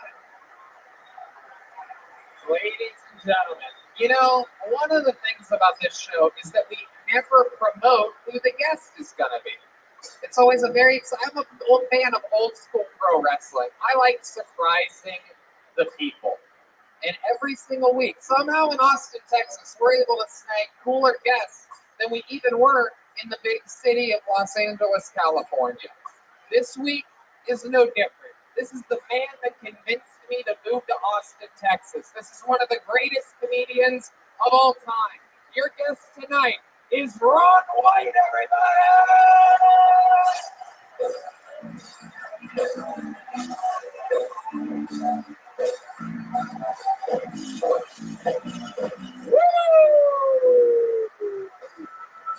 Goddamn motherfucking right!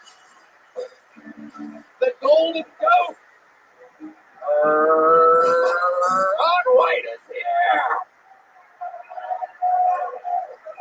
The fucking king of Austin, Texas, a man that I am so proud to call a friend, maker of delicious #1 tequila. He's on tour right now. Get tickets at tatersalad.com. He's going fucking everywhere, absolutely killing. And always fun hanging out, doing shows. I was promised a participation trophy. Looking great too, man. You look healthier than I've ever seen you, man. It's great. Thank you, man. It's always a good compliment coming from Red Band. You're looking great too, Red Band. Thanks. I look healthy, don't I? Yeah, looking good, full nutrients, and other shit. I love it. We're having fun here. The great Ryan J. Ebel is hard at work drawing tonight's episode back in Los Angeles, California. He draws every single episode. I got to see. I'm gonna leak some information. Maybe I should keep that a surprise for next week. But I will say we talked about Kill Tony bingo cards before. Maybe it's really happening. Bingo cards where crazy shit that happens on the show, you can check it off as it happens. Maybe I call someone a buffoon is one of the spots. Maybe I say okie dokie is one of the spots. Maybe Red Band has a misplaced sound effect is one of the spots. There you go. And we have the great Chris Rogers drawing live here in Austin, a local Austin artist. I've seen on the news. He was all over the news. He painted this big girl in the soccer stadium, the new soccer stadium. Is that it? Yeah, he was on the news. Oh, there you go. He was on the news. I thought it was, yeah, okay, good. All right. There's me stopping myself from making another Austin shooting joke, everybody. Very good. It's fun. I have this new set of breaks since a month ago that I have where I can stop myself once in a while from going too hard, too fast, too early on in a set. So should we get this episode started or what? You guys know how it works. I pull a name out of the bucket. A bunch of comedians sign up before the show. An Undertaker doll that sits in this bucket for some reason. A bunch of names in the bucket. I pull one out. They get 60 seconds. You know the 60 seconds is up and you hear the sound of a kitten. That means wrap it up then or I'll sure you bring out the one and only Angry West Hollywood Bear. There you go. Yeah, that's good. So don't go over your time because that's super annoying when that happens. Now, normally, I would start the show by pulling a name out of the bucket, but would you guys like to start the show with a special treat instead? Yeah. Well, in that case, ladies and gentlemen, this is exciting for you, Ron, because this is the newest regular on Kill Tony. We announced a new regular 2 weeks ago, and he is here to debut in a minute. I do believe this is your first time ever seeing him. Ladies and gentlemen, the newest Kill Tony regular, the only one that was made a regular in Austin, Texas. He lives in Austin, Texas, and his name is Hans Kim, everyone. Here we go.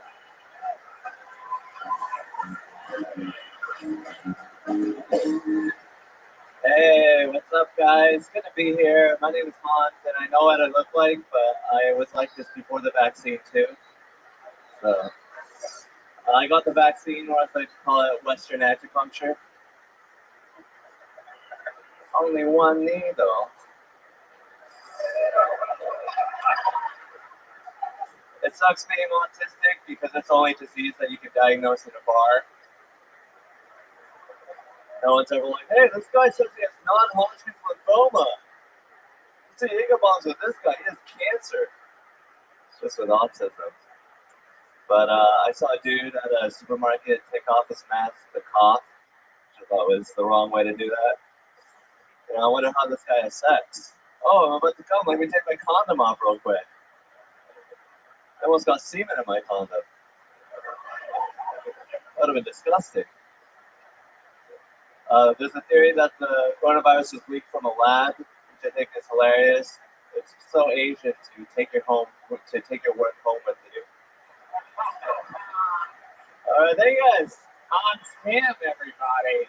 Really, really, really clever jokes. You're a really smart guy. I know that's another stereotype of you people, but those are really clever, smart jokes. Thank you. They call me the Asian Tony Hinchcliffe. Ooh la la! Wow.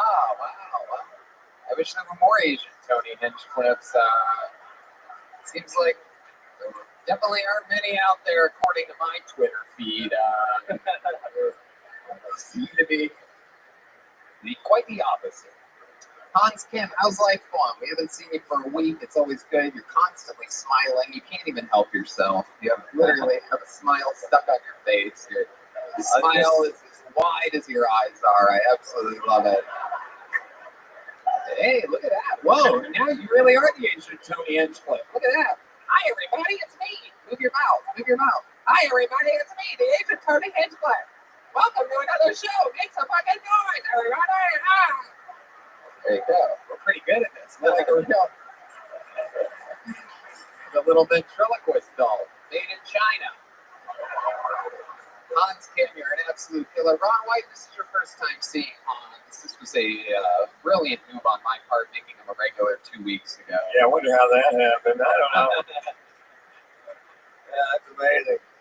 You know what? I thought he stayed really calm. I thought the jokes were solid. He stares them down, and they don't come right at you. So that's hard to do as a young comic. I think he did really well, and I hope you can fish Tony out all these fucking problems. And it is a tough position you're in. Going first is the hardest spot on the show, and you're paying your dues here as the newest regular. How you been enjoying Austin? What you been doing for fun around town? It's beautiful. I went to Martindale to go floating down the river. Okay. And there was a little child that was lost, so I took it upon myself to paddle down the river on a paddleboard. And I didn't find her, but I went on the journey. Wait, you didn't find the child? No, I found myself. How'd you? Wow. The glory of looking for a child on mushrooms. You just found out that there was a lost child. Ladies and gentlemen, a lost child. You went looking. Is that what you're saying? Like the announcement? It was the guy that was hosting us. His son. Easy. She identifies as one, but I forget which one. But he's a beautiful child. 10-year-old. A 2-year-old? 10-year-old. 10-year-old. Yeah. Did somebody find the child? She was just walking in the woods. Is this a non-binary 10-year-old we're talking about? What's going on here? I don't know what it is. Intragender, maybe. All right, Hans. So how your float down the river went well? Yeah, I banged up my toes. I got band-aids on it right now. Bang toes, bang cock. You got everything going over there. Floating down rivers, huh? I like your style, Hans. You're a cool guy. You kicked off the show with a bang. We're going to keep flying through tonight's episode. How loud can this place get for Hans Kim, everyone? And now to the bucket we go, where anything can happen. We've had many wild moments here. Some of the people that I believe could murder me one day have been pulled out of this bucket in Austin, Texas. Why didn't he get a book? Huh? Why didn't he get a book? Oh, he's already got a book. Oh, These only get are one the book people no that go. matter. Yeah, they only get one book. Okay, all right. Plus, it's an empty book. It's a joke book. It's empty in the middle. Asians only like books that already have writing inside of them. They like reading. That's an Asians like reading books joke, everybody. That's a positive joke about Asian people. They like gaining knowledge, everyone. If anybody wants to clip that and put it on the internet, feel free. All right, I pulled a name out. Your first stranger out of the bucket. Could be a local legend. Could be his first time. Goes by the name of Ben Howard, everybody. Ben Howard is next on Bill Tony, live from Austin, Texas. Here he is. Welcome, Gas Company, what's up? How we doing? Let's get into it. Let's do it. I'm single. I know. I'm sure you summed that up. Thank you, the one person to yell. I don't know. I can't relate to girls my own age. I just can't do it. I don't know. Let me ask you this: when did every girl get together and decide you were all going to be obsessed with zodiac signs? When did that happen? Because you know it did. Every girl in here right now is going to be like, oh, typically a virgin. But I'm not. 2015 Ford Taurus. Practical, reliable, and arrogant. But they are. They're obsessed. I haven't met a girl in the last 10 years. Well, in the first 5 minutes, that question pops up. What's your sign? What's your sign? And I'm always like, fuck. I know there's a wrong answer to this. Which there is. Because every time I tell them, it's always like, oh, we don't get along. It's like, that's shitty of you to just decide we just met. You're telling me based off your knowledge of a galaxy far, far away, you can sum up my whole personality? I'm not allowed to assume your gender, but you can do that? All right, so that's my time, I guess. Fuck yeah, there he is, Ben Howard, coming in, coming up, thunder and lightning. Welcome, Ben. How long have you been doing stand-up? I started in 2013, 14, like 7-ish years. Okay, where have you been doing it for 7 years at? I came up on the Phoenix scene, and then the last 2 years around the Midwest, Ohio, Indiana. Ohio? Yeah, Ohio and Indiana. Yeah, Okay. from the Dayton area. Oh, from the Dayton area. What made you move to the Dayton area? Life is unfair. You should do that joke. Yeah. You're not wrong. Yeah. Dayton. And according to what you talked about, Dayton hasn't been going so good for you, huh? No. You should do that one too. Really, everything we're saying is much better than what you said. I've learned more about stand-up in the last 30 seconds than the last 7 years of doing going on stage. Maybe not dressing like a jack-o'-lantern on stage would also be good for you. Maybe not low-key looking like low-key. That's hard to avoid with this face. I'm like Diet Ryan Gosling. Indeed. Diet's one way of putting it. Simply looking is another way. Yeah. Ben, what do you do for work? I work here in Austin for a moving company. A moving company? You're a mover? I would want my money back if you showed up with those fucking arms. You would? My shit. What do you do, like one shoe at a time or something? I carry. A long trip back and forth from the truck to here. It's a lot of couch cushions that I carry. The company is called Little Guys. So, I mean, I'm 6'3", but I'm like this. So it's, yeah. All right. Is it like discounted or something like that? It's pretty cheap because I show up and they're like, I don't think you can handle it. Yeah, why would you, like, if you're hiring a moving company, why would you go with somebody called Little In Guys? LA, a lot of the moving guys are little guys, but they're Mexicans, so they can put a refrigerator on their back and walk around with it, just laughing up and down stairs. Our logo is a dude with a refrigerator on his back. Really? I swear to God. Wow, look at that. It's dialed in. I feel it tonight. You're on it, dude. So really, dating hasn't been going good for you, huh? Is that true, or are you just goofing around up here? I've never been in a relationship that's lasted a year. Okay, when's the last time you were in a relationship? I'm like talking to a girl right now, but we're not really actually. What does talking mean? I haven't used the word talking since I was 16, so I don't know exactly. Welcome to my dating life. You dating a lot of 16-year-olds, huh? No, it's Ben Howard, not. Ben, you son of a bitch. I know. Threw yourself right under a refrigerator. It's not my fault. So you're talking to a girl. Describe to us what talking to a girl means. I don't know. Last night we sat and talked. Wow, you're just Is this story gonna be much longer? I would pet my dog, dude. so you're literally just talking Dude, with I don't her? know. No, we got there. I got in. Got in the. I'm starting to see why you're having trouble getting laid. You know what I mean? It's a lot of that, dude. I can't turn that off. It's unfortunate. I'm a goofy fucker. I can't. Oh my goodness gracious, Ben. So what did you do last night with her? You went full intercourse? We went. Yeah, it was full. It was full intercourse. Really? Where was it? You seem like the kind of guy that puts on like 2 condoms. It seems like you put a condom on your condom to play it safe, right? It was 0 condoms. Really? You're raw dogging it out there? Yeah. Holy shit, look at you. Moving company deep. Little thing called faith, dude. Little thing called faith. All right, I don't pull ever out fucking games on do point. me again, dude. Dude. I love it. Ben, what's something crazy about you or your life that we'd be shocked to know about you? Anything you ever accomplish or win or do? I would be shocked. Yeah. Accomplished. I'm an aspiring stand-up comic. No, I have Tourette's syndrome. You really do? I do. Yeah. What's your tip? I have several. They've actually changed, but the one that's remained the same has just been my weak this eye. Wow, that's I noticed you did it right after you said that, and I didn't notice it before. Just talking about Tourette's set it off on it? I think it does.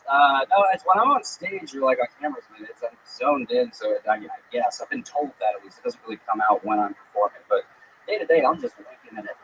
You ever get in a fight? Like a guy goes, "You just wink at me, motherfucker."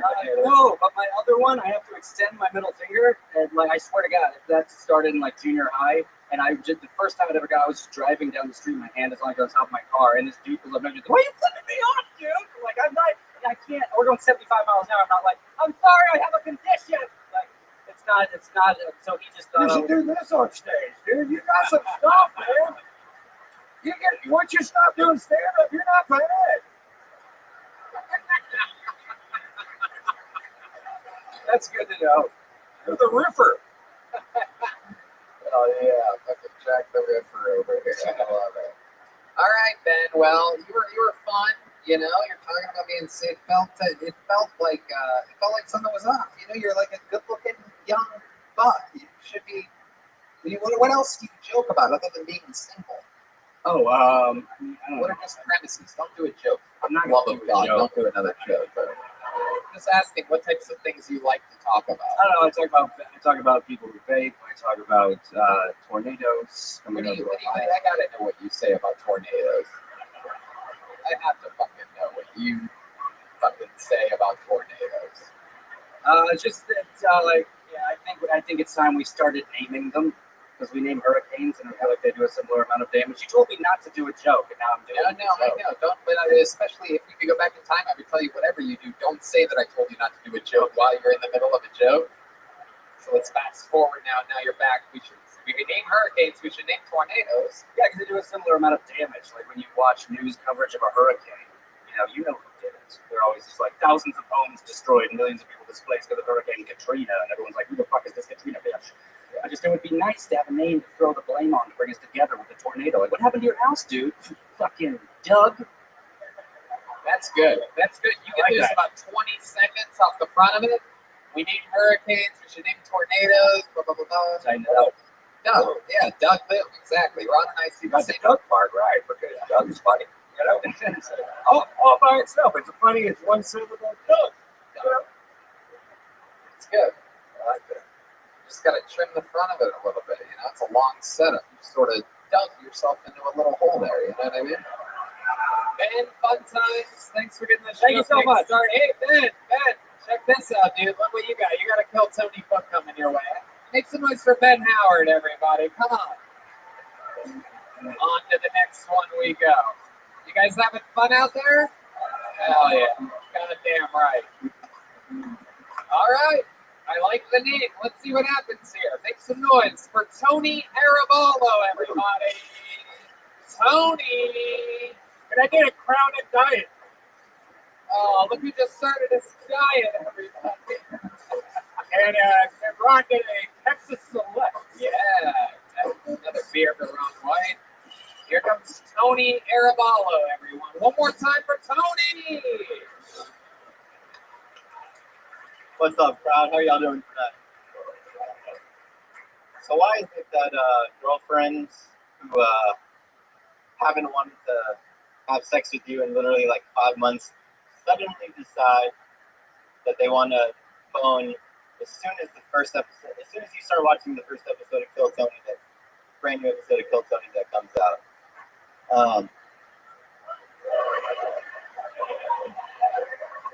It's like she's like, why are you watching this stupid shit? What the fuck do you like in it? I'm like, just hold on. Just hold on a second. He's about to give us a special treat. Let's just see what happens. And she's like, special treat? Why don't you come? I'll give you a special treat. Come get my special treat. You know what? You need to make a decision right now. His special treat or mine? And I'm like, well, it's a tough decision to weigh. Tony gives about 3 special treats a week, and you.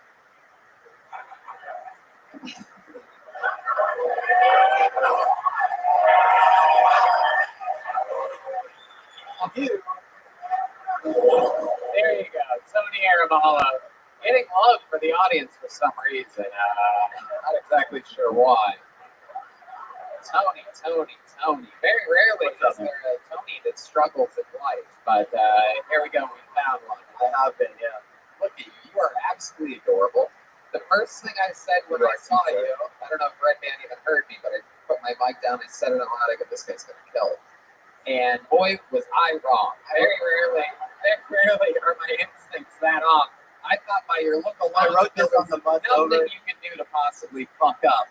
And then you did whatever you just did. Yeah. What was that? Shut up. Is that something that happened to you? Exactly that? Or are you making that up? No, she's getting mad at me because I'm like, I watch the show and she's always like, you know how a girl wants to always, like when you're watching something, you're into something that does not get better. As soon as you see that you're into something more than her, she's like, oh, now I want to fuck you. I'm like, oh, god damn it. This girl sounds like a real piece of garbage that we're talking. Have you ever thought of, I've been with you for 5 when years. I talk, I'm the one that has the right of way. I promise. Sorry about that, sir. I know. It's my name on this, not yours. I promise you. Sure. Have you ever thought about just talking with her? Well, we've been together for 5 years. And, Wow. It's more of like a live-in.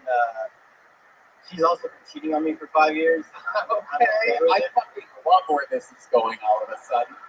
We just took a right turn in the correct direction. I don't care because it's like she lives with me, so it's free pussy whenever I want. And, Free pussy whenever you want. She's way too hot for me, so I don't give a fuck. So she's way too hot for you?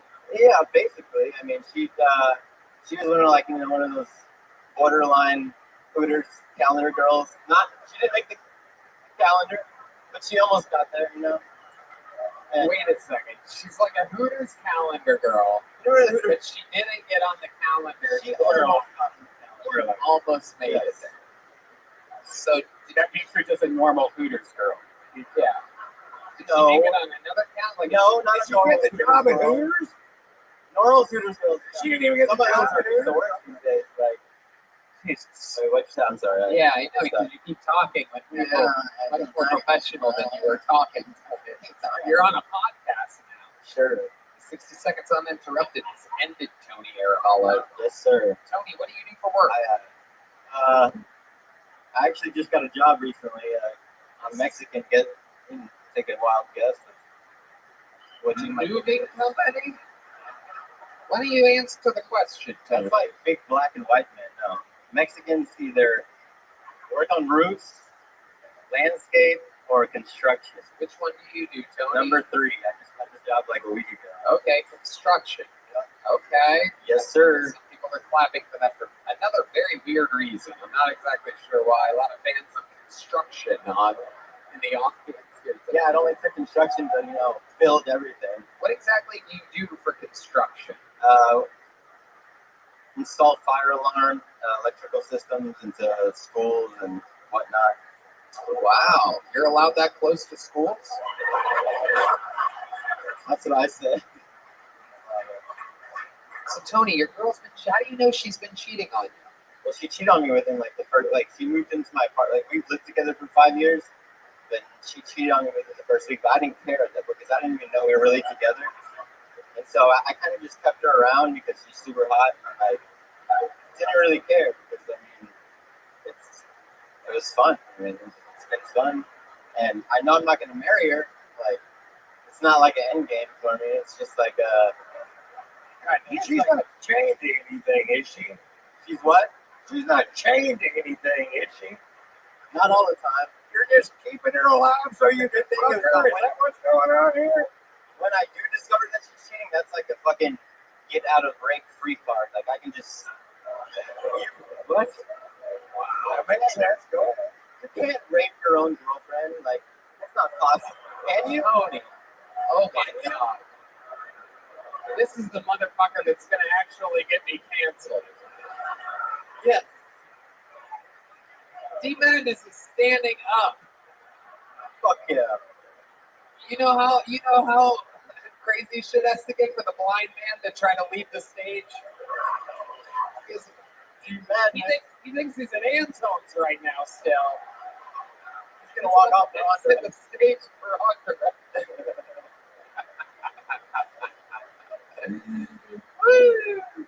Tony, I'm afraid to ask this. We're 6 minutes into this interview, but what's the craziest thing about it? I mean, that's reserved for like a 2020 Martha Stewart or whatever the fuck her name is, because like some crazy Martha Stewart 2020. Not Martha Stewart, whatever the fuck that lady's name is that interviews people on that show. Jesus Christ. Yeah, it's been a crazy life.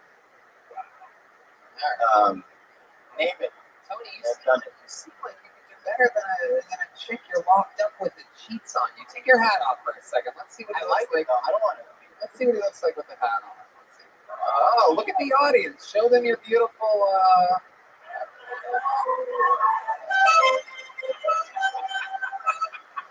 Fuck you. All right, Tony. Well, my goal to not get that fucking how sound long have you effect. been doing stand-up? This is like my 4th time, Very good. That's good to know. Keep trying it. and I had like 30 more seconds. Well, thank God that this show has a fucking format that it sticks to. I was gonna do an impression of you towards the end. No, Want to hear it? No one gives a fuck. Tony. Want to hear it? No, they don't want to hear it. I'm in control. Tony, over here. You don't get to. Come get your little fucking joke book. Band plays the music. There goes Tony Arabala. You don't get to. I know fun. Guys, run. Should we go to the bucket? Your fucking joke book, you piece of shit. There you go. You keep it, sir. You keep it. You get it now. I construct. I hated how you construct a fucking 1 minute set, you piece of shit. That dude had the worst energy I've ever met on somebody. Damn. Like this uncomfortable creep is weird. You guys said it that you like it when people do bad. We're over 2 here tonight. Hans Kim brought the heat, but That was awful, right? That was just so fucking awful. I wonder what would possess somebody to think, I'm going to give it a try fucking professionally. you know what? We had 2 rough bucketfuls. Let's change the energy in the room. Let's go to another regular. What do you guys think? Should we do it? Ladies and gentlemen, a very special treat for you, all the way from Los Angeles, California. You know this guy for his unbelievable writing and incredible roasting abilities. Ladies and gentlemen, it is Kill Tony regular David Lucas, everybody.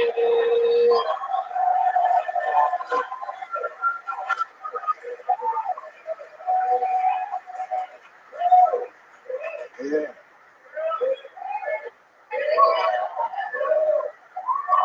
So I got this girl that I'm really into. Like I think she the one. Like I want to marry her and shit. And like we trying to have a baby. But the problem is, I got like 8 abortions under my belt. So it's like every time she gets pregnant, one of the ghost babies kill our new baby.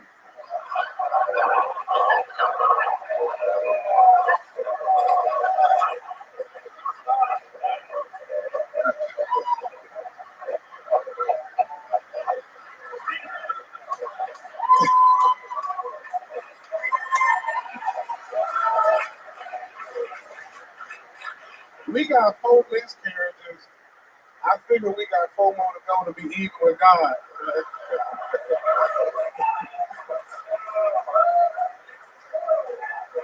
Sometimes she's like, I feel the baby kicking. I'm like, no, somebody kicking that nigga ass.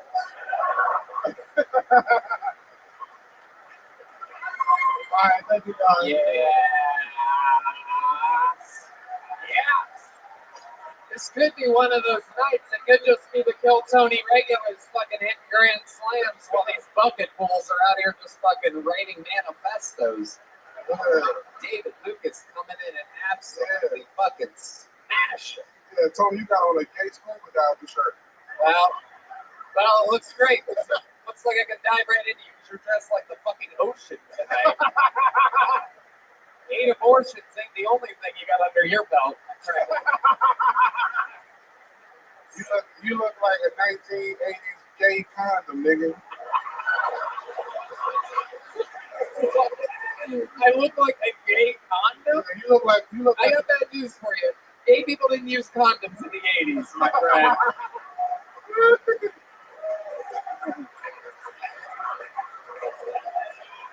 I look like 2 men on your shirt putting their asses together. This is a shirt representing one of my favorite local bands here in Austin, Nether Hour, everybody. For those of you that don't know, Sundays at the drafting room, Tuesdays at the fucking whatever. What's it called? Latchkey. Yeah, they're the shit. They play with us now before our stand-up shows while the audience is coming in.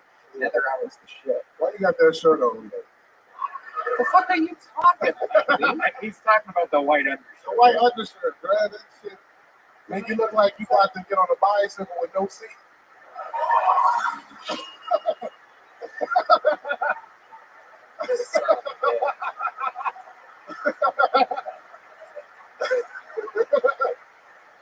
Well, you look like you're definitely not about to get on a bicycle. Look at you with those fucking what some people would, I guess you could still call them skinny jeans, sort of. What are those fatty jeans? The fucking white paint? I know you haven't been painting anything. What's that? Just blowing loads, trying to not make more abortions on yourself? Tony, you got on a skinny jean upper body. It's a shame the skinny jean doesn't run in your family. This motherfucker.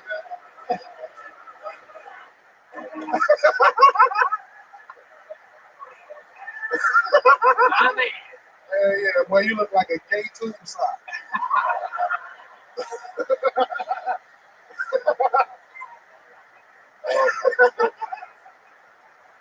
Oh my god, dude. Wild, man, you already know, bro. I fucking love it. So how's life been going? It's been a couple weeks since we've seen you. You've been in Los Angeles. You're one of the guys that goes back and forth. You got a place here. You got a place there. Yeah, and I took my daughters to Georgia for 2 weeks. Okay. These are beautiful kids. Yeah, they really are. They're unbelievable. They're in the house tonight, hiding up in the green room. They watching me right now. What's up, Yuri? Are they? Yeah, they watching the TV upstairs. I love it. I love it. Yeah. When you gonna have some kids, you gonna get first. I don't know. You're the one that looks like you're pregnant with quadruplets right now. What is the reason why you want to have so many kids? You've always joked about how you want I want like at least 6. Yeah. So I can have different baby mamas. But doesn't that seem like a nightmare financially and like your face? Like I'm gonna tell every girl that get pregnant by me, if you try to get on child support, I'm gonna quit comedy. All my shows gonna be charity.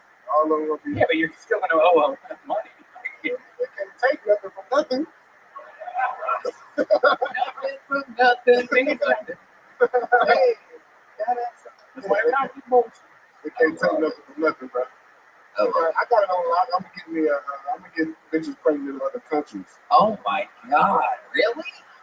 Where's your next country that you're gonna go to? You're gonna go to Thailand. I said that bitch $20 a year. That's a lot of money. That's a lot of money. To buy a boat and a Yeah, that bitch gonna be balling. get her a new pad. Yeah, I ran into Ron today at the barbecue joint. Okay. Yeah, we ran into each other. At CM Smokehouse. Yes, sir.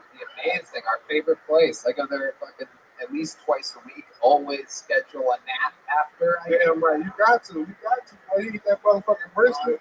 Unbelievable. I feel bad sometimes talking about it on the show because people that don't live in Austin, I mean, there's a couple places you could live, obviously, but if you don't, I mean, it is just a whole different fucking level of food that happens here. It's an entire experience.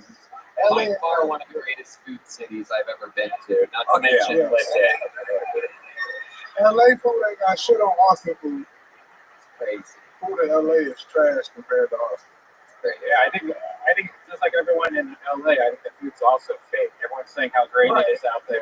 It's Food is bullshit. You guys spend $200 to eat good in LA. Well, I mean, if you're your size, maybe 400, right? 200 to eat good in LA, and that's just when David goes to McDonald's. David, you absolutely smashed tonight. I love what's happening with you. You're an absolute killer. A brand new minute all the time. The Kill Tony boys are killing it tonight. Make some noise for David Lucas, everybody. How about a hand for the stairs going up the Lord's work tonight? David Lucas. I gotta tell you guys that comedy is born from tragedy, and that was fucking tragic. That was fucking good comedy right there. That guy's fucking hilarious. David Lucas is a stone cold assassin. He's also a cold stone assassin. You guys like ice cream at all? He loves cold stone creamer. He's in cream. It's an ice cream place. All right. I pulled a name out of the bucket. As we know, anything can happen. Make some noise. 60 seconds, uninterrupted, goes to Miles Johnson. Miles Johnson is the next on Kill Tony.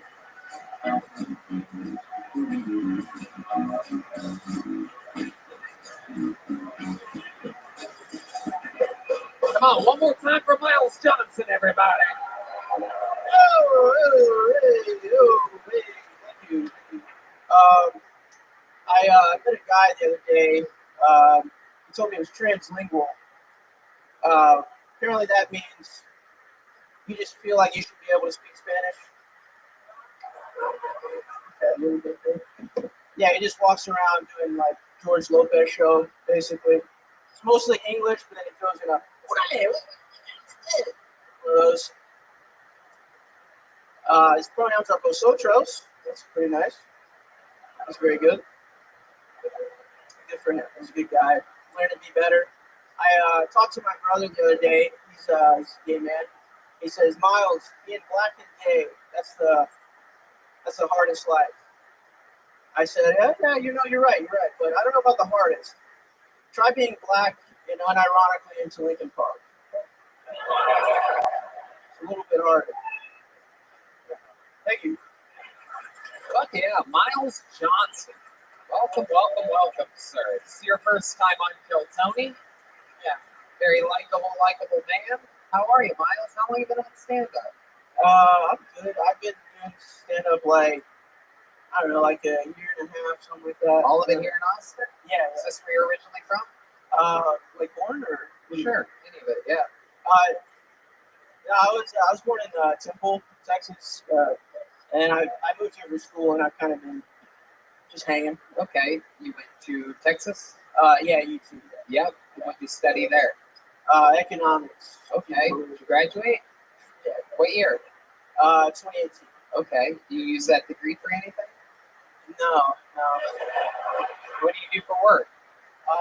I'm an auditor at YouTube. So I don't use, like, you can't, like, I learned after I got the degree, you can't, like, really use economics just like. Don't you think that colleges should probably tell you that before? It's such a fucking scam. There you go. Red band.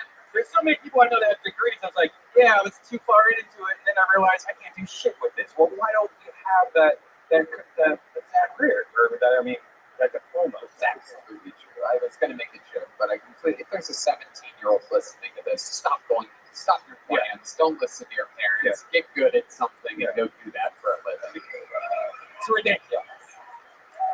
We don't normally get that serious on this show. No. Jesus Christ. Welcome aboard of everything.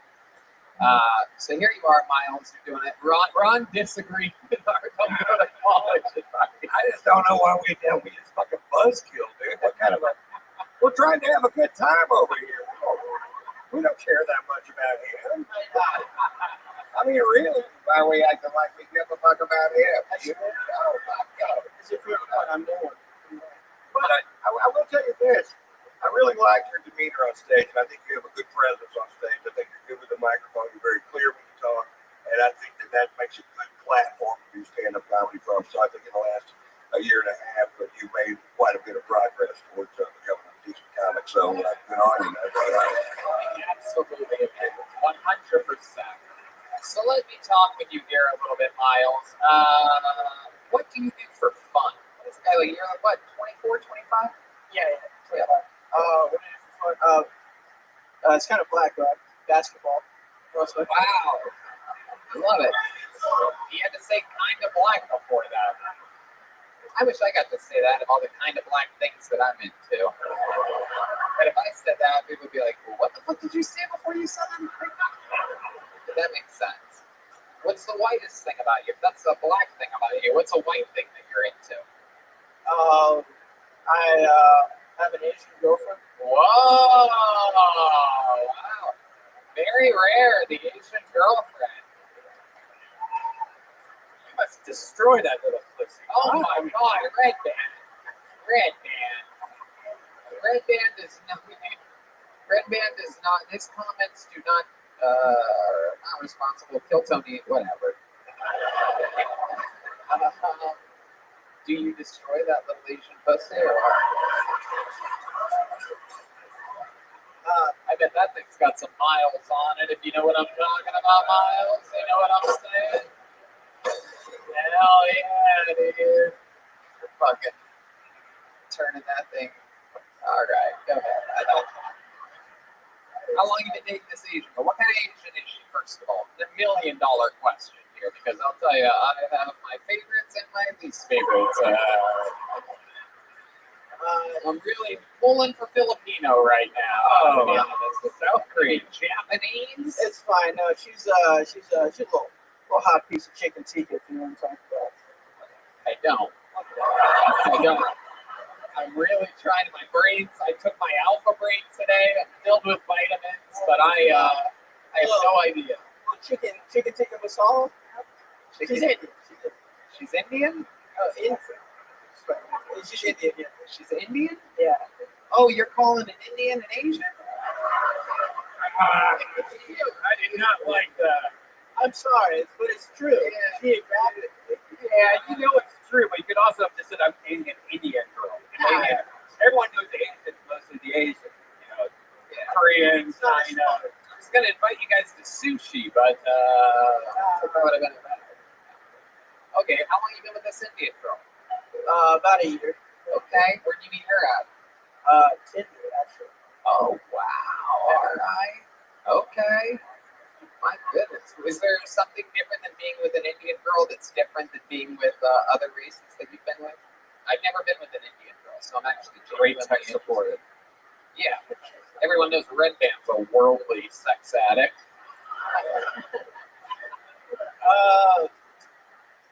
I mean, not much really. I mean, she's pretty whitewashed. She's got like a white man. I mean, she's just more a little hairier. She's a little bit hairier? Oh shit! All right. Okay. It's fine. My goodness. All right. Do you like the hair? Do you like it?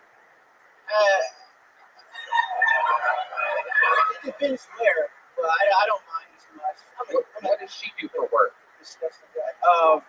She's a teacher. Oh, okay. What does she teach? She teaches English to like 11th graders, like special ed. Oh, okay. I was gonna say, why would an Indian teach English? But now that I know it's special ed, that makes total sense. Those people have a different style than us normies. You know what I'm talking about? Oh yeah. Okay. It's funny because these are all the jokes that I've always normally. But now it's like everyone can just feel the tension in the room ever since the old incident. And he's like, "Oops, he did it again." All right. Well, that's fun. That's extremely interesting stuff, Miles. And what are you afraid of? What scares you? Do you have any interesting fears? I have No, red band.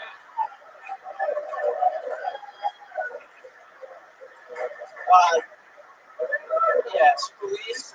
And, I was about to say, well, this is a pretty black thing about me, but the police, everybody. It's called like trypophobia or something. It's like What? No, the holes. Yeah, Holes. You're afraid of holes?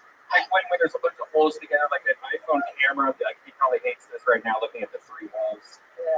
That's the dumbest shit I've ever heard. I always thought it was interesting. Like, what the fuck? You're afraid of holes? I'm not afraid. It just kind of like grosses me out. I don't. Yeah. Any kind of hole? No. It's like when the holes are together like this, like when it's like a pattern, kind of like a bunch of eyes or something like that. Or like a fly's eye. Yeah. You said trypophobia. I thought you were talking about like Robitussin or something like that. I don't know. It's all new to me. But Miles, fun stuff. Like I said, you're super likable. I could talk with you all day. It's a very long interview. It already happened. Time flies with you. And you know what? You're getting a big joke about it. Miles Johnson, everyone. Follow him on Instagram, Miles the Black Guy. That's literally his Instagram. MYLES, the Black Guy, all one word. Back to the bucket we go. You ever date a hairy woman, like a hairy Italian woman, or it's too much for me? No. Like you can shoot it on their back though, and they can get up and go to the bathroom, and it doesn't drip down. So that's a good thing about it. But Oh my God, Red Band. Jesus Christ. Oh my God. Ladies and gentlemen, your next comedian goes by the name of Fuzzy Khalidi, everybody. Fuzzy Khalidi. Fuzzy. I think Fuzzy's been on before. I think I remember Fuzzy, sort of. Here he is, everybody. Speaking of hairy people, here's Fuzzy, everybody. You guys, believe it or not, I've lost 80 pounds. Thank you. Yeah. Thank you. I was 120, but then, and still not doing too well with the women, despite the weight loss. Not a big gas getter myself. But there's this new dating app. I'm on all the apps, but there's this new one that's working extremely well for me. It's called Minder. It's Muslim Tinder. All these little masala shorties are swiping right. First picture, me at Harry Black in pork ribs. Hashtag Ramadan. Next one, me smoking a joint, reading the Bible. Live photo of me leaving a backpack unsupervised at the airport. Oops. I matched with this girl. I have photos of me doing comedy. She's like, oh my gosh, are you going to be the next Aziz? So let's go on a date and you find out. Boom, Fuzzy. Look at you, dude. This was a big improvement from your last time on the show. Am I correct? I thought I did pretty well. I had the World War III bracket bit. Okay. Yeah. You could have just said yes, and we would have moved right on. It would have been cool. Fuzzy, always growing, always getting better. Another new minute. What ethnicity are you, Fuzzy? Pakistani, but Pakistan because we're in Texas. Okay. Yeah, okay. That is That is from the Mos Eisley Cantina. That is a whole different country.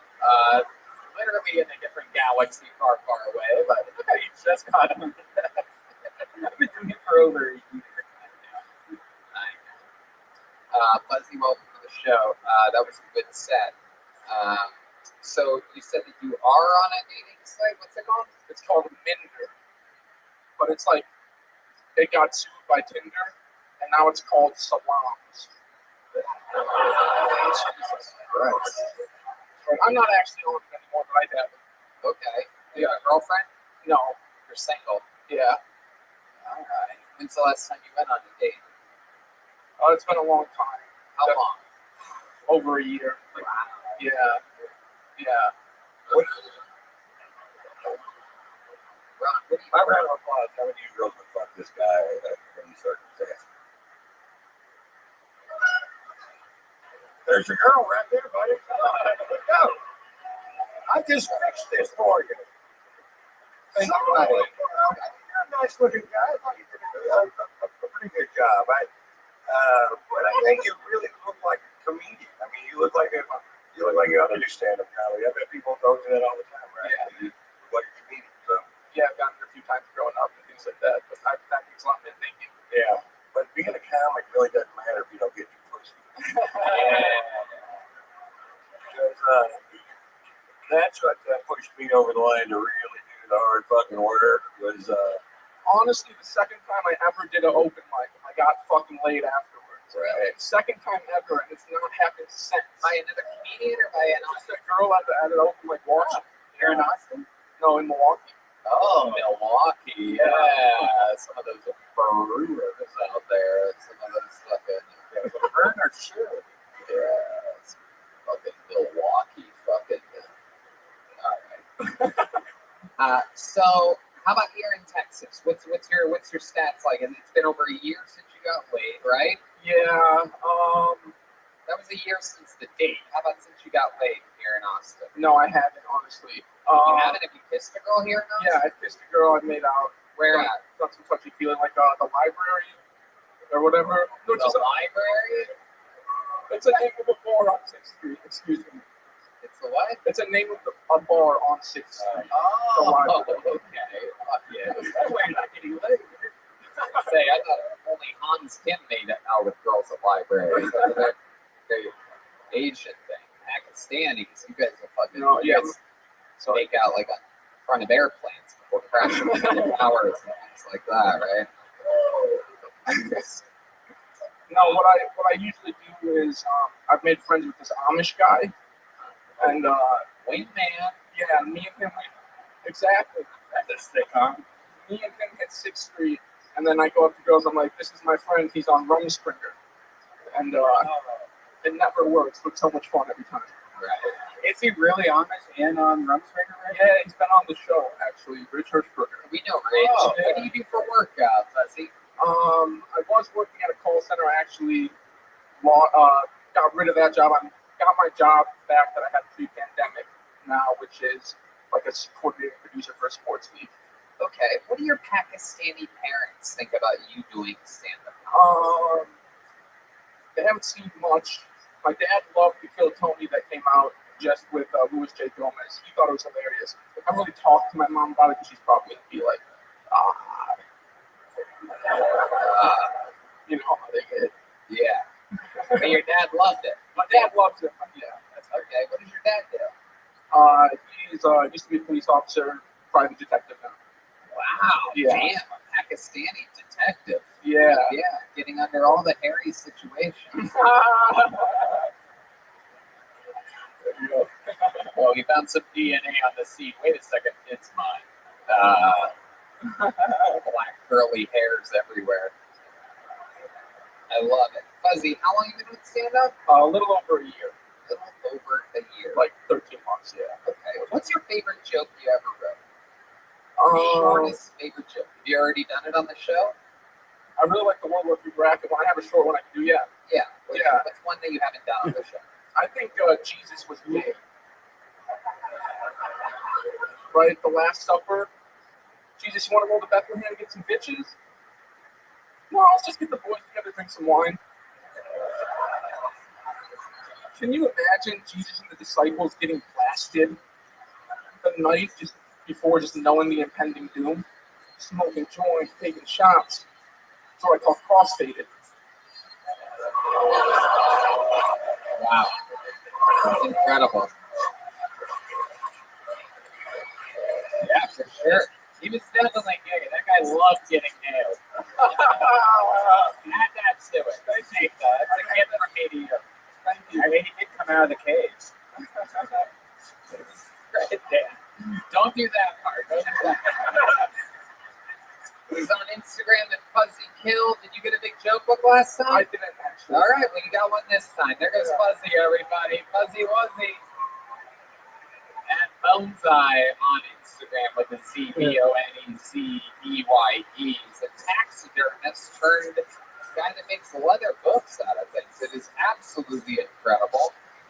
Fun stuff. Should we do another special treat? You guys are here on a very, very, very special episode of Kill Tony. There is something that's going to be accomplished here that has never happened in the history of the show, and you're going to find out by the end of the episode exactly what it is. But this is a part of it. There's another regular here, ladies and gentlemen. He moved to Austin, Texas, and he famously destroys every single week with a brand new minute.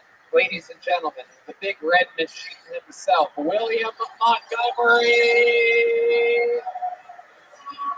Holy shit. Holy shit.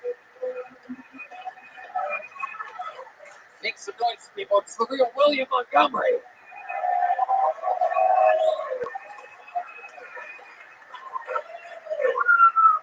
It's kind of awkward when you're looking at hot chicks on Instagram and all of a sudden an Amber Alert pops up on your phone.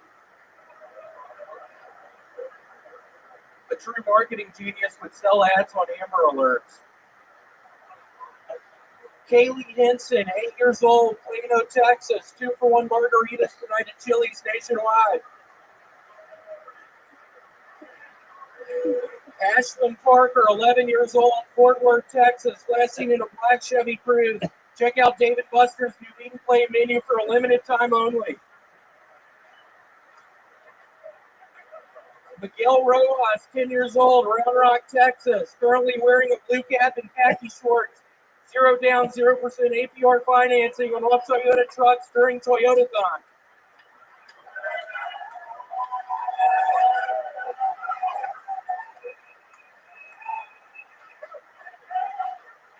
Also remember with Kill Tony, get free shipping on 4 hymns by using promo code Amber Alert at checkout.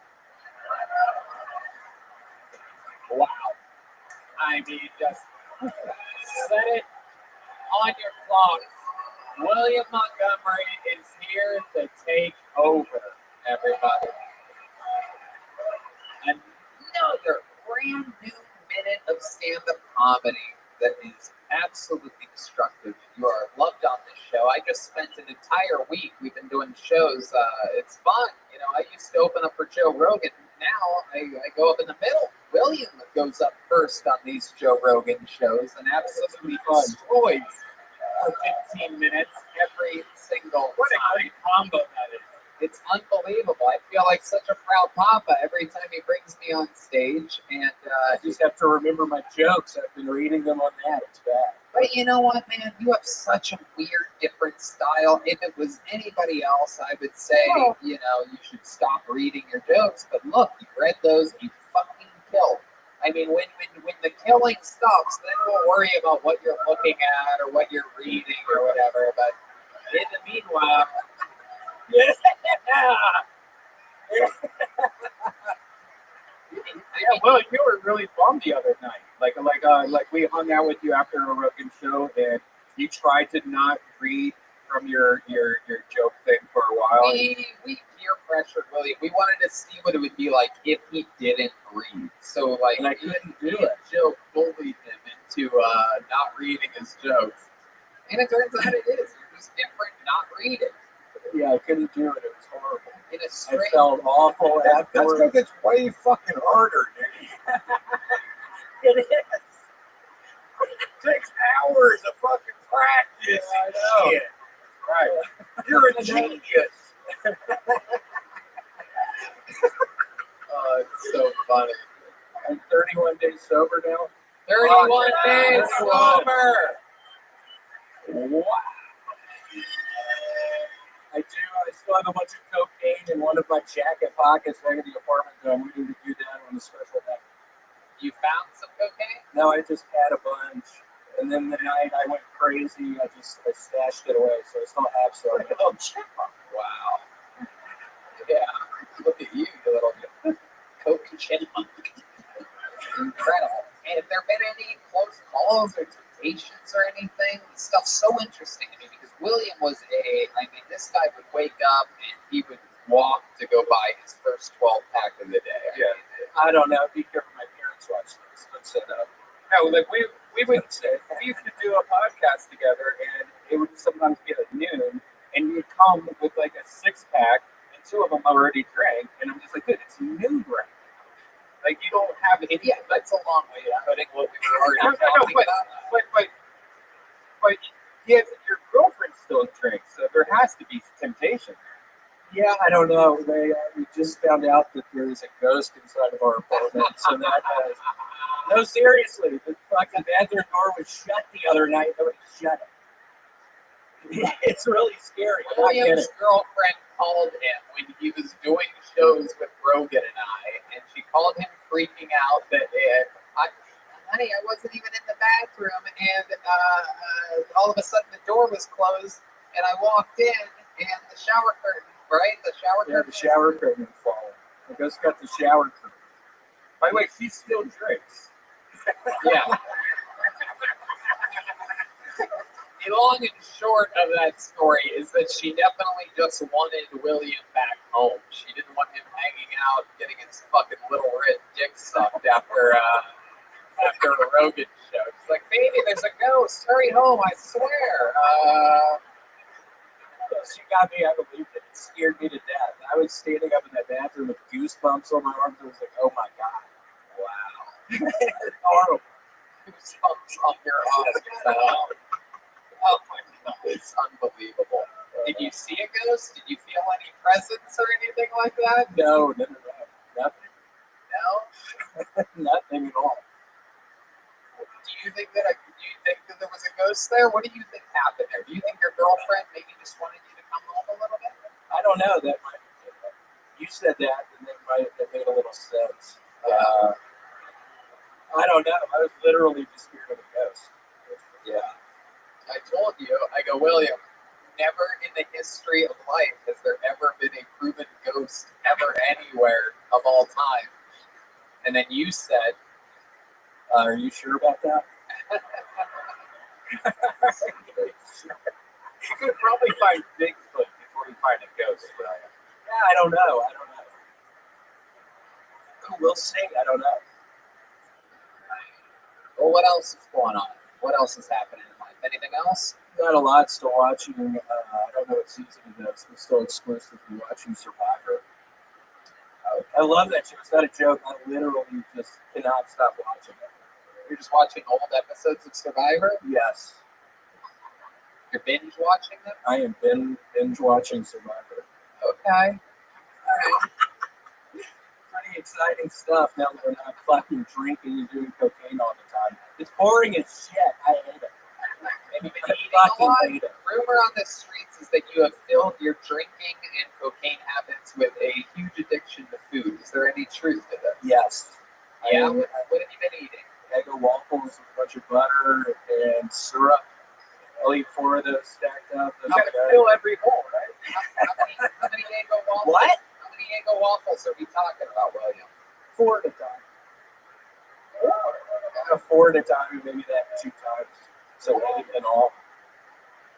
There's a lot of holes in those waffles. At least we knew you're not tryptophobic. All right, ladies and gentlemen, another absolutely killer minute from William Montgomery. On to the next one we go. There goes William Montgomery. Let's pull a name out of this thunder. We're coming around the bend now. There he goes. William squeezing through the fan. We're proud of you. We're not drinking, William. How about another hand for William Montgomery, everybody? There he goes. Not many people come to Austin, Texas, and then find sobriety. It's the opposite world. Yeah, most of our friends found Adderall and cocaine here. Brand new addictions. All right, ladies and gentlemen, your next comedian. This looks like a new name. Goes by the name of Paul Cyphers, everyone. Paul Cyphers is the next on Phil Tony. Let's see what happens here. Step back from there, with my friend. Here's Paul Cyphers, everybody. One more time for Paul. When I was a young boy, I was sexually attracted to a Nintendo 64 controller. It was one of the clear purple ones, the sexiest kind, I would say. I'd wait till my parents went to bed, I'd sneak downstairs, I'd put a rumble pack inside of it,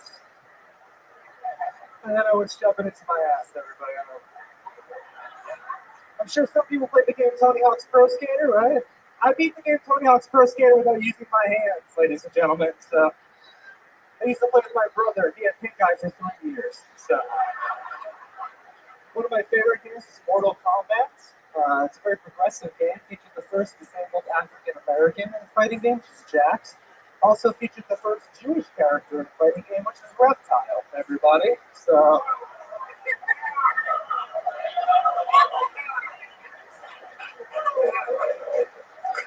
Finish him, and then he would foreclose on your home. That was his specialty. Wow, that's a great set. Paul Cyphers. What up, what up? That was great, man. Nice hair, Ron. We got the same dude. Cat Williams over here. Me and you, huh? You guys do long walks. Yeah, I just had to. I let it grow out, and I looked like Moses. And then so I think I told them to cut off 1 inch of it, and they cut off 3, and now I look like that Dutch boy.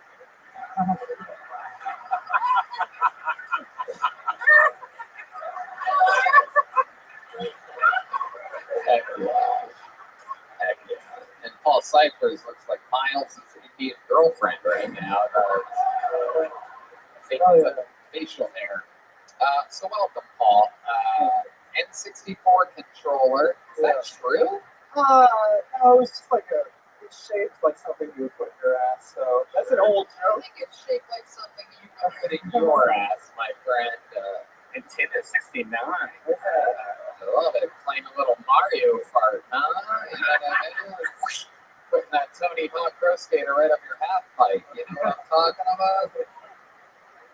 Very funny Mortal Kombat joke. I really did not see that one coming. That was very, very good. How long have you been with stand-up, Paul? About 3 years. All of it here in Austin, Texas? No, I just moved here in April. Before that, I was doing stand-up in Massachusetts, outside of Boston. You've been on the show before. One time, yeah. And this appearance went better than the last time, I'm guessing. Yeah, I went first last time over at Anton's. That crowd fucking sucked. Yeah, it really does. That's right. This place is rock and roll, baby. This place is rock and fucking roll. I got to speak with one of the owners of Anton's. Do you want to talk about that? We ran into each other on the golf course. It was the craziest thing. It almost seems like they had no idea what they did wrong. It was pretty funny. They know now what they did wrong, if you're wondering. The short end of the story, but pretty funny, since they're the only people other than Hang Dang to call me a racist publicly. By the way, right now, the YouTube of Kill Tony here has 15,000 people watching it right now. Live. Watching it live as it's released. Anton's biggest numbers was 7,000. So yeah, good job, Anton. It's really good at business and taking care of the people that took care of you. Really good stuff. Really good stuff. I'll mention that every episode for the next 7 years, by the way. If you're wondering, like, wow, he always mentions Anton's at some point. You're goddamn fucking right. I love it. Anyway. What's that, you Tony?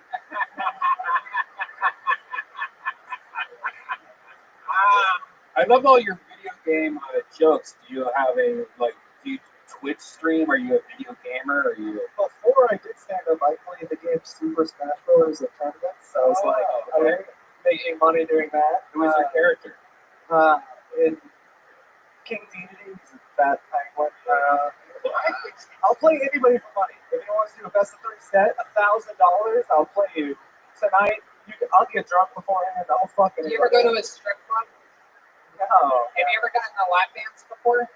I have a girlfriend. She's a comic, so I would love to get a lap dance, but I don't know. Who said that you're about to get a lap dance? I'm Well, just asking you if you've ever had a lap dance. I've seen people get lap dances on the show before, and I wanted to preemptively say that I don't think she. How many of you think Paul should get a lap dance right now in this show? Put one of those chairs. Thank you, sir. Wait. Get rid of that. Stools don't work for lap dances. Pull up one of those chairs right there. Thank you. By the way, make some noise for Kate from CM Smokehouse. That's one of the best goddamn chefs in the city right there. Paul, have a seat. We're gonna have. Come on. Don't do this to him. His girlfriend's here. That's bullshit. Man, shut the fuck up, dude. Jesus Christ. Put your fucking microphone down. Shut up, you poop joke motherfucker. Ladies and gentlemen, I present to you Kaylee from the Yellow Rose and the Red Rose. Have a seat, Paul. Have a seat.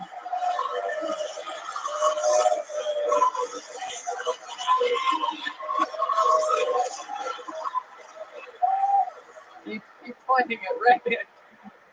Play some strip club music, please, for the love of God, man, please.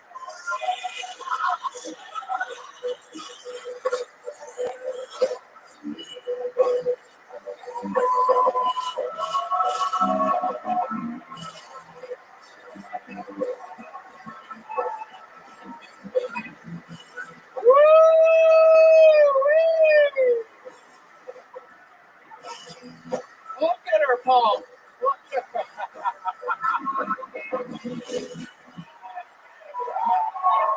That is the first in the history of Kill Tony. Normally, the first kisses go to people that don't have kisses. Normally, a lap dance goes to somebody that's afraid of girls. That's the first. His girlfriend is in the place right now, ladies and gentlemen. Alyssa, I love you. What's your girlfriend? Alyssa, I love you very much. Hey, Paul, what's your girlfriend's name? My name's Alyssa. Did she sign up tonight? No, she's at home. But Oh, okay. Well, I was going to give her a minute. Now she's really going to be disappointed. That sucks. well, I'll probably fuck it up for the next month. I think it'll be all right. Let me tell you, Paul, you got 2 weeks before this episode comes out. So just play it cool. Pretend like you have no idea what happened. In fact, don't even tell her you got pulled out of the bucket. She's not going to watch the show. Everyone who knows me, please do not tell. Sounds like an N64 controller is going to be up your ass again real soon. Are you concerned about that though, or do you think she's like? Oh, she's extremely jealous. Come on! If she watches this, she's going to see what happened. I literally argue with my co-host. Yeah, but she'll know that I secretly probably wanted it to happen, so she's not really fucking out. Put your name in the bucket if you want to say some shit. Jesus Christ. No, Kaylee's. Oh, it's Kaylee? I didn't know it was Kaylee. From the Red. You think I just had some random girl give you a lap dance? No, I thought someone yelled it from the All audience. right, that's from the Red Rose, Yellow Rose. That was Paul Cypress getting a lap dance. His girlfriend is at home thinking that he's out here behaving himself. And he is. He's a good guy. You had a great set. Did you get a joke book last time you were on? I did. Oh, you brought it. You brought it with him. You've been using You it. told me if I didn't have it on me when I saw you that you would blacklist me. So Really? I have it everywhere I go. Wow. And look at you. I swear to God, the tonight's set had to go better than the last one. The Kill Tony joke book is working. Ladies and gentlemen, that was Paul Cypress, Thank you. everybody. It's on Instagram, real Paul Cypress.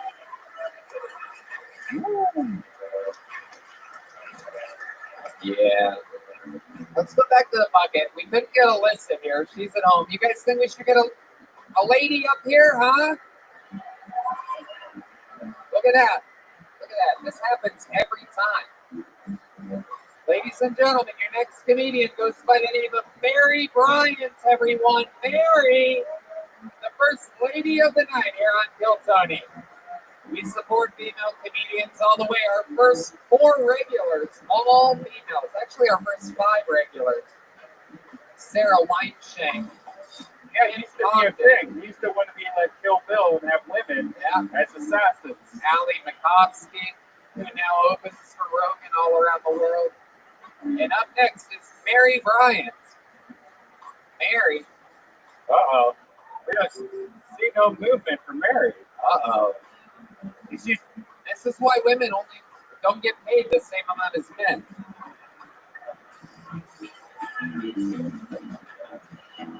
Mary. Oh boy, this is big trouble. Uh-oh. All right. Who knows what happened? It could have been oh boy. All dudes now. We're in big trouble here. Uh-oh. Uh-oh. Is Addison's a woman's name. Addison Cleaver, everybody. Addison Cleaver. Nope, you're a guy. Fuck it. Get the fuck out of here. Get yourself a man's name, bro. Wow, that was a real dude's name? Fuck that. What a bitch. Yeah. All right. This is it. Ladies and gentlemen. Oh, you know her. You love her. A stone cold assassin from New York City. She just moved to Austin. Make some noise for Leonardo Joni. This is a killer. We love her on this show. Oh shit, is she not here?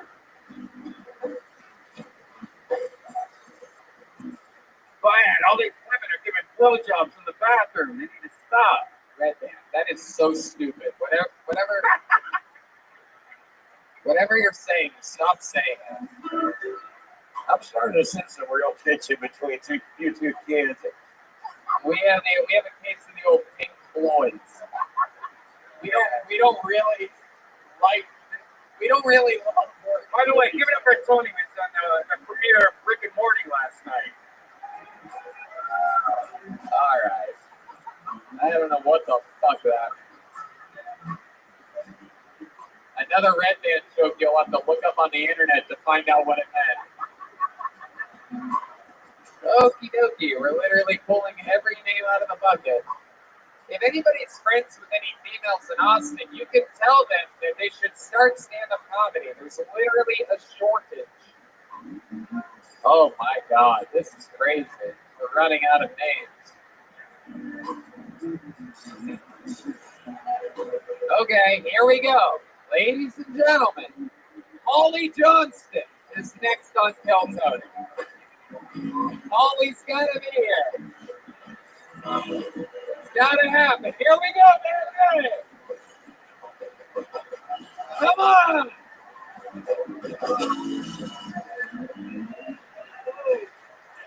I'm so excited to be here. This is awesome.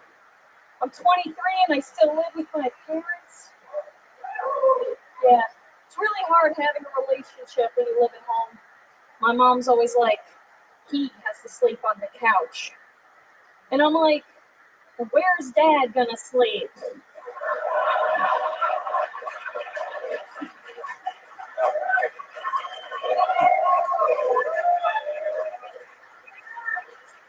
Yeah, my parents are getting divorced, and I wish divorce could be celebrated the way we do marriage. I wish it didn't have to be so negative. That's why I'm gonna throw them a divorce back. Gosh. I'm gonna invite all the friends they have left, and I'm gonna play their wedding video the whole time.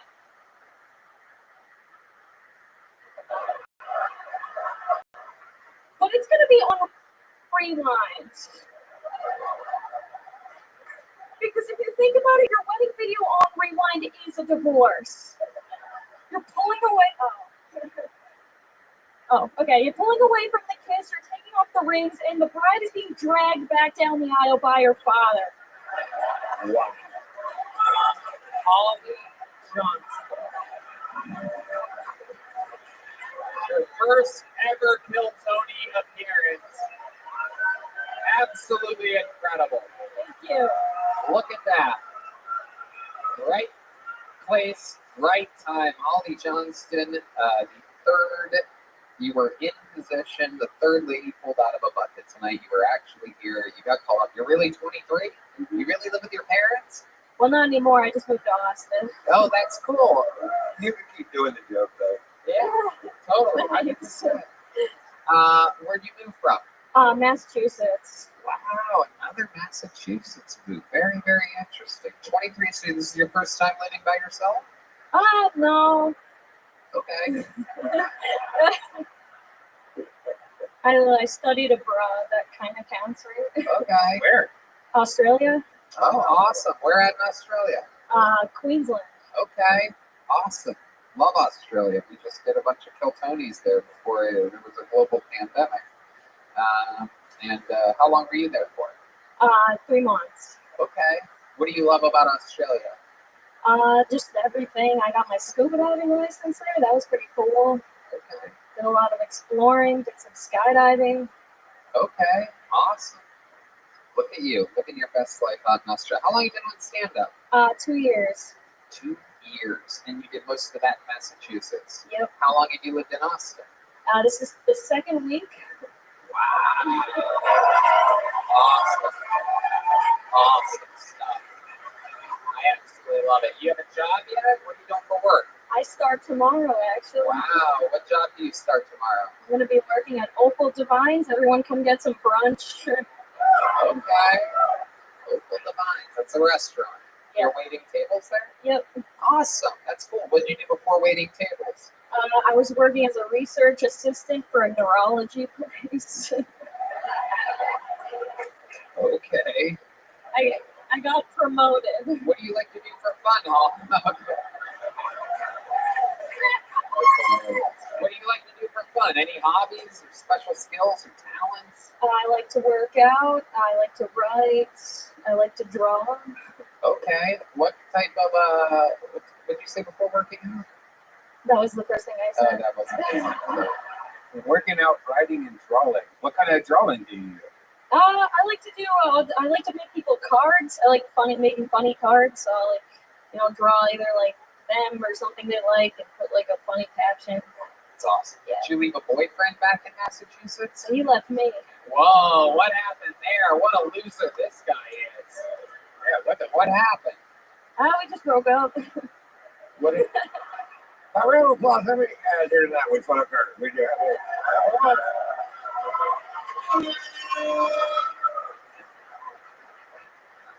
I think you're good. Yeah. It's pretty much everybody, Holly. You're in good shape. D Madness would fuck you, and he has no idea what you look like.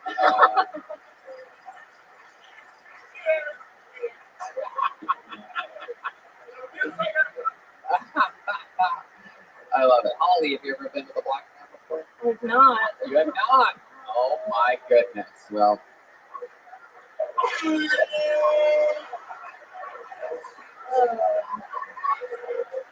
My goodness gracious. And this guy you left, the guy that broke up with you back in Massachusetts, is a normal white guy, right? Normal. He was also a comic. Oh. Was he jealous of you? Was he not as funny as you? Maybe. I don't know. You gotta ask, I guess.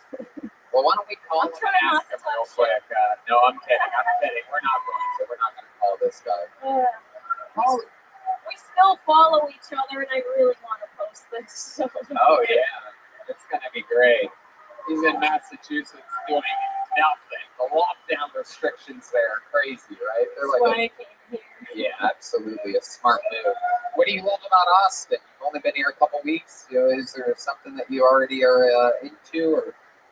Yeah, I mean, I just love like the nightlife here. It's amazing. I went kayaking the other day. That was pretty cool. Okay. I don't love the parking lot guards. Those aren't my favorite. Those are homeless people. Yeah. Still bad. It's a love-hate relationship. Those are indeed homeless people. I have one. I give one $20 to keep an eye on my car every time I come here. The vest is very convincing. Yeah, you can find that on Amazon, or you can find it in a garage. So I don't have to work waitressing, is what you're telling me. How long have you been doing comedy? Like, what's the longest set you've ever done? The longest set I've ever done is 20 minutes, but the best set I'm better at 10, 15. There you go. Would you like to do the Thursday's Balkan show?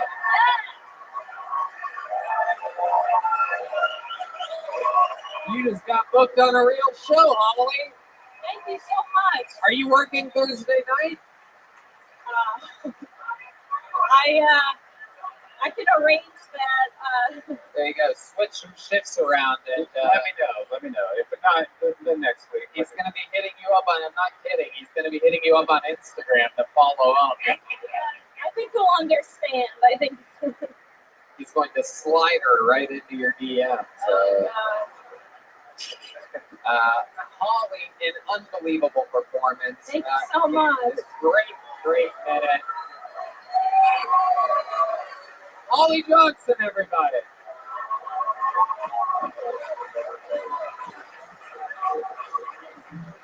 Oh, okay. Oh, wait, yeah, Holly, come back here, Holly. No, don't give it to this dweeb. He's gonna pocket it. This gay guy's gonna shove it up his ass. Don't throw it at him. Holly, come up here. A big joke book handed to you by the great Ron White. Holly Johnson. And give a look-see at the great Michael Gonzalez's drum cover. That new bass drum head that he's got. That was made by the great Megan Palin. You can follow her at Megan_Palin, Pailin. All right, what are we at here? We started at 8:15. It's an hour and a half. Should we do one more bucket full? All right. One more. Ladies and gentlemen, your final bucket full of the night goes by the name of DK Prabhu. DK Prabhu. Here we go. He's coming to the stage.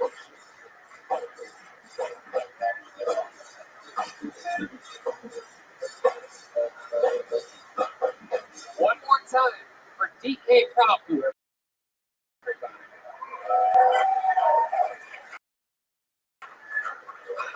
Everyone, I live in Gold Station. Back. That's kind of important. So some back, I met the girl. We got talking. I thought we had a connection. And afterwards, I messaged her, and she invited me over for game night. I'm like, yeah, I'm in. This was kind of an excuse, those make those up, but it's booty club. So I show up there, and it's a fucking Bible study. Well, that's my fault, trying to have sex in Gold Station. I bought condoms for this. And they were like these pasty white aggies saying that they're fucking Bibles. And I had Cards Against Humanity, which is kind of like the Bible, with like less rape.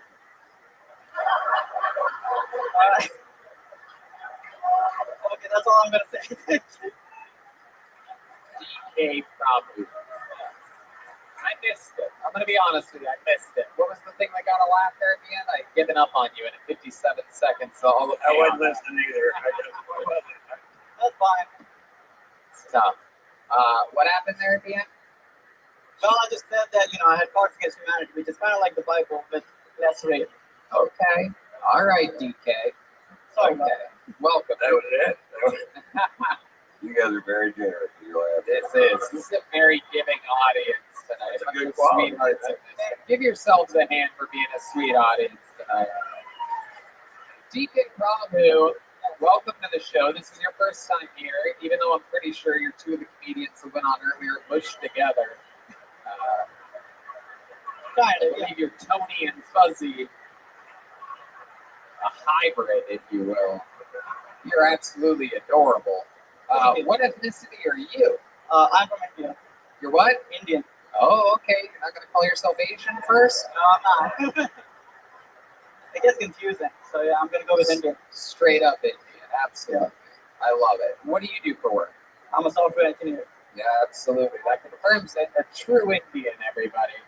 a software engineer studying hard to become a doctor one day. I love it. I absolutely love it. How long have you lived here in Austin, Texas? I don't live in Austin. I live in College Station. I just came here for the show. You live in. You didn't watch any of the set, did you? You live in College Station. Yeah, I thought that's on here. No. Okay, where's that at? It's about 100 miles away from here. 100 miles away from here. Wow, that's a long ride on a carpet to get here.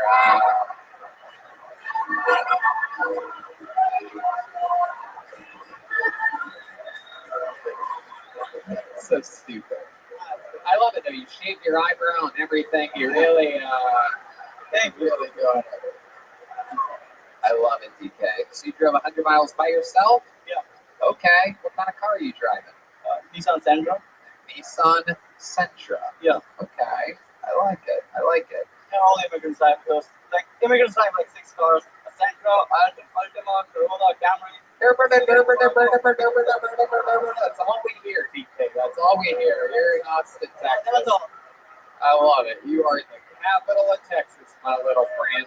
Thank you. It's a long drive from College Station. Even the Mexicans are making fun of your accent. That's hilarious. That's when you know you're really fucking up.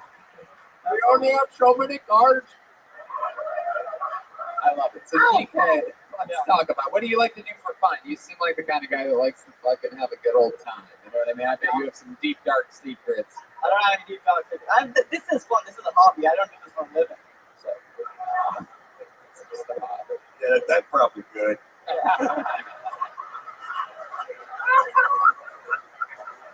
think you're on to something. I really do. I think you're on to something. Come on, DK, give us something good. What do you like to do for fun? You have any special skills? You seem like you're good at something, right? Besides cricket.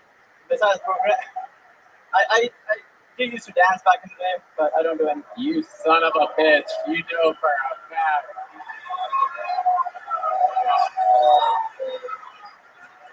How many of you want to see DK dance right now? Oh, yeah.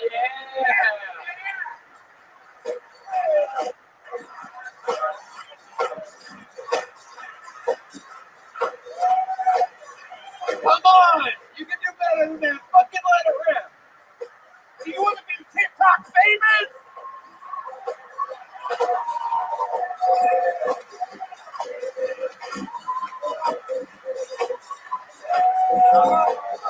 That's the fucking illumination. Wow. I can tell you waited your whole life for that fucking moment. You should have seen the look on his face when I'm like, you can do better than that. He's like, I can't do better than that. I can fucking show you with the double hat same way thing. What kind of software do you work on? Like we're working on fucking hardware now, dude. That's what he said. You really want to know that? Nothing fun? Nobody gives a fuck. Yeah, I know. I want to know the fun. Python, JavaScript, don't give a fuck. Come on, who gives a shit? What kind of floppy disk you're working on? DK, you dance now. What else about you? What's your love life like? Oh, God. I don't know. I haven't dated in a year, so you haven't dated in a year. Yeah. And a year ago, let me guess, the girl that you dated a year ago, that was an Indian girl, right? Yeah, she was. Have you ever kissed a white girl before? Just say no. Just say no. Let me help you out, DK. Say no. Have you ever kissed a white girl before? Yeah, if my mom's watching, no, I have not. Okay, your mom's now watching Kill Tony on YouTube, okay?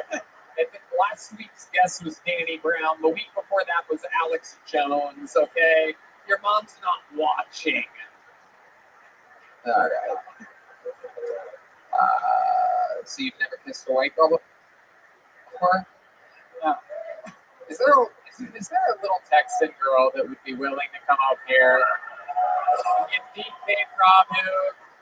Come on. How about this? How about Ann Coulter in the front row, everybody? We have a celebrity in the house. Republican. Yeah. Oh, yeah, dude. You get fucking ready, dude. Make sure you guys are no, wait. That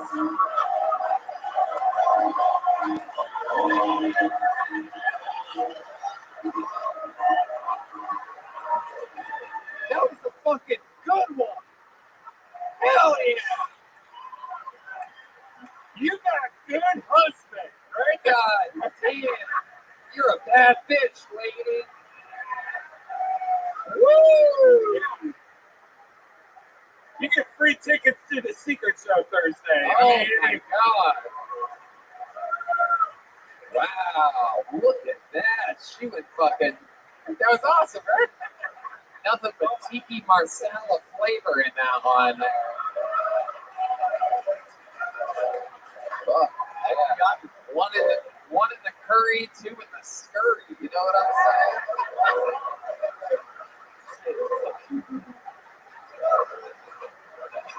How about one more hand for this lady right here? Real. That's what I'm talking about. A woman of the people. A woman that will do anything to help the show.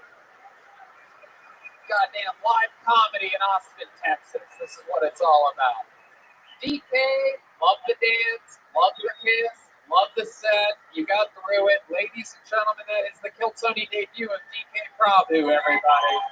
DK _ Prabhu. And look at that, a brand new Kill Tony joke book. There's even a snake on it. There's a cool snake in the middle of these Kill Tony joke books, so if you play your flute, it'll probably dance.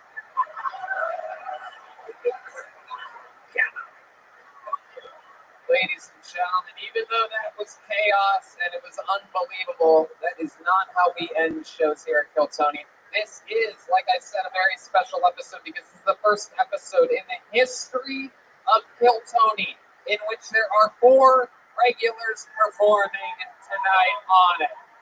You know who's closing the show. He's the closer, the Mariano Rivera of Kill Tony. Ladies and gentlemen, diagnosed with ALS a few years ago, decided to chase his dream of becoming a full-time stand-up comedian. Over 20 years of experience at Second City. One of the greatest improv artists of all time. Now one of the great stand-up comedians of our era. This is Michael Lehrer. Guys, this is it. You better make all the fucking noise you got right now for Michael Lehrer.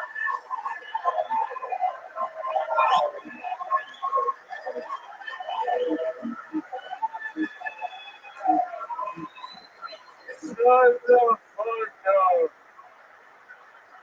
I've had a really hard time lately between being both pride and because how I trust a lot of these faggots think I'm gay.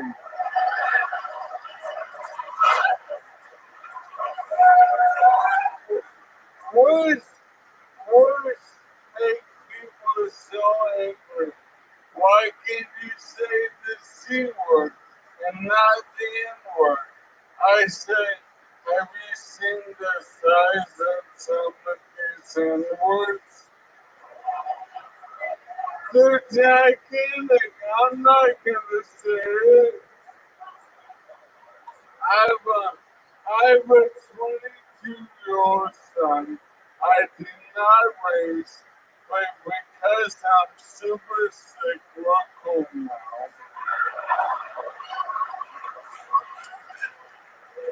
I tell him, be careful who you talk to at the blackjack table. You never know who's in mafia. Now, they caught the mass shooter within the mass shooting like outside area. Now, they picked him up at high school. So after doing the mass shooting, he still went back to high school. Now, I know he's supposed to work guns and cross, but I mean, he obviously has a passion for geometry. I wouldn't let's reserve judgment so we don't lose another Nickelodeon man or another hoodwood. Now, ladies and gentlemen, a lot of people say to me, they go, "Oh, you wear a diaper." I go, "The only thing I wear a diaper is there's skin on your mom's chest." But, yo, but that is not an accident. That's foreplay. And that's the basis right there.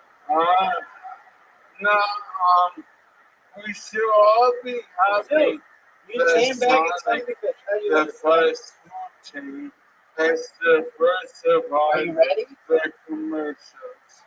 No longer is it two Are you ready? gay white supremacists singing the backseat of my car, improvising about being poison they never used. What up, Pep? Luckily now, the exotic commercials What you got, man? feature brown bags and fries with the garbage food is actually multi-course. Alright, well, call me. Yo, Michael fucking Mario! Fuck you, Michael Lair. While the cat's away, Michael will play 3 minutes and 50 seconds of Give Michael Lair material. He gets more time than anybody because he only has so much left. Yo, Do you know what the Thunder remember how I told you about transitioning from me in the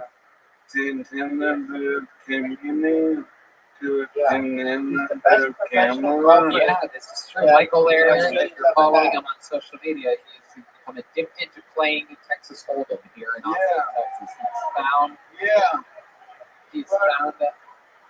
Two of the most degenerate gamblers I know from the poker house are here, and they're willing to put $1,000 another week to see who gets the most rights in the open mic. So two people that have never done stand-up before are each going to do a minute, and whoever wins, whoever the audience decides wins, gets $1,000.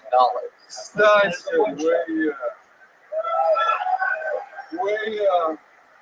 Sasha, how many Indian people are at this show tonight? Jesus Christ.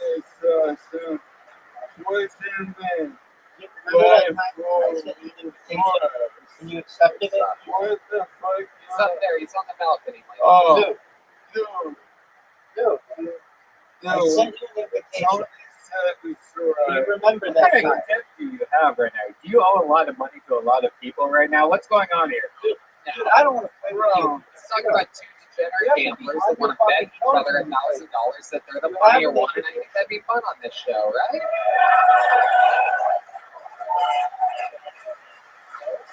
But the answer my expression, I think people can so I can still ask for charity from you. But from self-affirmed to there's two professional poker players. One to put $1,000 on the line to see who gets the most clubs and your judge. Hell yeah, absolutely. Michael's been playing a lot of poker lately. I mean, a lot of poker. I've been playing a lot of blackjack. I've been having fun with it. I've been playing blackjack here in town. The other day, Chris D'Elia came and sat down at the table that I was playing at. It was crazy. He plays with balls, man. This guy was hitting on 16, 17. He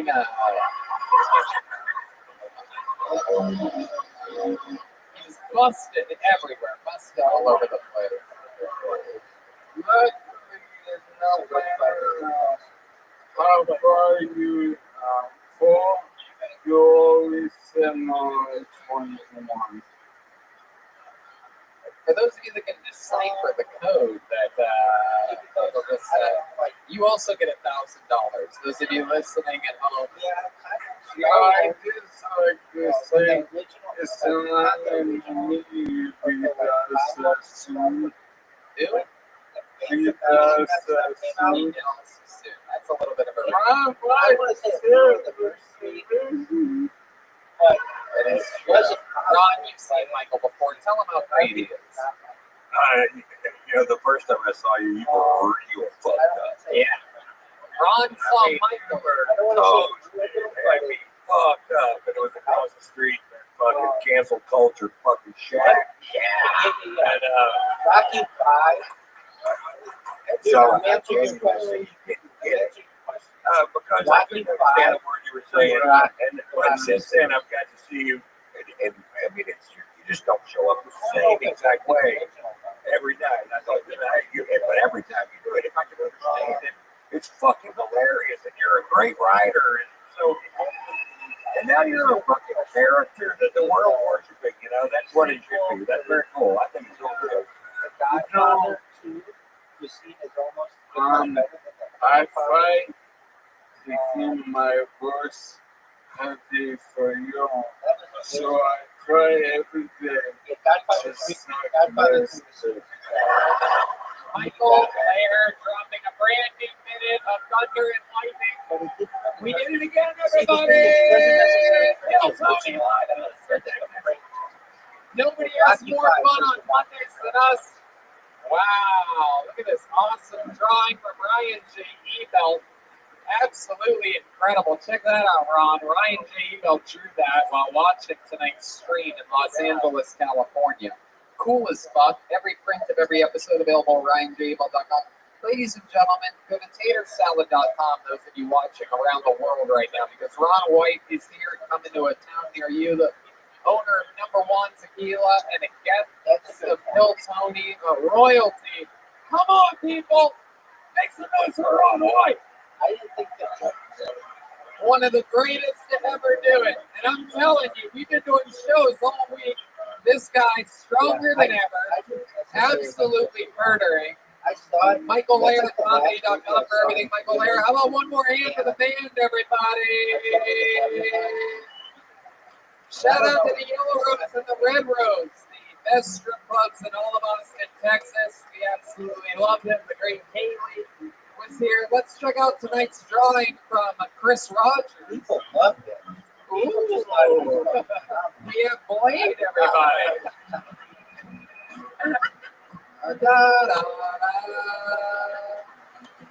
Chris Rogers art on social media. A local artist. Shout out to Adrian Cavazos at Boneside. Shout out to CM Smokehouse. Whistleneck Whiskey. Crown Royal. Yoni at Best Barbecue. Follow Adrian Cavazos at Boneside for all the joke folks. Come to Vulcan Gas Company this Thursday, another stand-up comedy show. And again, one more thank you to Ron White for joining us tonight. Absolutely an honor to have you come by our show. And thank you to the audience. We love you guys so much. Good night, everybody. Bullshit shot.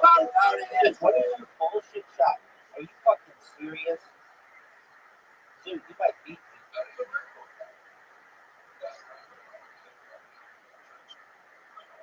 Okay.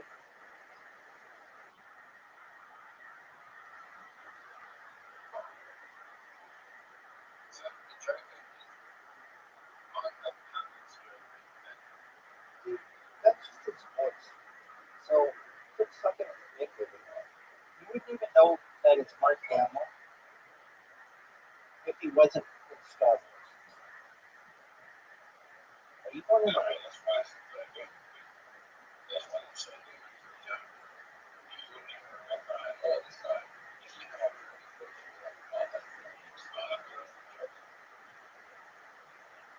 Do you like Luke Skywalker or Han Solo?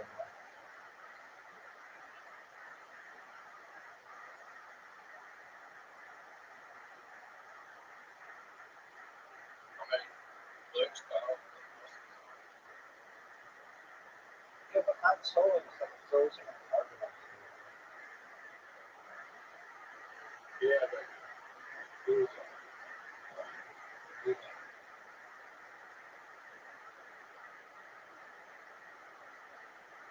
What is this bullshit?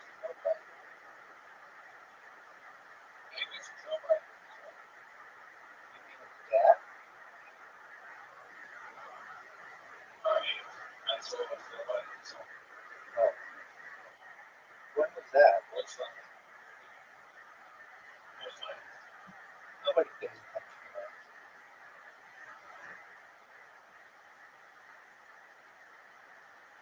Is Harrison Ford in that?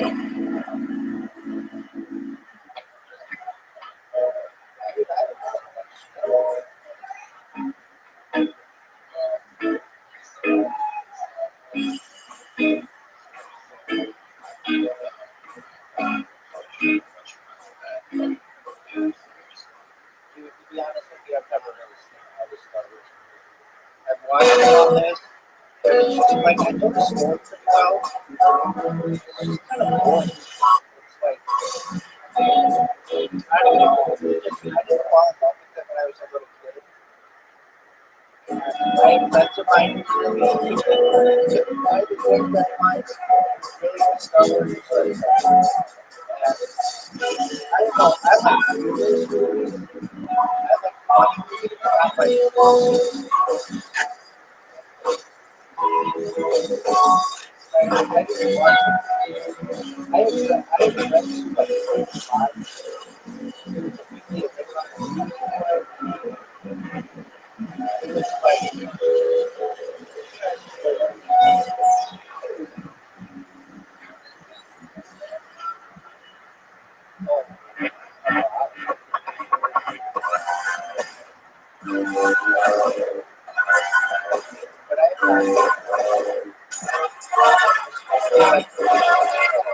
Hey, this is Rabbi coming live. Welcome to Gas Company in Austin, Texas. We're going to get up Southern Cal County. Get up from County. That's it. Austin, Texas, you can do better than that. Make some fucking noise for these people at home. I can go more. Wow, we are home here in Austin, Texas. Having here for the great Brian Red Band. Hey, welcome everybody. Oh, snap. This shit's about to motherfucking go down tonight. Feels good in here. How about a hand for the band, everyone? You've been listening to? Hell yeah. The great Team Madness is behind me, everyone. Let me hear you. Great John Dees on the keys, Matt Mueling on guitar, and Michael Gonzalez on the drums. These guys absolutely killing it. Heard a little fucking no diggity when I was up in that green room. Woo-wee. It's an Asian guy in the audience. Hello, sir. Just want to let you know you're super welcome here. We're all having fun. Shout outs to the Yellow Rose and the Red Rose. They are some of our biggest supporters in town. If you guys ever go to a strip club, go to those ones. It's common sense. They have a world famous cheeseburger there. Sometimes I can go there just for the cheeseburger. Awesome. I actually just had it. It's great. Speaking of delicious food, shout outs to Yoni at Best Barbecue and CM Smokehouse. That's where a lot of us are going to be on the 4th of July. We're going to be celebrating at CM Smokehouse, eating delicious barbecue, listening to our friends, the Nether Hour, play some music. And yeah, which reminds me, follow all these band members here on this stage on the internet when you're in Austin, Texas, taking a break from seeing a slew of comedy shows. Go check them out. All these guys fucking rock. They do a bunch of great stuff. They're always doing amazing things. In fact, I know for a fact that July 9th, Michael Gonzalez has a special release party at the Belmont, right? July 9th. And July 1st, Matt Mueling is doing a live show on the internet. So you can watch that wherever you are. You can support Matt at purplebee.org. Check out their live show. So very, very exciting stuff. Before we start tonight's episode, here's a little bit about the amazing sponsors that make tonight's episode available for you listening online right now. My goodness, I gotta tell you, Truly, one of our favorite sponsors of all time. Liquid IV has been saving my little buttock since I moved here to Scalding Hot, Texas. This place, I don't know if you guys know, it's a special, different kind of hot. Not that desert heat we were used to in Los Angeles. This place is freaky, and I lose electrolytes quick out there on the golf course or literally doing anything. It's so hot out here. I mean, it's just wild. One stick of Liquid IV and 16 ounces of water hydrates me faster and more efficiently than water alone, and it'll hydrate you the exact same way. Plus, summer flavors, watermelon, strawberry, lemon, lime. Sounds like summer, doesn't it? Well, doesn't it? You think that's going to make you? I use it first thing in the morning before a workout when I'm feeling run down. After golf, before golf, during golf. It's a hangover cure. It's a no-brainer. Liquid IV is absolutely unbelievable. When I'm feeling a little bit down, it picks me right back up. And they're great people, too. They give back to the world. They've donated over 11 million sticks to people around the world. Red Band, you know all about this stuff. Heck yeah, I love the passion fruit. I love the berry. Acai. I've never had this much water in my life. I hate drinking water. Now, I probably have 3 or 4 things of water a day. I have one before I go to bed after a night of drinking. I wake up, the first thing I do is grab a Liquid IV before my morning coffee. It has 5 essential vitamins, has more vitamin C than an orange, and as much potassium as a banana. Healthier than sugary sports drinks, no artificial flavors or preservatives, and less sugar than an apple. It's made with clean ingredients, non-GMO, vegan, free of gluten, dairy, and soy. What makes Liquid IV so effective is the cellular transport technology, CTT. It's the optimum ratio of glucose, sodium, and potassium, delivers water and nutrients to the bloodstream. It's a perfect balance to keep you hydrated more quickly and effectively than water alone. One stick of Liquid IV is 16 ounces of water, hydrates faster and more efficiently than water alone. Yeah, they're on a mission to change the world, no doubt about it. Grab your Liquid IV in bulk nationwide at Costco, or you can get 25% off when you go to liquidiv.com and use the code TONY at checkout. That's 25% off anything you order when you get better hydration today using promo code TONY at liquidiv.com. Man, I gotta tell you, there was one period of my life where I thought I might not even be able to be a comedian anymore, and I had to look for a job. And there was a lot of challenges that I faced, and it was stressful. It took a lot of time to fill out applications. I wasn't hearing back from anyone. I felt lost in the shuffle of applicants. I was searching for a job, and it felt like a full-time job, you know? I started stress eating. My eyes were burning from staring at job listings. I mean, it was so hard. And then when I came to hear back about jobs, it's not about crickets. Nobody likes crickets. I was a lone wolf, lost in the shuffle. Oh! And then came ZipRecruiter. ZipRecruiter knows that the general experience of looking for a job is pretty sucky. That's why they figured out a way to make it unsucky. When you sign up on ZipRecruiter.com, you can create a free profile, then get matched to great jobs. Plus a lot more. ZipRecruiter will proactively pitch your profile to employers whose job match your experience. Not only did ZipRecruiter help me, Red Band, I also got to keep my dream job of being a comedian. Candidates who are invited to apply on ZipRecruiter are nearly 3 times as likely to get hired. Plus, if you like the job, you can apply to it and many others with just one click. It's that easy. No wonder ZipRecruiter is the #1 rated job site in the U.S. And being the best at what you do is important. So sign up for free on ZipRecruiter.com today and experience the better way to find a job. Go to ZipRecruiter.com right now to sign up absolutely free and put ZipRecruiter to work for you. ZipRecruiter. You guys ready to start tonight's show or what? Austin, Texas. Every single week, these shows get better and better here at Vulcan Gas Company. And I got to tell you, this week is no different. How many of you have been fans of Kill Tony for a while? You know the show well. Well, then I think you're going to be very excited about tonight's guest. Ladies and gentlemen, this is a real in-house promotion. I bring to you tonight's full-time guest. He's going to be with us the whole show on this stage. You know him. You love him. Kill Tony regular, Big Red Machine. William Montgomery, everybody. Wow. A huge moment in the history of Kill Tony. as the longest standing regular in the history of the show, joins the desk for the first time in its history. Oh, have a standing ovation for William Montgomery. I hope the cameras pick that up. Now, this is a very, very exciting time. Very rarely do we get you've been a part of the band before. You've been a regular on this show for literally years. You just will not stop writing a new minute every week. And this is your first time sitting here with me and Red Band. I'm really excited. I was watching The Price is Right earlier. I have an app called Pluto TV. And I was watching episodes building up to Christmas in 1981. Oh, here, let's switch mics. You have my microphone. Give me that fucking thing. Says it, Mike. Mine's my fancy little yellow microphone. You have that microphone. Thank you. So here's a fun fact for you guys. How many of you are excited that William Montgomery's here? Well, that's great. I'm glad you're all very excited about that, because that means that I can tell you that tonight's guests were almost Quentin Tarantino and Joe Rogan. So I'm glad that you guys are happy, because that's what you almost had. I know you could be disappointed if you wanted to be, or you could think of it like, wow, I'm in a show that almost had Quentin Tarantino on it. So think of it like a positive thing. And for the first time in the show's history, to pay homage to literally one of my top 2 favorite artists of all time, I will be doing the Quentin Tarantino jokes that I would have done if he was here. So you'll notice throughout the show, like, oh, that's a weird reference. You have to picture William is Quentin Tarantino.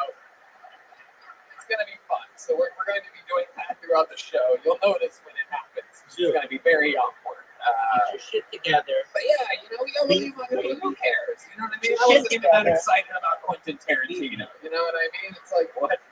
Yeah, we got William Montgomery. It's like going from a bowl of lobster bits to a bowl of cum. So everybody loves a bowl of cum. That amiga, shout out that amiga. So you guys know how the show works. If I pull your name out of the bucket, you get 60 seconds on this stage. You know your time is up, and you hear the sound of a kitten. That means wrap it up then, or we're going to bring out the Angry West Hollywood Bear. We have the great Ryan J. Evelt drawing tonight's episode live. Yes, he's watching live in Los Angeles, California. We have a great local artist, Chris Rogers Art, drawing something else right over here. Follow him at Chris Rogers Art. He's going to show us his work at the end of this episode. So let's start the show. You guys ready for this shit? Okay. Before we go to the bucket, let's start the show with a very special treat. Just 2 or 3 weeks ago, we announced here in Austin a brand new regular who will be doing 60 seconds every single week on the show. He started, and he's been killing every single stand-up show that he's on. This guy is the future, and he's the present here on Kill Tony. Here is a brand new minute from our newest regular. Make some fucking noise for Hans Kim, everyone. The real Hans Kim. Here he is. Hey. What's up, guys? My name's Hans Kim, and my eyes are open right now. I have small eyes, but the Lord blessed me with a long face, so when I'm meeting a girl out, I can still make eye contact.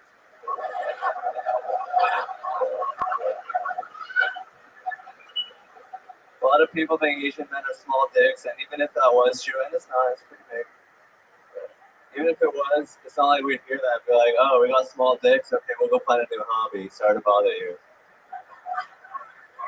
We wouldn't just give up, we start studying. That's what we do. We learn how to use it like a sewing machine.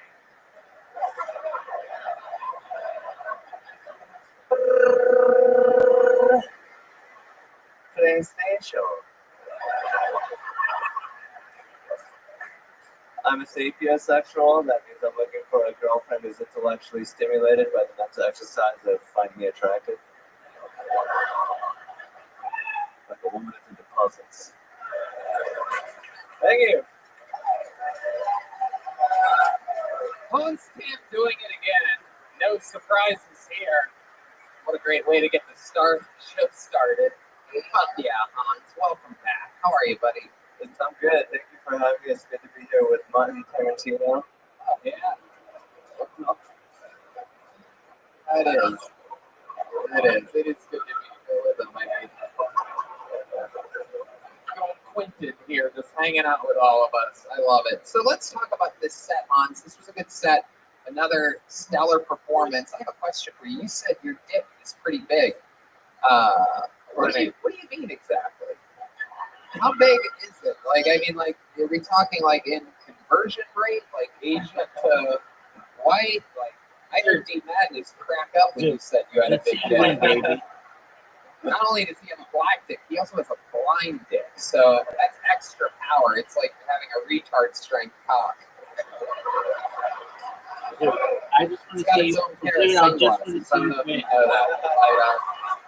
The carpet matches the drapes with Deep I Madness. just want to see you win, dog. It's not fun to win A remote 88 for straight glasses fucking games. that he plays in between playing the bass guitar. So how big want is it, you to Hans? win. How many of you want to know how big Hans Kim's dick is? This is the show that you bought tickets for tonight, where we ask Asian men how big their dicks are. We're going to have you compare sizes with a random Asian audience member in a second. See exactly what pretty big is. What are we talking about, Hans? I would say, if I'm being honest, 5.5 inches. Wow, 5.5 inches with a. It's pretty good. How big is it when it gets hard?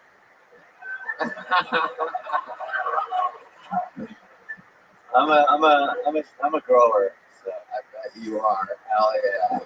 I bet you are. Do you have a huge Asian bush, or do you have it completely shaved? Yeah. Is it like a Right now, it's pretty good. If I don't take care of it, it gets a little Japanese porny. Oh, okay. Pixelated? Yeah, it's got its Pixelated. Yeah. Pixelated. I love it. So Hans, that's interesting. Who are these girls that you're eating out? I love the joke about you being able to make eye contact while eating out. Who exactly are you eating out? My ex-girlfriends were white. Oh, you have white ex-girlfriends. Yeah, most of them were comedians. Oh my. Oh, okay.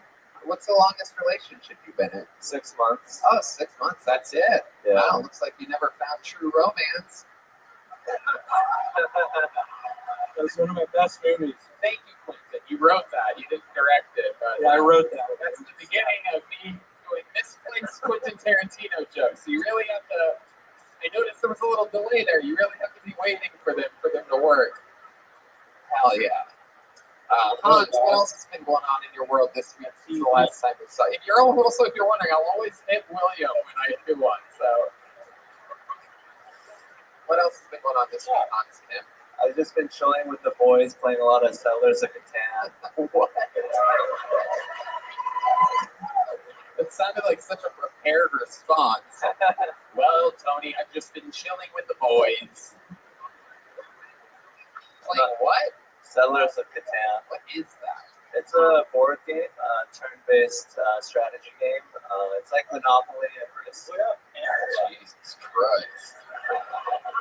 Wow. Well, I gotta tell you, Hans, another great set. Anything else for Hans? No, I was going to say, we found out recently that his home was damaged. His car, but he wrecked his car. He doesn't have a house right now. And, Is that true? Yeah, my van home was, I had a home accident. Yeah. But Hans doesn't have much money, so he started a GoFundMe. So He did? yeah, try to get his house back. I'm just a homeless person on 6th Street right now. How are you surviving? Like, what are you doing? I'm staying with my friend Rabbi Gilmore. He's the guy that couldn't come. Say his full name like that? So like how you're paying your rent with shout outs on Kill Tony? Just staying at my friend Riley Gilmore's house. You can follow him on Instagram and Twitter at Riley Gilmore. Thanks, Hans. You know what? You can take that tune rent and shove it up your ass, dude. I love it. So what's Riley's place like? You on a couch? I'm sleeping in one of his rooms that are empty. You sleep on a bed of rice? Sorry, I don't know why I did that. I can't help myself. Tony, I love the band shows that moment for that. He probably has a room. Or 4 rooms. No, you're not allowed to. No, you're not playing this game. You're going to step on my actual fucking well-executed, well-written fucking things, Red Band. He only directed one of the rooms. Fuck you with that. One of the four rooms. Oh, I said you can do that one. Don't fucking do it again. Jesus Christ. Fucking Red Band over here. So what's your sleeping situation? What are you sleeping on? Sleeping on the floor on a mattress on the floor. Okay. Or mattress. That's even better if you upgrade it. Yeah. It's better than sleeping in the back seat of your car, right? Yeah. It's got AC. Oh, It's actually 2 black girls there. Wait, what? Yeah, we found out about this recently. It's 2 black girls in the same place? I happen to have lucky encounters with 2 women who happen to be black, so that's kind of my thing right now. Really? Oh my goodness. Look at you. That's fucking wild, huh? These women find 5.5 inches acceptable?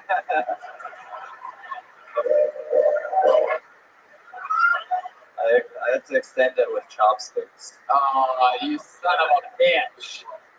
How dare you? That is absolutely incredible. I believe it, though.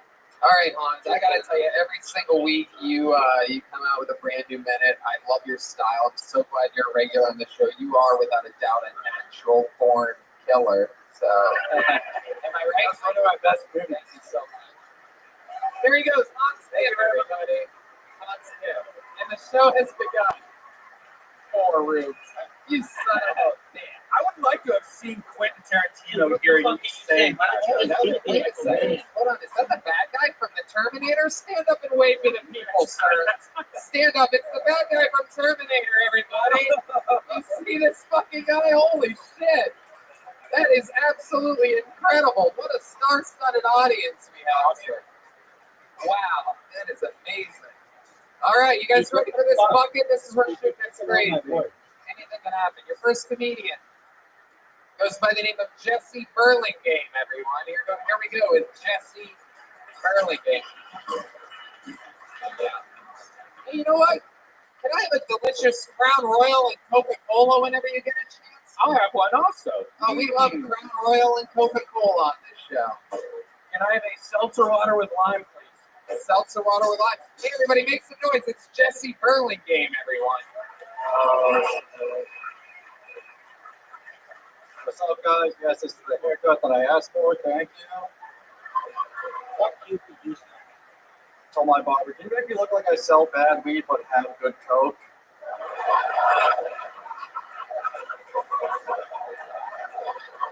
He's like, I don't know what you mean. I'm like, you make me look like I shoot hoops and heroin. The word no doesn't count for anything. It should be So I was like, you make me look like I use the A and the ER. I was like, oh, all right, I got you. Dude, you're comfortable. I'm not racist. I'm not racist. A lot of my friends are white girls in their 20s. They would have called me up by now. They would have said something on Twitter probably. One of them accused me of toxic masculinity. You guys heard this term, toxic masculinity? I asked my dad what toxic masculinity is. He said, shut the fuck up. Listen. Thank you very much. Jesse Burlingame with a great set tonight. You've been on this show before, right? Yeah, I was on with Tim Miller. Hell yeah. I feel like tonight went even better than that appearance, right? Yeah. Better crowd here. Look at that. Well, I would, you're right, but I would give yourself some of the credit. Yeah, thank you, Tom. Jesse, awesome. How long have you been on stand-up? 4 years. 4 years. All of it here in Austin, Texas? No, from Worcester, Massachusetts. Okay. Worcester. How long have you been here? 2.5 months. Okay. Were you on the first, I guess? Yeah. Okay. What's your living situation, Jesse? What are you doing? What are you doing here? I live with 2 other comics. We got a 3-bed, 3-bath with a pool. It's pretty sick. Jesus. Oh my God. So, that many bathrooms? It's not Wiley Gilmore's place. But it's pretty good. Yeah. Hell yeah. I love it. What do you do for work, Jesse? I work in a factory. We clean parts for other factories. Oh God. It's terrible. Get it together, bro. My God, that's incredible. What do you want to do? Not work. That'd be cool. If I could do stand-up comedy full time. How long have you been working at that factory since you got here? Yeah, but I worked in another factory for 7 years before that. Wow. What's the benefits of working at a factory? Do you just get like free haircuts or something? Or Looks like it. Looks like a free haircut to me for sure. Factory cut. Red Band wants to know because he wants to work in a chocolate factory. Yeah. Tony wants to work at a cake factory. Oh, wow. That's a gross joke, right? David Memphis ran for me. Oh my God. That is incredible. My factory's pretty gay. What? So my factory is pretty gay. So oh yeah, what's gay about it? It's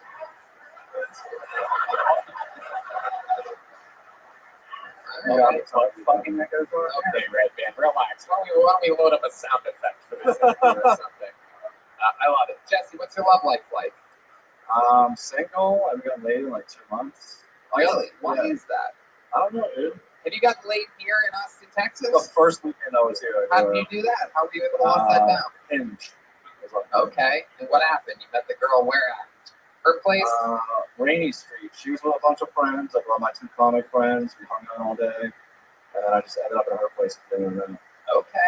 And then what happened? You got back to her place. What happened? Dude, excellent job, dude. I quit drinking for 2 years before Excellent I moved to Austin. job. Dude, you could have And I got fucked really me. drunk with her by the end of the night. Like, You all my could friends have were drunk, all her fucked me. friends were drunk. That I was the like, fuck closest it, I'm game gonna use anybody's ever liquor, so tried to I beat get me. loose. And Have a couple drinks. I We was just got giving you drunk together shit, on the man. rooftop. Good Like, job. saw like the I don't seascape and know. everything. And then we went back to her bedroom and had sex Dude. twice. You had sex Okay, I'm twice? gonna look. Wow. You And had then- deep and excellent I tried to have sex in the Where did you morning, put but my this? dick was so hungover I couldn't get hard. So, So you were going, you tried for a third time, yeah. but it didn't work out. Yeah. Of course, you tried for that last time before you could leave her Dude, house. you could have Yeah. fucked me Yeah. so bad. Yeah. Keep one to go. Yeah, I'm sure. See if she still One wants for to the do road, it. as they say. Sure. Picture you doing that makes us all want to vomit. Man. It's the Red Band rolling over, Red Band. Not just straight guys. Straight guys get it. You could have put the X near mile. And this guy's about to cry with his baseball cap. I was so That was incredible. too close. All right, Just Jesse, what's final something story crazy about you is that we'd be shocked to know that like would be good for this interview portion of should the show? I don't know. Last time we talked about my porn addiction, I feel like that's That- awkward. Oh, that's right. I should take that off my Instagram. It's not helping. Okay, this guy's wanting to jerk off real quick. He'll be right back. Dude, What else? What else is there to talk about other than your You porn very addiction? I went to the Red Rose recently. Oh, very good. This guy knows how to fucking do the show. It's not a good story. Why I don't want to disparage the Red Rose. Why don't you tell us what was great about the Red Rose, you fucking The girls idiot? were beautiful. The girls were wonderful. Uh-huh. Very good. Even if you don't want a lap dance, they'll give you one. Oh. Make it seem like it's for free, and then be like, you have to Venmo me $25 right now. Oh, So wow. it's under. So the $25 lap dance that Yeah. you must know, not only is nothing in life free, but especially at a strip club, is nothing free. I didn't have any money. My friends were like, we'll pay for you to get in. It was like 3 in the morning. Oh, I was like, I'll just try to hide out, and this girl was like, just seek me out. I don't know. I was a mark, I guess. Yeah, dude. Well, you're not a Yeah. mark. You're a guy in a strip club. With my back turned to the Guy in a strip club. I had my back turned to the sitting stage. around hoping that nothing happens to you. Yeah. Just thinking you're gonna get to look at pussies for free. I had my back turned to the stage and I was vaping. I was trying to look as uncool as possible. Yeah, love it. I'm gonna get Vape? You were vaping in Look there? at that with 20. Wow, that is just it's totally disrespectful. More disrespectful than going to the bathroom and not washing your hands, sir. Jesus Christ, a 30-second restroom break for this guy. I'm just kidding. We know that. Yeah. Anyway, my God, so you're vaping, all that, but you had a good time, right? Was the lap dance good? It was great. The song R&B by Young Dolph came on. Wait, which song by Young Dolph? R&B with Megan Thee Stallion. One of my favorite songs. So it was a great moment. Well, there we go. Worth $25. You cheap, Bob. Jesus Christ. I'm on a factory salary right now. How beautiful was the woman? She had How a do you like mullet that, too. So bitch? it's pretty wow. West Side. You seem like you're sort of like a punk rock type of guy. Now? Now No, you you're gotta a do fan that. of Blink 182? I'm wearing a 3-6 Mafia shirt right now. Oh, okay. Well, there you go. You're wearing the skinniest skinny jeans that I've ever skinnied in their entire lives. So you watch them by skinny dipping them? Stupid. So stupid. So dumb. You know, other shows that you see like on TV, they have all these writers and cue cards. Not here. Clearly not here. We don't have any of those cards. I just want to. I love it. checked out before you. All right. Well, you listen to a lot of rap music. Yeah, last time I saw Paul Wall, Slim Thug, Mike Jones. Where'd you see them at? And in College Station. Wow. Oh my God. Your friends pay for a lot of fun shit for you, huh? You ever thought about maybe getting a different job that pays better? I just interviewed for a valet parking company. I mean, do you ever think about getting a job that pays better? I don't have a degree. I don't know. Yeah, theater, any of us on stage. There you go. Jesse, another fun set. Congratulations. Really, really strong stuff. Follow him on Instagram at jesse.burlingame. And here you go, buddy. You got a big joke book via Adrian Cavazos at Bonsai. He makes all these handmade, incredible, this absolute masterpiece. Wow, look, this one is fucking. You should see what he made. You should see what he made. T Madness. He made a strap for his bass guitars. And it's Braille on it, right? It's right by. You gotta understand, I'm a busy man. He's holding it up. He's holding it up. I'm a busy What is man. this guy doing over here? What is this junk guy doing? So good. You guys know this guy? Hello, people at this table. Hey, over here. Hello, people at this. Do you know that guy? No? What's he saying to you? Don't try to be funny, sir. What's going on? What's happening? What are you guys doing? Chaos. Zach Bogus won't take care of it. Zach Bogus. Pepper spray. Oil inside. That's the inside. Wow, a lot of people know that already. Dude, I fucking All right, I pulled it in the I bucket. busted. That's garbage. All right, I'll just tell everybody. So Zach Bogus works here full time. And the other night he was moving some people around. And he pulled out his pepper spray to use it on people at an EDM show here. And he ended up spraying himself in the face with pepper spray. So now, not only does he have pepper spraying all over his face and eyes, but the people that he was about to pepper spray now know that he was about to pepper spray them. So they threw a bunch of chairs at him. Zach goes into the freezer like, help me, but then starts taking photos, selfies. Like, how did that hurt? He's like selfies of himself, like just got attacked and pepper sprayed myself. It's like he's the only person that we know that will take a selfie and post it after completely embarrassing himself. There he is, Zach Bogus, everybody. Follow him, Zach Bogus. ZACBOGUS. He's a real part of the family here. We like helping mentally challenged people here at Kiltonia. So, all right. Theory on call, please. There you go. We pulled another name out of the bucket. Make some noise for Ben Howard, everyone. Your next comedian is Ben Howard. Don't make this shitty. Let's see how this goes. This is Kiltonia Live in Austin, Texas. He's moving smoothly along. Here he comes. Already looking cool. One more time for Ben Howard, everybody. Vulcan Gas Company, what's up? Hey, it's good to be here. I was getting coffee yesterday. I heard a guy in line talking to his buddy about how shitty his handwriting was, which I started to realize you kind of hear a lot. You hear people kind of low-key brag about how shitty their handwriting is all the time. Just like, oh, the word, that thing that's very foundational of human communication. I suck at it. It's no big deal. And it made me wonder, do you guys think that we're the only language that has bad handwriting? Or do you think there's like a few Chinese people that suck at like the symbols? You know, there's like a school teacher in Shanghai, just like, Ping, I can't even read this. Terrible. What is this? Japanese? Terrible. Try it again. I don't think there is, because every piece of Chinese writing I've ever seen looks like it belongs in a fine arts museum behind 3 inches of bulletproof glass. Swear to God. Thank you, Ben Howard, everybody. Making fun of Chinese people. We do not believe in that on this show. not Do it cool at all. Take a risk. Take a risk. I don't know if you've heard about the legend of Dang, but You may be busted like yeah, that. if there's one thing that Pang Dang taught us all, it's that this show is No one gives a shit. And it's one of my best films. It's one of your what? One of my best films. It really is. I love that one. They're one of my favorites. Gotta Took me watch 2 it. years to write. Thank you, Quentin. That is so cool to find that out. I love what you did with that. Welcome, I'm Ben. gonna Were you check on out right last now. week? I was. Congratulations. Just a fucker. That the show is just as random That's as it the gets. gangster How's now. your life changed since your All right, appearance we'll on try it. All Tony you have last to do is week? get I the got 15. Oh, Not look at that. this. It hasn't even Not be shit.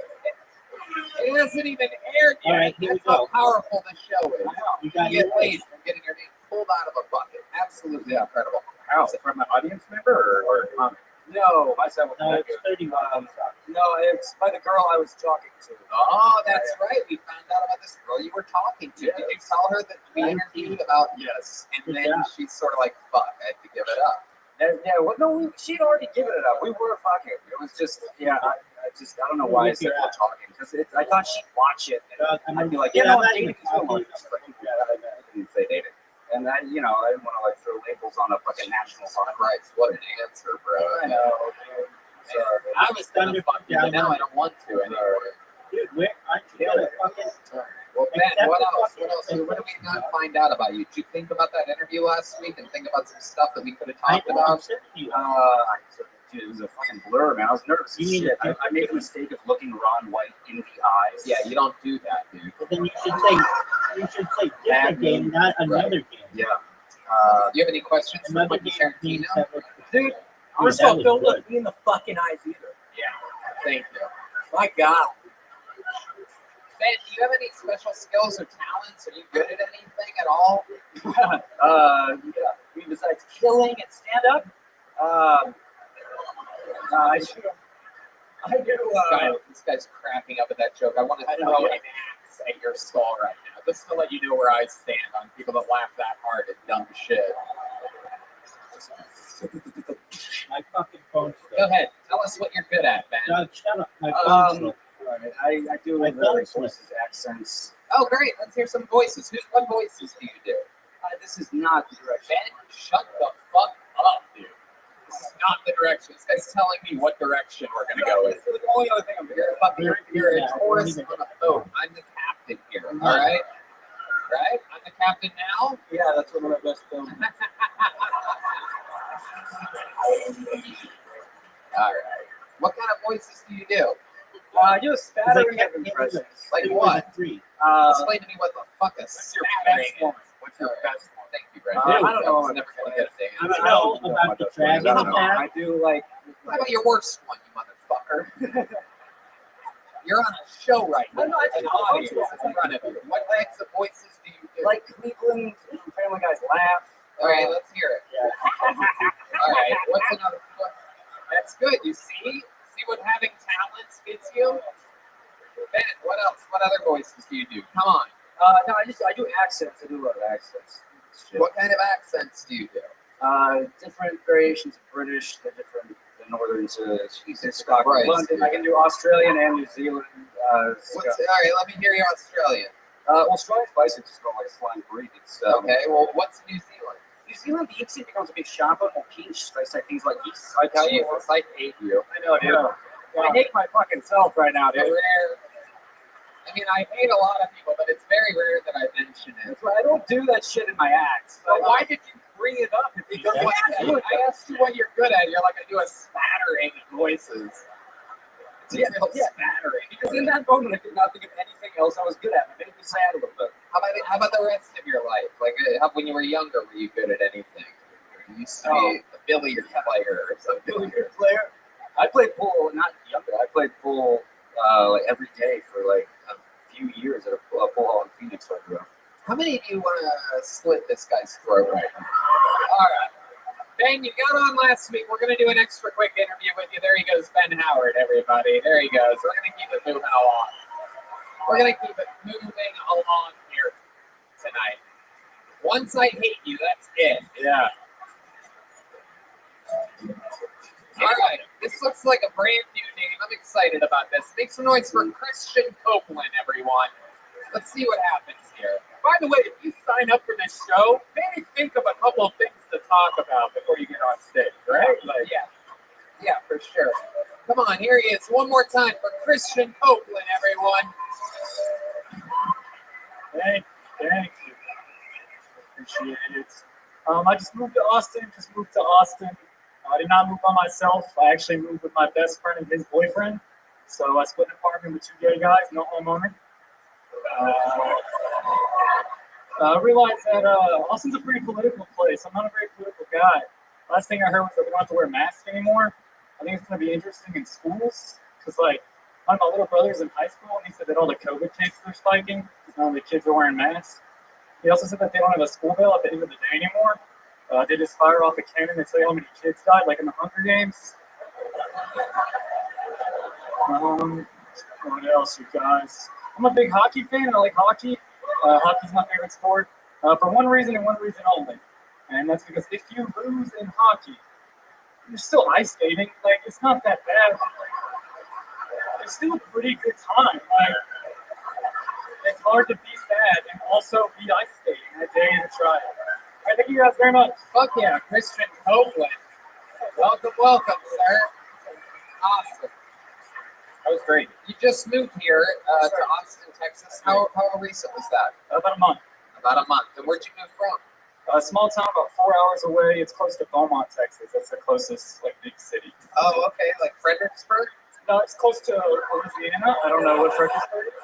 Yeah, I know what the fuck's up, you fucking Texans. I think it was 3 hours It's away. closer to Louisiana. Oh, okay, that way. Oh, Louisiana, where some of my friends from the Nether Hour are from.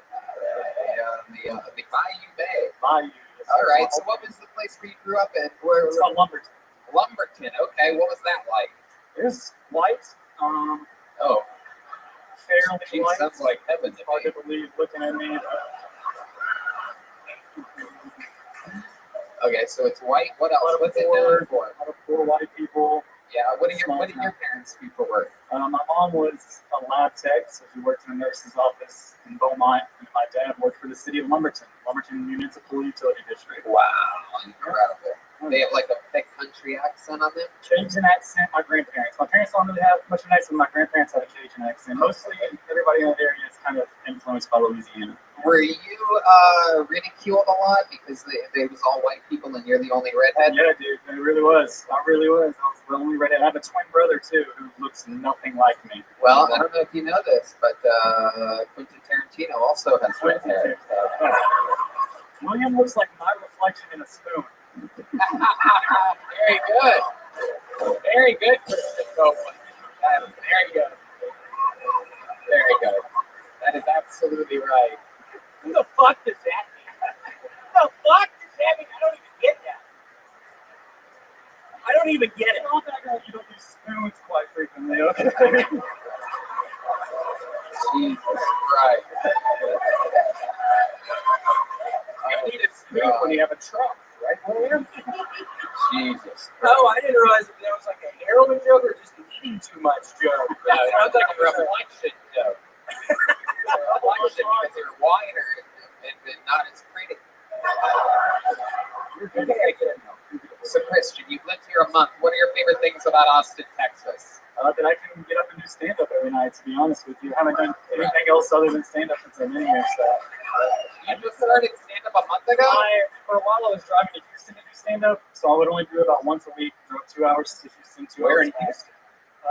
The open mics that I would do were at a bar called Darwin's.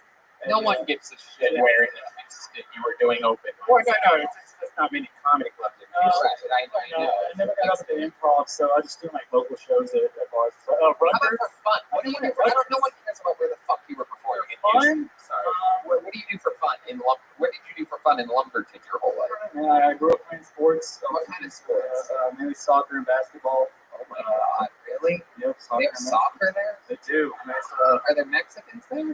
No, but you played soccer with other white people? You must have been a dominant force. Girls and guys are on the same team, so. Wow. Okay. All right. Any other special skills or talents that you have? You seem like you know how to play an instrument or sing or something like that, right? I I Maybe do. I the play crowd went guitar. wild and was entertained by this I interview. do. I play guitar. I dance growing up. Wait a second, what kind of dance do you do?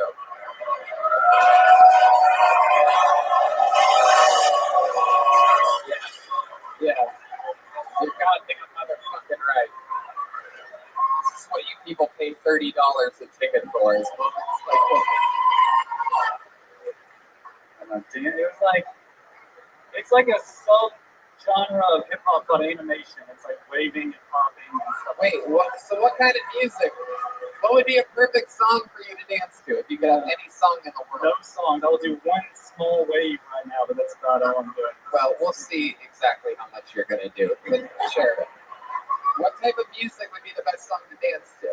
We're not going to have you silently like dance up here. I guess. Like, What? Like dubstep. Like a specific song. Dude, I don't even listen to that. It would just when it would come. You guys know how to play any dubstep? 1, 2, 1, 2. Oh shit! The notebook goes down. Oh shit! Oh, you better fucking do it, dude.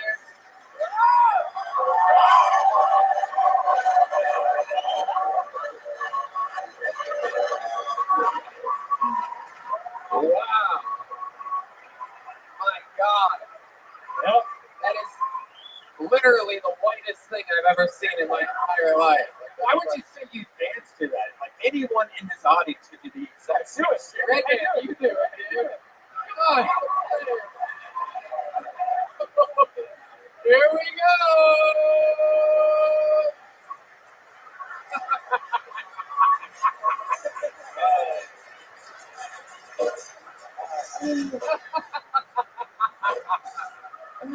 Oh my God. That was the whitest shit I've ever seen in my life. That was absolutely incredible. What happened? We just lost all audio. This is what happens if Redman gets out of his seat during a show. The entire show just fails. No, I'm like so squished in here, man. I'm like on the edge of the thing, so when I Sorry, stood up, like everything. scoot over this way a little bit. The last thing we want is fucking Humpty Dumpty to have a great call. Hey! I know what you would do to my crack if I fell. You shoehorning gay jokes on me is making. Hey, David's not here this week, so I got. Oh my God. Easy. Oh my God. I love it. That's great. You must have been a real freak out there in Lumberton dancing like that. Yeah, like What the hell's that fucking devil dance that guy doing over there? I was, man. Grew up in a small town, going to church every Sunday. Like, My goodness. Wow. Christian, amazing. So welcome to Austin, Texas. An incredible set. Thanks for dancing for us. thank you. There goes Christian Copeland, everybody. Hey, Christian. You get a big joke book, my friend. There it is. Via Bonsai. BONEZEYE. Yeah. Back to the bucket we go. Let's see what happens here. All right. Another Ben. People said there's not enough Bens on this show. Make some noise for Ben Horn, everyone. Ben Horn is next. Delta, Austin, Texas. Is this him? Confident walk? No. Here he comes. Oh, yeah. Ben's been on this show before. Here he is. One more time for Ben Horn, everybody.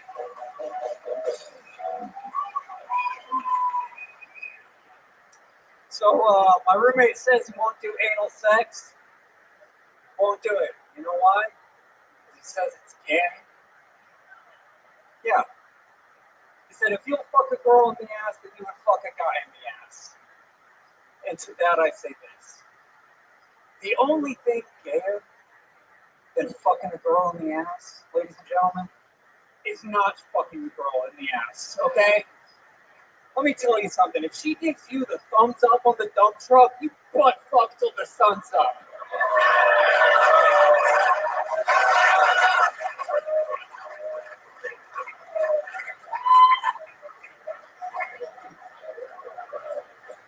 Otherwise, you're gay. Otherwise, you're gay. All right, I'm done on. Thanks. All right, there you go. Ben Horn telling us who's gay and what's not gay, even even though he looks like the cop from the Village People. I love it. Absolutely powerful mustache. So you have anal sex with girls, is that correct? When I can, yeah. Right. Do you eat ass too? Oh, yeah. With a mustache like that, I'd imagine your face smells like a It toilet. shapes assholes for sure. There you go. Red Basically that. My God, that is incredible, Ben. How long have you been doing stand-up? Bitch, how are you? Like 2 years. Okay. All of it here in Texas? Yeah. Austin? Yep. Okay. Yeah, I mean, I've traveled around a little bit, but You've yeah, been on the show mostly before, but Austin. remind us, what do you do for work? I work at HEB. Oh, fuck yeah. Some angry Trader Joe's people here not clapping. Don't tell them my butt fuck jokes, please. Right. Hell yeah. Last thing you want them knowing is that you're fucking. Well, I think last time I was here, we had also talked about working at HEB, and then I made a bunch of cocaine jokes. And I had to talk to one of my cool bosses, and I was like, remember that "He time gets we were mad gonna about watch this. Am I gonna be all right?" He's like, "Yeah, don't worry about it. It'll be fine. Survivor? It's 30 days." I was like, "Cool. I'll see you later." Speaking of cocaine, our friend goes to the bathroom here every 5.5 minutes. This guy? Either he's going blow tonight or someone went deep in Matt's El Rancho before the show. I don't know which one's which. He just has a urinary tract infection. I've got cash, if that's, There you go. If you're a little bit messy back there, this guy will eat your ass for free and clean it up. My God, such a random sound effect for that moment. Jesus. So Ben, you've been on this show a couple times, right? Yeah. And but it's been a while. All those shows were at what's that empty? What's that completely empty, silent, non-open place on Mondays? What's that called again? I don't know. Yeah, I will say I like this place a lot better. It's a much bigger and Yeah, absolutely. It's fucking awesome. Absolutely. That place is so empty. It's like a Pang Dang show in there right now. Yikes. Absolutely incredible. So Ben, how's your life changed since you've been on Kill Tony? Tell us what life's been like the past couple months for you. Hey, it's been good. Finally moved down to East Riverside, so I'm finally living down here now, which is great. I live in an apartment that's You're talking about the street East Riverside? Right, yeah. Okay. Yeah, so I'm finally close. I was living out in Cedar Park for the past year. Just COVID hit me. That's like Fredericksburg. It's dog shit. But I just transferred to the HEB down here, and it's fucking great. Wow, you're on the one on Riverside? No, I'm on the one Slaughter or Congress. Okay. Yeah. But out in the suburbs, nothing ever happens. But man, living down here, shit happens at that store every day. It makes my job fucking awesome. Like what? Man, there was this girl 2 days ago. She probably was 11 years old, but she was throwing the biggest temper tantrum I'd ever seen. She was chucking case of soda and speared a fucking case of Captain Crunch off the shelf. Wow. And I was like, oh my God, that's what I want to do every day that I come to work. She had zero consequence. 11 years old, huh? I don't know, around this. She was that big. That seems a little bit bigger than 11. Is that big? I don't fucking hang around kids. I don't got this. Closer to a grown ass woman.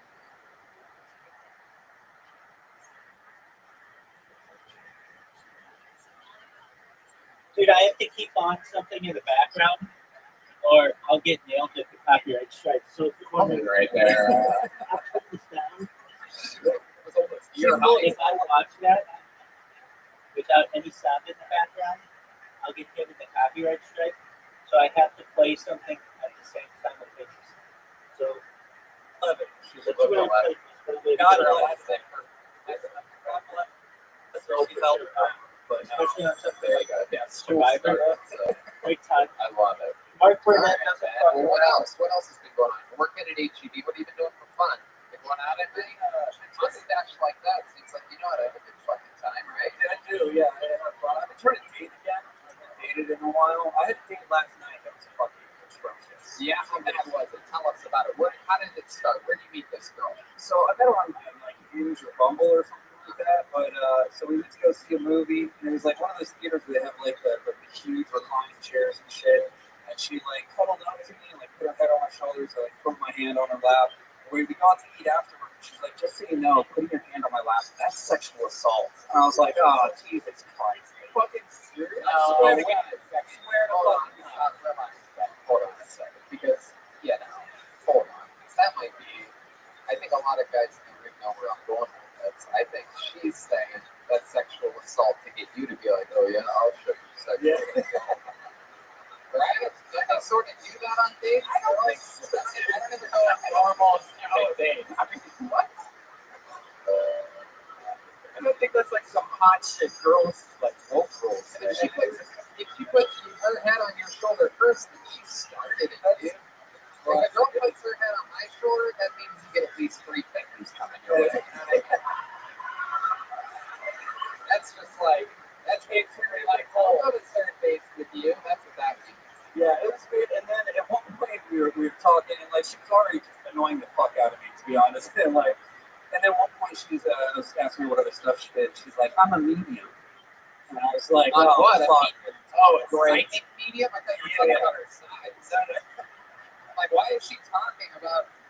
What's it, buy her a T-shirt at the gift shop or something? It's no, she's like a psychic medium, like a right, like she talks at people that are dead or something. Wait, when she said that's sexual assault, what did you say back? And what did she say back?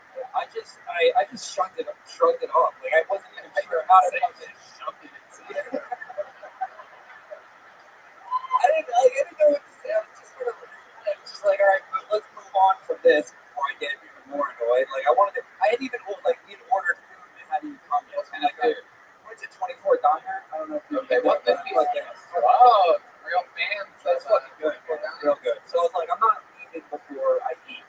So I needed you guys to see. Let's see Quiet Place 2. Like I would say you're both big horror movie fans, so I'm like, all right, this will be something. She sounds like a horror. So then what happened? You guys ordered food and then what? Yeah, she told me she was a medium, and I was like, all right, a medium. Oh, right? Okay. Like this is getting worse and worse.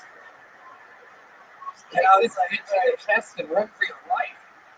Go ahead.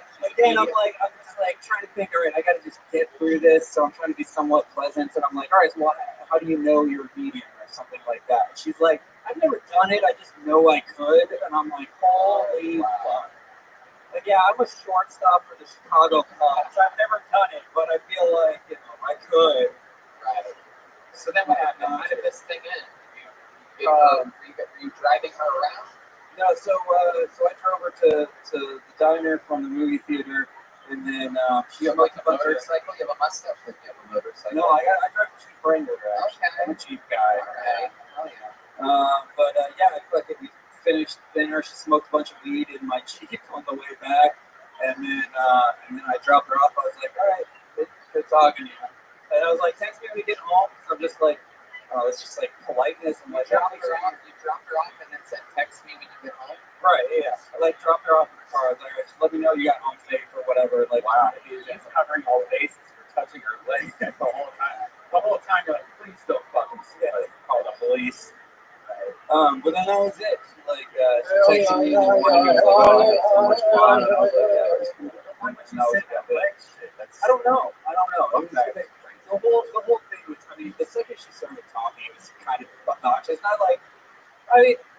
She would do this weird thing where it's like she would express emotions and thoughts through like facial expressions. Like she was talking about a date she went on, and she was like, I don't know, I was just there, like, and he was like, I'm like, what are you talking about? It was fucking obnoxious. I hated everything that came out of her mouth, but I'm hungry, so I have to stick it out. Oh god.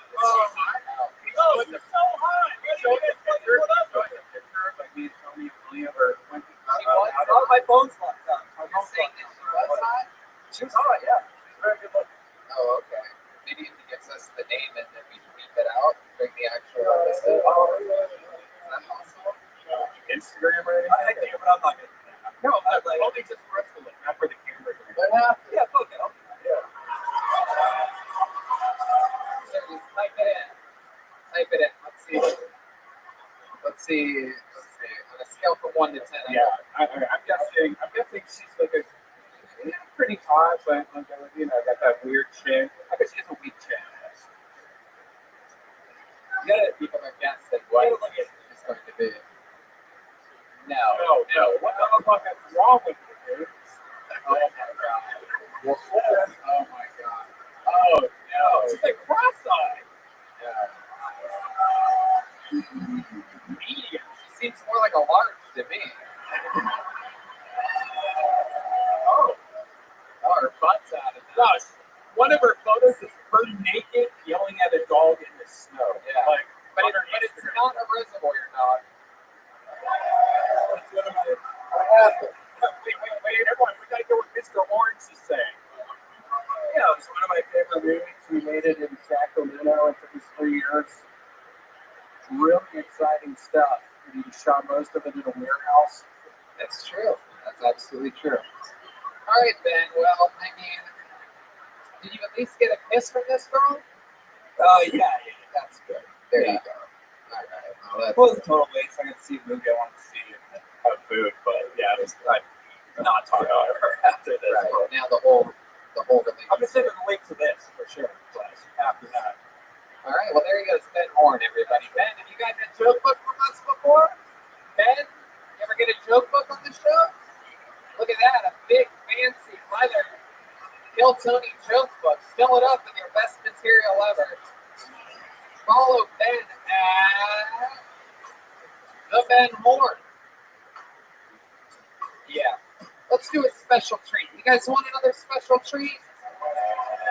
Well, David Lucas is out of town, but we do have a very special arrival from Canada, all the way from Calgary, Canada. This guy became Kill Tony famous on the show a long time ago, and he is back. Ladies and gentlemen, make some noise for the great, powerful Sam Walker, everybody!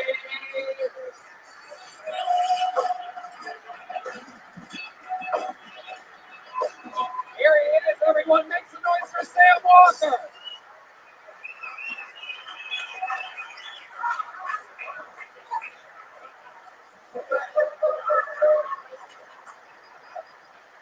bestiality was legalized in Canada from 2016 to 2019. The 3 greatest years of my life.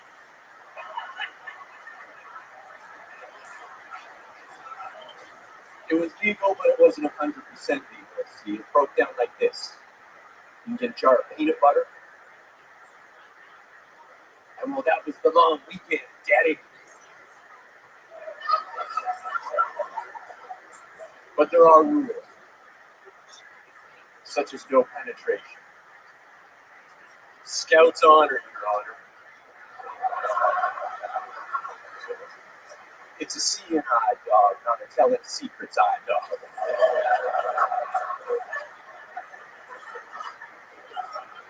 By round of applause, has anybody ever made love to a horse? I knew Texas was my people. Fuck yeah, Sam Walker doing it, living the dream, up here, fucking animals. I love it. Welcome back to the show, Sam. You're a legend from Canada. We love you here on the show. You're wearing a championship belt. You are the defending champion of the West Coast of Canada roast battle. That's a very specific belt, yet nonetheless, if you're wondering who the current West Coast of Canada roast battle champion is, he's right fucking in front of you. This is what you pay $30 a ticket for, people. It's moments like this right here. Sam, welcome. How's life going? What's it like being a champion of the West Coast of Canada? I'm a 5-time champion. You don't become Ric Flair by hanging on to the title. You beat all 5 of the roast battlers in West Coast Canada? I've lost the title 5 times. Wow, I love that. 5-time champion. I love it. You've been performing in Canada. What's it like up there right now? Fucking disgusting.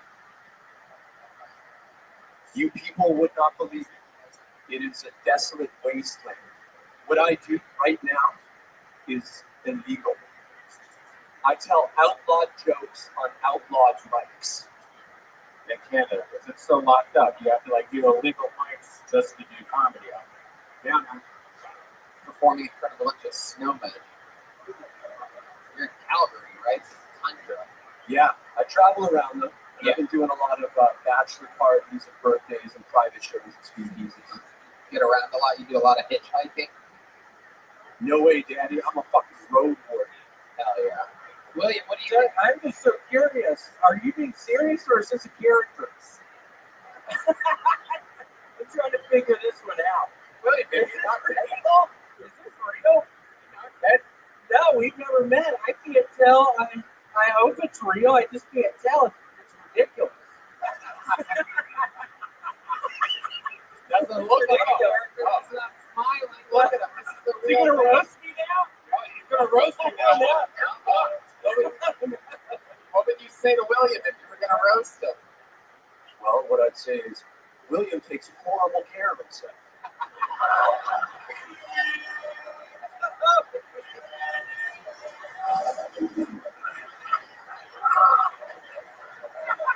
Doesn't want to let him know. Oh man, another championship belt we can give this man right now. Does anybody have an extra championship belt?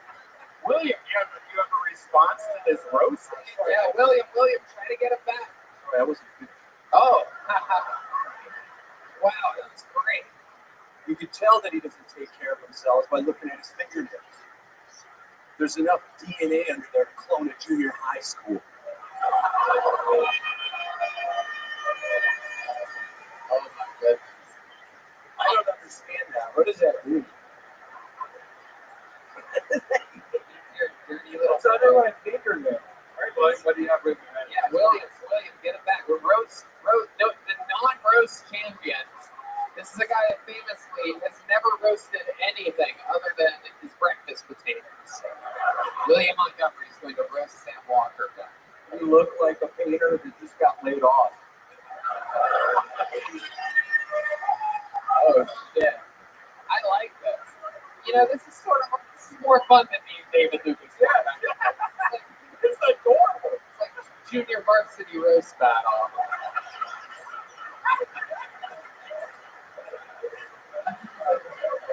Whatever they're paying me, it fucking got me here.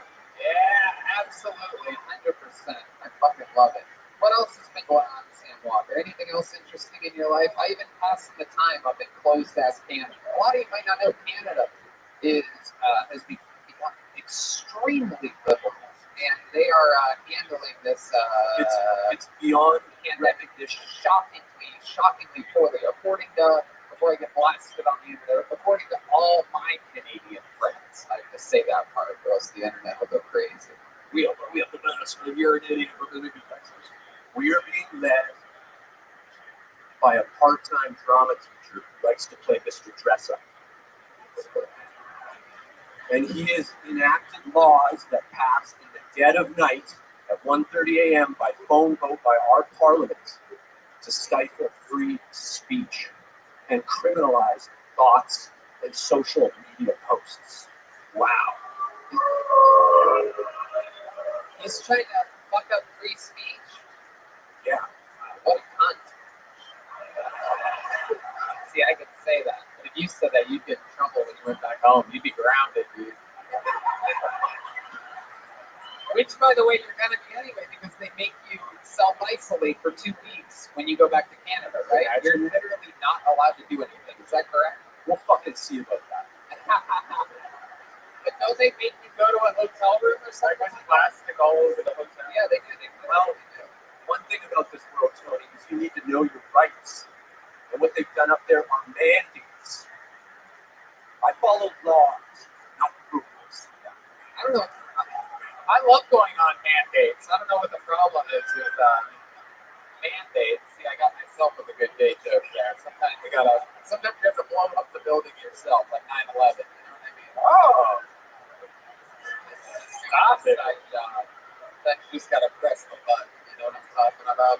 Well, I'm really happy to be here. This is an honor to be third time on your stage, but they almost didn't let me down here. Really? Canada did or America?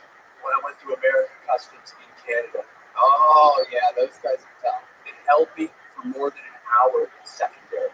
Oh my goodness. Yeah, and they went through each and every article in my bags.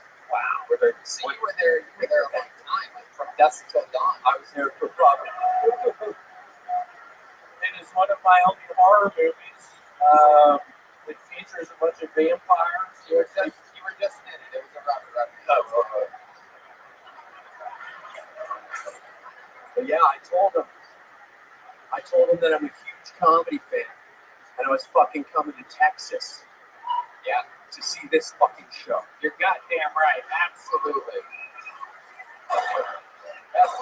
Okay, thank you, Red Band, for misplaced pistol shots. All right, Sam. Well, another unbelievably great performance for you. I absolutely love this character. Well, I mean, just what you do. I wouldn't even call it a character. Calling you a character is like calling William a character, calling David Lucas a character. It's definitely a huge part of who you are, to the point to where it sort of scares me. And I'm doing my job. Absolutely. You're just as much a character as the great Andrew Dice Clay or Pat Williams or anybody's character. And we appreciate the hell out of you. I know it's really tough up there in Canada and that they're being really hard on artists and really anybody that wants to do anything. So we're so happy that you were able to make it down. I mean, he was up in the green room for a second earlier and he's like, I haven't been in a room with people like this without masks on forever. I mean, this is like a year and a half. Wow. And you could see Sam Thursday on the Secret Show, man. Like, he's fucking hilarious, man. Sam Walker, down here in America, the greatest country in the fucking world, living his dreams in the United States of America, baby. The home of the First Amendment and the great President Donald Trump. And so, I guess someone did evil. We're having fun here tonight. Oh, this is very exciting. We pulled an amazing talent out of this bucket. One of our favorite people to ever be on the show, a comic from New York City that moved here recently. Make some noise for the great Leonardo. Show me, everyone. This is a cold-blooded assassin. Oh shit! Look at this guy. There he goes. Come on, people, make some fucking noise for Leonardo Jody. So, guys, as you guys know, New York got fucking crazy during the lockdown, dude. I was not prepared because I grew up in 90s New York, where you didn't look at somebody because they just fucking stand here. Sometimes that person was your uncle. So I'm outside during the lockdown. I'm not wearing a mask. And this woman sees me from across the street. And she starts yelling, "Put a mask on!" So she's pushing a baby carriage. I'm like, this bitch ain't gonna do shit. So I said, make me. She leaves the baby. And she gets in my face and starts yelling in my face. So I shot her. And then I took the baby and I'm raising it as my own. Alright? And every day I show that baby a picture of its cunt mother and I'm like, this bitch tried to take you from me, but I defended you with my life.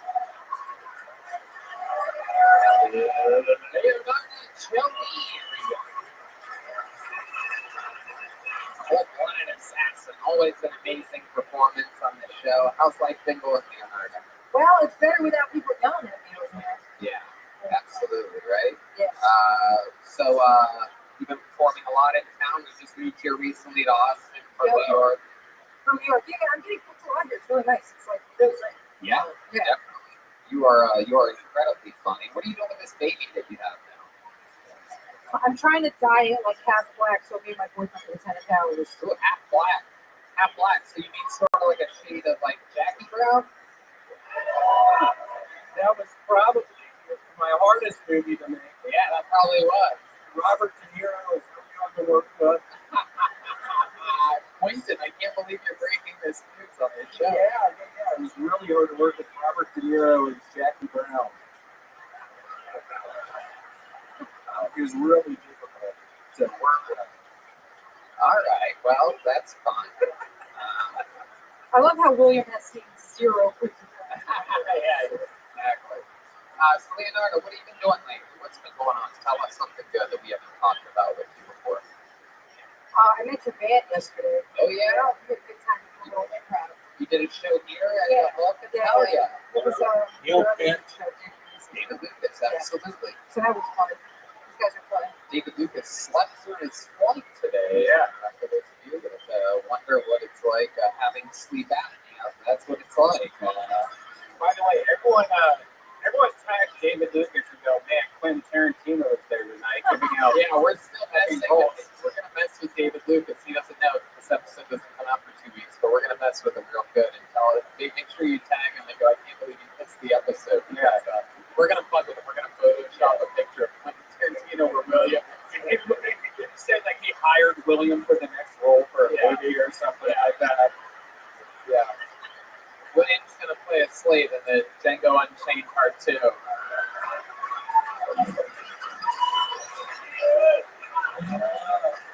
Oh my goodness. So, Leonardo, what else is going on in life? What else? What haven't we talked about with you before? Always fun. I mean, I'm trying to fucking move. It's really hard to move Where are you here. moving to? Out of Pflugerville, sorry. What? Oh, you don't like it? Because it's desolate. Dude. Yeah, I feel like I'm gonna get fucking stabbed. Red Man likes it like that. He loves living in suburban everything. No, it's peaceful there. Like you must live in the bad part of Pflugerville. Like, the southern part. There's a bad part of Pflugerville. There's the south part where it's bad. Maybe that's where I live. Because I'm like, what is this? I know I live in New York. But you've always been a little bit more of a suburb guy. When we were in LA, you know, and all of us were in West Hollywood. You were in Burbank. Yeah, I like it. It's been so long. Man, once upon a time in Hollywood, I'm telling you. That was my newest film. It's a pretty long one. It's almost 3 hours long. Fuck yeah. That's so fun. So, Leonardo, where are you looking to move to? Somewhere like East Riverside or something like that? I don't even know where that is. I know nothing. I know, me neither.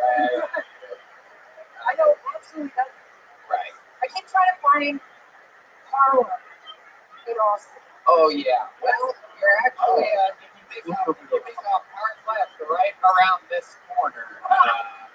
Yeah, I believe that alleyway right there is as close to Harlem as it'll be. You were talking about that apartment behind the creek in the cave. That's East Harlem. That's like Crackhead Alley. That's not where I live. Oh. I lived in nice Harlem. Oh, yeah. Yeah, that's right. You have a black boyfriend to defend you in Harlem, right?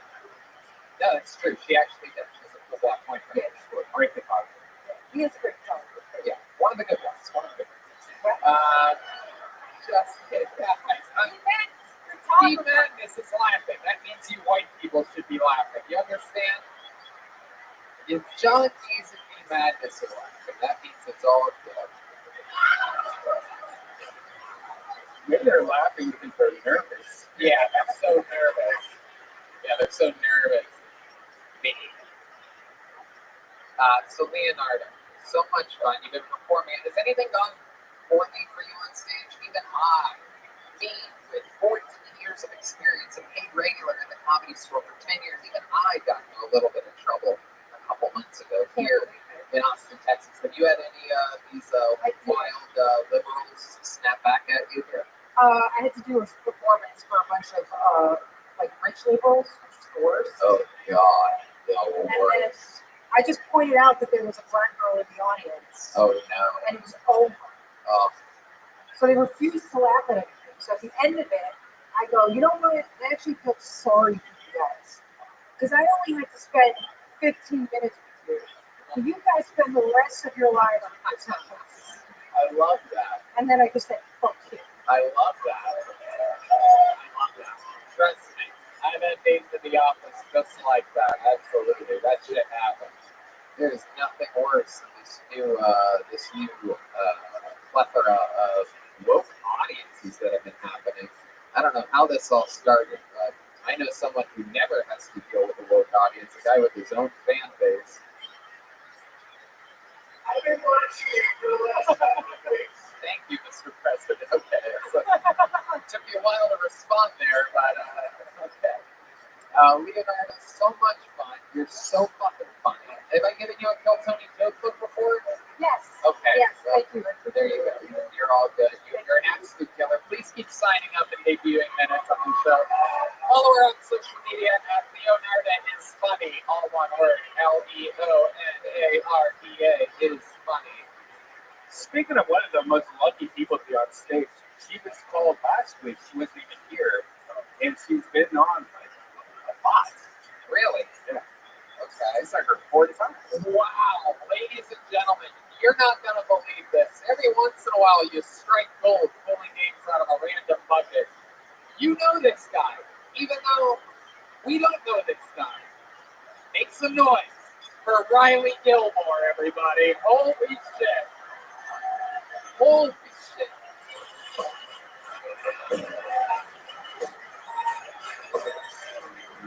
We're going to see who is living with Hans Kim right now. Make some noise for Riley Gilmore. Thank you. Thank you so much. Started like a racist middle schooler. I saw a camel the other day. The first thing I did was look at its toe. Not really my thing. People are like, yo, it's so hot. You get to the camel toe. It's disgusting, okay? It's covered in shit. Didn't even feel that good. You guys can do whatever you want. I got to play with a guy in a wheelchair the other day. Boy, this pistol, he said, I would mess with me, boy, I'm armed. It's like, okay, well, I'm legged. It was a rough day at Arby's.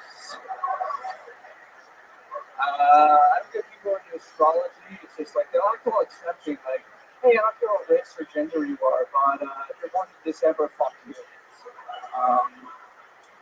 It's just discriminating in a different way. What is this, Brown works at Moda Baristas? All right, thank you. Appreciate it. Fuck yeah, Riley Gilmore. On it. Welcome back to the show. You've been on before as well, right? Yes, These people here in Austin get so lucky to get pulled out of the bucket multiple times. Absolutely incredible. Welcome back, Riley. Thank you. I feel like this is your best set ever on the show, right?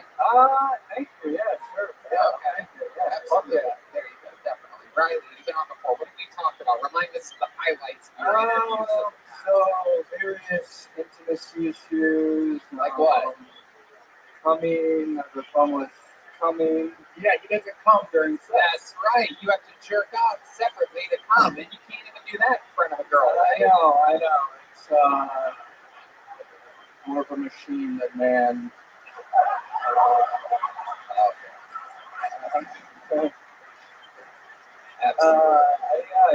Yeah, it's a thing. You know, I own it.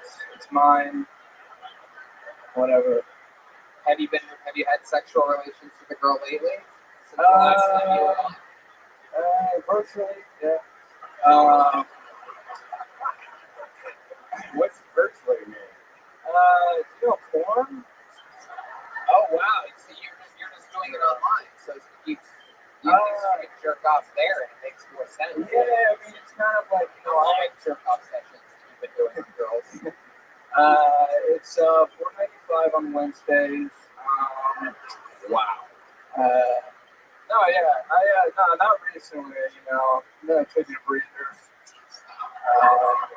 Jesus Christ!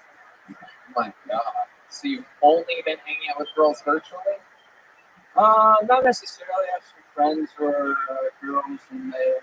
How about for fun? What do you do for fun? I like to, kind of just walk around and then look at people. Michael Myers, very exciting. Like what you do today? Like you woke up today. Yeah, today I just got to have a juice man. Whoa! Here's a juice land. Okay, Red Man. My God. For a guy that's never drank juice before in his life, what are you talking about? He thinks he's got Juice Land and Dairy Queen confused.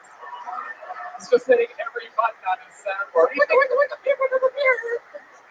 do you think a strawberry milkshake is? It's not juice, Red Man. They don't have that in Juice Land. You fucking monstrosity. Juice Land. Red Man's like, ew, gross. I love it. What have you been? How long you been working there? Like a week. Oh yeah. shit! I know. I'm the new guy. It's like, like washing dishes. I don't really. Hey. Can you tell us something? Can you tell us something about Hans Skip? You live with him. There has to be a couple secrets that we don't know about. He doesn't want us. Yeah. That's something Hans He makes a lot of ribs. Like ribs. He makes a lot of them. Like an insane amount. Like in the kitchen. Like short ribs.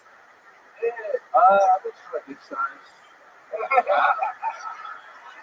I don't know if that's good. I don't know. I don't really. How often does he make these giant ribs? Like pretty much every day. Oh my God, really? I love it. They just went from commercial break to Survivor. I want to buy, it's a little mushy, wet. But he likes it that way. I don't know. Right. You know when you As get best I things can, that are mushy and wet, you go soft real quick. Does he have kimchi in your house? Yes, Up your he house? does. Yes. I mean, he gets really like sensitive about the smells. Like he's just like, oh, like I don't want to like smell. And I'm like, well, okay, but is he talking about the ribs or what? Like yeah, like him and the ribs and them combined. And does he use the bathroom a lot? Give us some real dirt on him. The fact that he makes giant ribs every day isn't really like. Let's see. Tell us something weird. Does he like sleep standing on his head or anything like that? Is he like? He has like he's always like typing really hard. Like he has his his mattress is like this thin, and then he sleeps on the floor. And he has like a phone with like a GPS holder on like top of his bed, so he's just like. Oh, that's so ancient. Oh my God. No, he's got the ancient mattress. Like that's like a real. Yeah. No, when I first met him, he was sleeping. No joke, on a wooden floor. Oh my God. Oh, I'm here, so right. What was he trained how to live by Pai Mei? Kill Bill. Yeah, that's a movie called Kill Bill that I did. On a scale from 1 to 10, I give that joke a hateful 8. The episode's ending. I gotta start blasting through these. Come on. That's a cowboy movie. Yeah, absolutely. Oh, wow, William. Look at the big brain on Brad. Oh, there you go. Absolutely. It's actually from Pulp Fiction. Definitely. William looks like Django Unshaved. Hey, very good. Okay. It's the right sound effect for that moment. So much fun we're having here. Riley, what's something about you we'd be shocked to know that we haven't found out yet? Like, maybe about your entire life. Okay, I'll just, both of my parents are therapists. I grew up in a Quaker church. How does that make you feel? Makes me feel like, I don't know, it's all right, it's whatever. Right. But I would always be like, Dad, stop doing therapy on me. You're just like trying to be a dad. I don't know, it's all right. What else were you going to say? Okay, I interrupted you there. Go ahead. That's my mom's husband, Pat. The sound effect from 4 years ago. It's so stupid. We're literally doing things just to make ourselves laugh right now. That's good. What else were you going to say? Both of your parents are therapists. Go ahead. Went to a Quaker church? Is that for oatmeal? No, it's like Amish. It's like, it's like similar. It's like everyone sits in a room with silence, and then kind of people just sit there and just absorb each other's like moves. And then people like quake at the end. What does that mean, quake? They're like it's like through the word of God. It's just like and it's like sometimes it's like actually meaningful. Like oh, praise to my son who's like going through our time. But sometimes it's just like, look, we're having a frontline F5. Just like you never know what they're gonna say. But yeah, they're weird people. Sounds like my birthday party's growing up. Well, Riley, another very fun appearance. Congratulations on everything. There goes Riley Gilmore. Riley, DC. You get a joke book here, Riley? You got one? Wow. Those lucky bucks on this show. It just keeps happening. Okay, let's see what happens next here. Okay, let's see what happens here. Gabriel Kerr, ladies and gentlemen. And Gabriel Kerr up here. He's next. You guys having fun out there? How many of you like it when comedians that I pull out of the bucket do good on this show? How many of you like it when comedians do bad on this show? Wow. Wow. Oh shit, look at this motherfucker. Make some more noise for Gabriel Kerr, everybody. So, you guys might recognize me as Jason Momoa's before picture.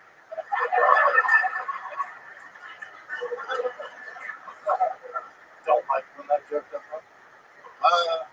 I don't know if you guys remember this, but a few weeks ago, there was a comic who got in trouble for using racial slur on stage in town here. And they said he was a racist, and he was punching down at the other comic. I thought that was a weird double standard, right? Like Tony's a racist for using the racial slur, right? But it's totally okay for them to just assume that the Asian comic was shorter than Tony. Punching down, Tony's like 5'2". The only comic he could punch down at is Brad Williams. And before anybody gets upset that I made a midget joke, mathematically, they're less than 3/5 of the person. So, according to the Constitution, they don't have any rights in this country. Gabriel Kerr. Okay, thank you so much, Redman. Thank you. It was over its minute. Thank you. I'm 5'9", but thank you so much. How tall are you, Gabriel? I'm 6'4". 6'4". So you do shorter than jokes a lot because that's your advantage over a lot of people in your life? I do now. I love it. Okay, welcome to the show, Jason. The audience is furious. They're breaking glasses in the back. How long have you been doing stand-up, Gabriel? Year and a half. Sweet. All of it here in Austin, Texas? No, I started in California. Shut down. We're in California. San Jose. Okay. And you moved here? Yeah. How long ago? About 2 months. Sweet. Do you love it? Yeah. Fuck yeah. What do you like about Austin, Texas? Being able to go places and do shit. Yeah. What do you like to do here? This. I've been doing 3, 4, 5 nights a night. It's amazing. You can go all over the place in the city. Oh yeah. All right. Awesome. What do you do for fun? Not much. I have 2 kids. Oh shit. Really? I'm a stay-at-home dad. So. Oh damn. What does the wife do for work? She's an engineer for Google. Wow. Look at that. That's what affords me being able to tell dick jokes for free. Damn. Look at that. What a living. Hell yeah. She works at Google. Yeah. That's cool. So she brings home the bacon. Clearly you eat it all. You should have her bring home some of that Google Fiber so you can pass more of those deals through.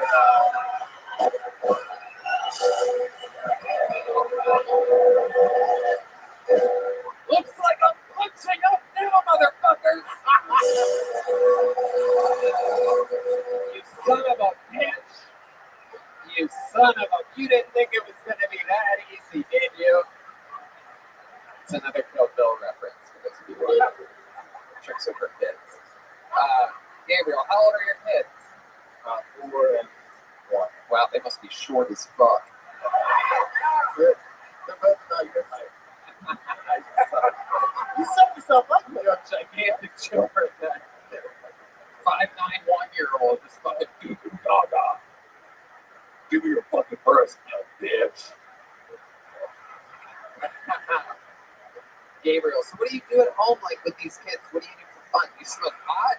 Yeah, Yes, you smoke lots of pot. So, see, that's how I imagine being a stay-at-home dad would be. You're supposed to sneak and weed the whole time. yeah. I've got a shed in the back and a sneak in the bed. Oh, yeah. 15 minutes. Absolutely. You really have a shed? Yeah. You live in Pflugerville too? I don't. I live in. Where do you have a shed? Where are sheds in Pflugerville? There's not? No, man. They're called podcast studios. Oh my god. Oh my god. I should do that with my shed. Yeah, absolutely. It's great that Red Bank can shed new light on how to use your shed. So Gabriel, you have kids. Do you still having sex with your wife? Yes. Okay. How do you keep things fresh in the bedroom? How do you do that? Because her pussy must be a little bit different than it was was 5 years ago. Yeah. She's had 2 kids. So what's it like? Fucking kill me if I say this on the show. That means you should say We got a girlfriend. what? We got a girlfriend. Oh shit! Look at you, damn! This just got, the dolphins out. Shit just got exciting. My goodness, how long you been bringing a girlfriend into the mix? About a month. That's awesome, man. White girl, Asian girl. Venezuelan. Oh shit! Hi, Papi. Oh my God. She's right there in the audience. Oh wow, there she is. Look at that. My God, you got a little fucking spinner there to. All right. Well, that's exciting. Where did you find this girl at? There are apps for these Wow, things. there's fucking threesome apps out there now. Yeah. Oh, you know about this? Yeah. Really? The Build-A-Bear app. I thought I'd recognize you. Is this the Venezuelan girlfriend? Exactly. All right. Red Bantooties to everybody.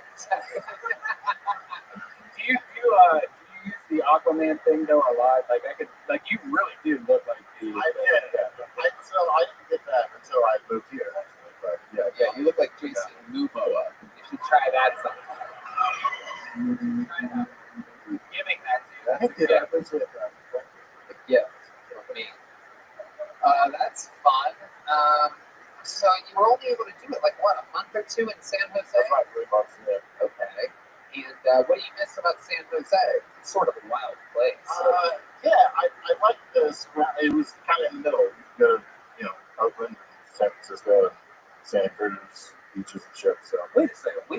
He has a second girlfriend. Like we gotta talk about does your girl fuck the other girl more than you, or you fuck the girl and she gives your girl your wife? Okay, that's enough. Let him answer the question, right, man? Just don't paint your own picture.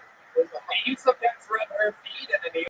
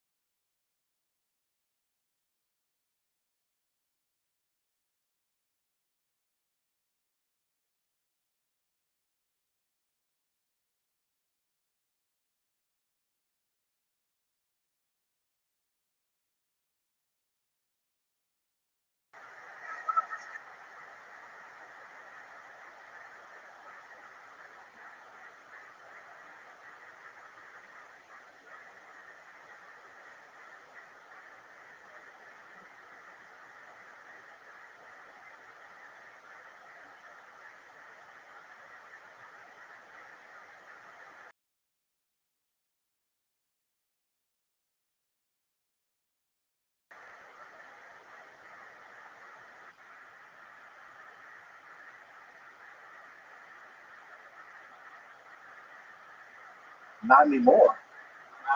Oh yeah, that's right. She's teaching her. It's like having a puppy with like a trained dog. Like the puppy picks up on things. Venezuelans are wild. Yeah, agreed. What would happen if you got the Venezuelan pregnant? Sue the IUD. Oh, IUD. Fuck yeah, dude. You look more like a DUI kind of guy, but I guess IUDs apply here as well. I fucking love it, man. That is so cool. You should send us a video of you guys having a threesome sometime.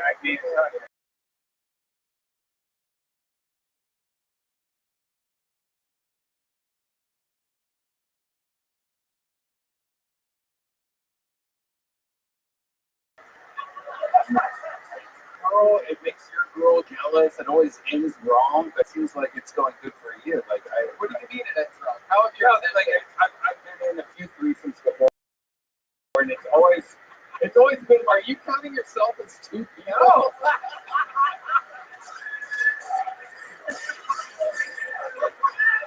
No, but according to the weight limit on the bed, this is a threesome.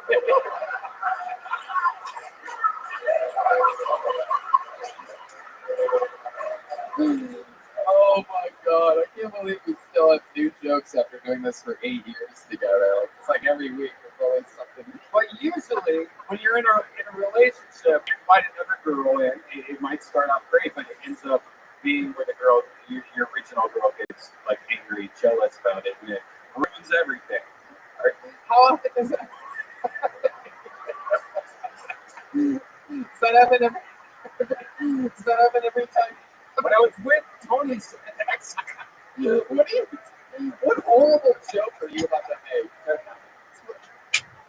When I was with William's girlfriend and like my girlfriend the other day, just stop, dude. Yeah, shut the fuck up. I'm confused by all this. First, you came in high on the minute, and I was like, oh my god, this guy's huge. Is he about to come try to take me out or something? I didn't know. Is that real? I don't know if it's real or not. Okay, I'm just curious. Really 6'4", you haven't seen that much twice. I'm 6'4". No, wait. You're on a 6'4", right? You're 5'8", right? Like something like that. By the way, I'm not saying I'm taller than this guy. Before we do this, I just want to let you know, I'm not claiming to be taller than him. I'm just claiming, you know what, Yoni? You have a tape measure, right? Yoni, forget me. Me standing next to his pointless. Yoni, bring your tape measure up here. All right, Yoni. Oh, great. Zach Bogus is. Hold on, wait. Zach Bogus is filming now, so the camera's going to be on him the whole time. Oh. That's for the staff here at Vulcan Gas Company. I love it. So Yoni's upstairs grabbing the tape measure. He is running. Oh, he didn't have it on. He has a full belly of barbecue. He's my God. coming back down the stairs right now. I like you, man. Very rarely do I like people that try to take shots at me. Here comes Yoni. Make some fucking noise for Yoni, everybody! This is the first time in Kill Tony history that we've measured something other than a penis, so this is very exciting. Instead, we're measuring a dick. 6'2". Wow. Last time I saw someone add 2 inches to something, Hans Kim was talking about his dick. 5.5 inches, my fat ass. Wow. Gabriel, you have been so much fucking fun. I love your energies. You seem, even though you've only been doing this a year and a half and you started right before the pandemic, you seem like someone that's really built for this, like someone that really wants to do this. So I think you should leave your children and your wife and just go with the girlfriend. Hell yeah, just take the Venezuelan girl and run for the fucking hills, you fool. Get out of America, pull a John McAfee and just go ride and die. He was murdered. Absolutely, he was definitely murdered. There's no doubt about that. Epstein? What? He was Epstein? Yeah, no doubt about it. Gabriel, I liked what you did tonight, believe it or not. Red Band's throwing me a small joke, but you know what? I'm going to do something crazy. I'm going to give you a big joke book, Gabriel. I hope you fill it up and sign up again. Come back again soon. Follow him on social media, all one word, Gabriel and McCurry. I don't know. Should we go to the bucket one more time? What do you guys Let's think? do one more female. You guys think one more? No, let's not do one more female. You psycho. If a female gets pulled out there. All right. Here we go. Your final bucket full of the night will go by the name of Audrey Scott. Audrey Scott. Let's see what happens here. With the comedies. Make some noise for Audrey Scott, everybody! Hey, thank you so much. Thank you. So, I'm going to run for 3 weeks. But don't worry about me. As of today, my diarrhea is gonorrhea. I found out what diddling meant yesterday. Before that, I thought it was when a reggaeton song goes on, dot diddly dot diddly diddly diddly. And then I found out my friend was molested. So that was a nice quote. I saw a billboard with a baby on it, and it said that I could. Is that a threat? Because I promise I can kick your ass, baby. I'll make you wish that it was a rusty comb hanger pulling you out of your mother's uterus. Oh dear. Yeah. I got into dangerous. Drinking and driving. I guess you could say I like to roll the dice. Fuck yeah. Thank you so much. Keep that microphone out. Yeah, I forgot. Thank you. Cool. Excellent. Audrey, Yes. how long have you been doing stand-up comedy? In 2 months it'll be 2 years. Okay. You Yes. hate babies, huh? You really just threatened a baby from a billboard for life. Some babies are gonna be bad. Oh yeah. What ethnicity are you? I'm having trouble Dude, figuring it out. You look like a white alley log or something. Yeah. No, Hans Osbo is Mexican and Asian. Yeah. Yeah, no, I don't know. I got some Turkey, I got some Scottish, Irish, Czech. So it's just a whole hybrid. It's Cherokee, huh? Yeah. It's been like one long Jeep commercial this whole episode. I love it. What do you, 2 years, what do you do for work, Audrey? I'm unemployed. I do open mics for work. How do you survive? Your parents give you money? You see, It sounds like, let me just take a guess here. From the pause, I'm going to guess yes. Because no, people it that don't wasn't get my money. parents. Someone died. Wait, what? Someone died. Someone died? Someone died. You're not going to tell me which one? It might not be a family member. It might have just brought someone. Let's just stick with good, honest answers here. How do you survive? How do you have enough money to just do open mics? No, I just moved here 3 days ago. Where? I'm from Rothschild, Virginia. Oh, wow. Roanoke, Virginia. Yeah. One of the homes of the Constitution or some shit like that. Yeah, something like that. Something like Probably. I don't know. Yeah, it's a fun anyway. It's 2021. But what was Roanoke like for you?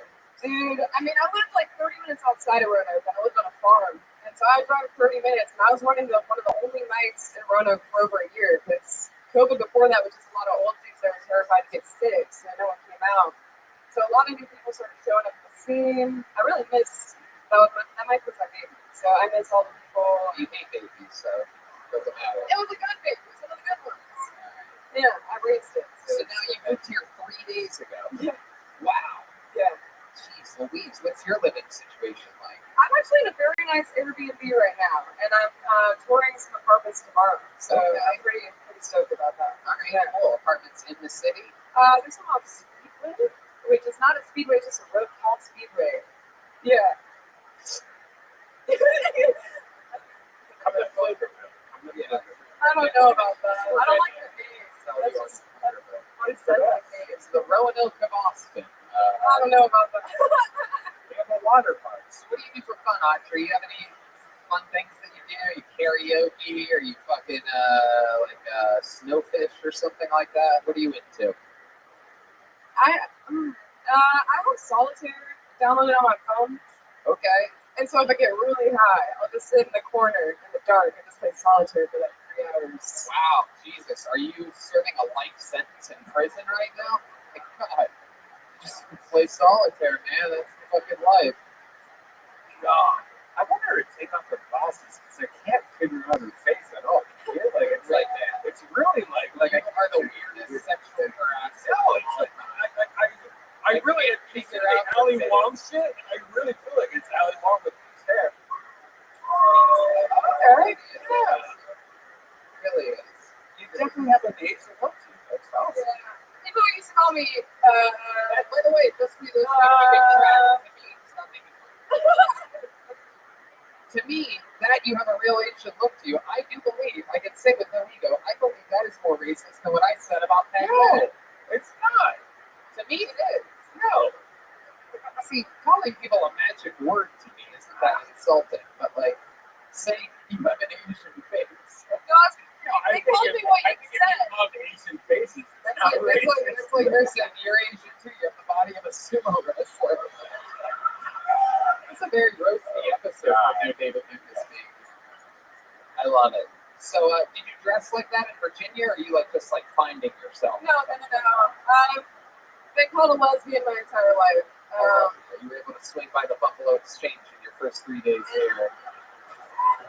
Very fun. Thank you very much. Love it. Other than solitaire, there must be something that you do for fun. So we know you smoke pot because you accidentally said that while talking about your solitaire addiction. But what else? Like when you go out or something, or hang out with friends, what do you like to do? I just make fun of people. Any sports or social things? I make fun of people. I don't know. I used to play lacrosse. I was raised Mormon. So I did Mormon for a while. That's what I did. I did Mormon. Yeah. Mormonism and lacrosse. Jesus, I'm gonna kill myself. It's a weird combo. Audrey, what's your love life like? I got a real vibe. The red band thinks you're an Asian. I think you're a lesbian. Which one of us is right here? Neither. Really? Yeah. You're just a straight Cherokee. No, I like to ride bicycles, so you can. I know that, you have a relationship. No, I'm recently single, but I've been married. Don't worry, I'm definitely not going. No, not you. That's all of them. Why don't you want anybody to hit on you? Did you end it or did he end it? I mean, I left him. I drove away from him and came to Texas. You loved him? Very much. It was very painful. How long were you guys together? 2 years. He'd been doing stand-up for over a decade. And so, He's been doing stand-up for over a decade. Yeah, so he had been in New York and LA, and he was just done with it. So I decided to go. He quit? He quit doing stand-up? Yeah, I mean, he does stuff locally in Roanoke, and he can go to Richmond with me, but other than that, he quit stand-up. Yeah. Stuff locally in Roanoke. I mean, that is that's done. Right. So now you're doing it. So very, very interesting. When's the last time you talked to her? This morning. So you're not delivering. No, that's what. Yeah. You think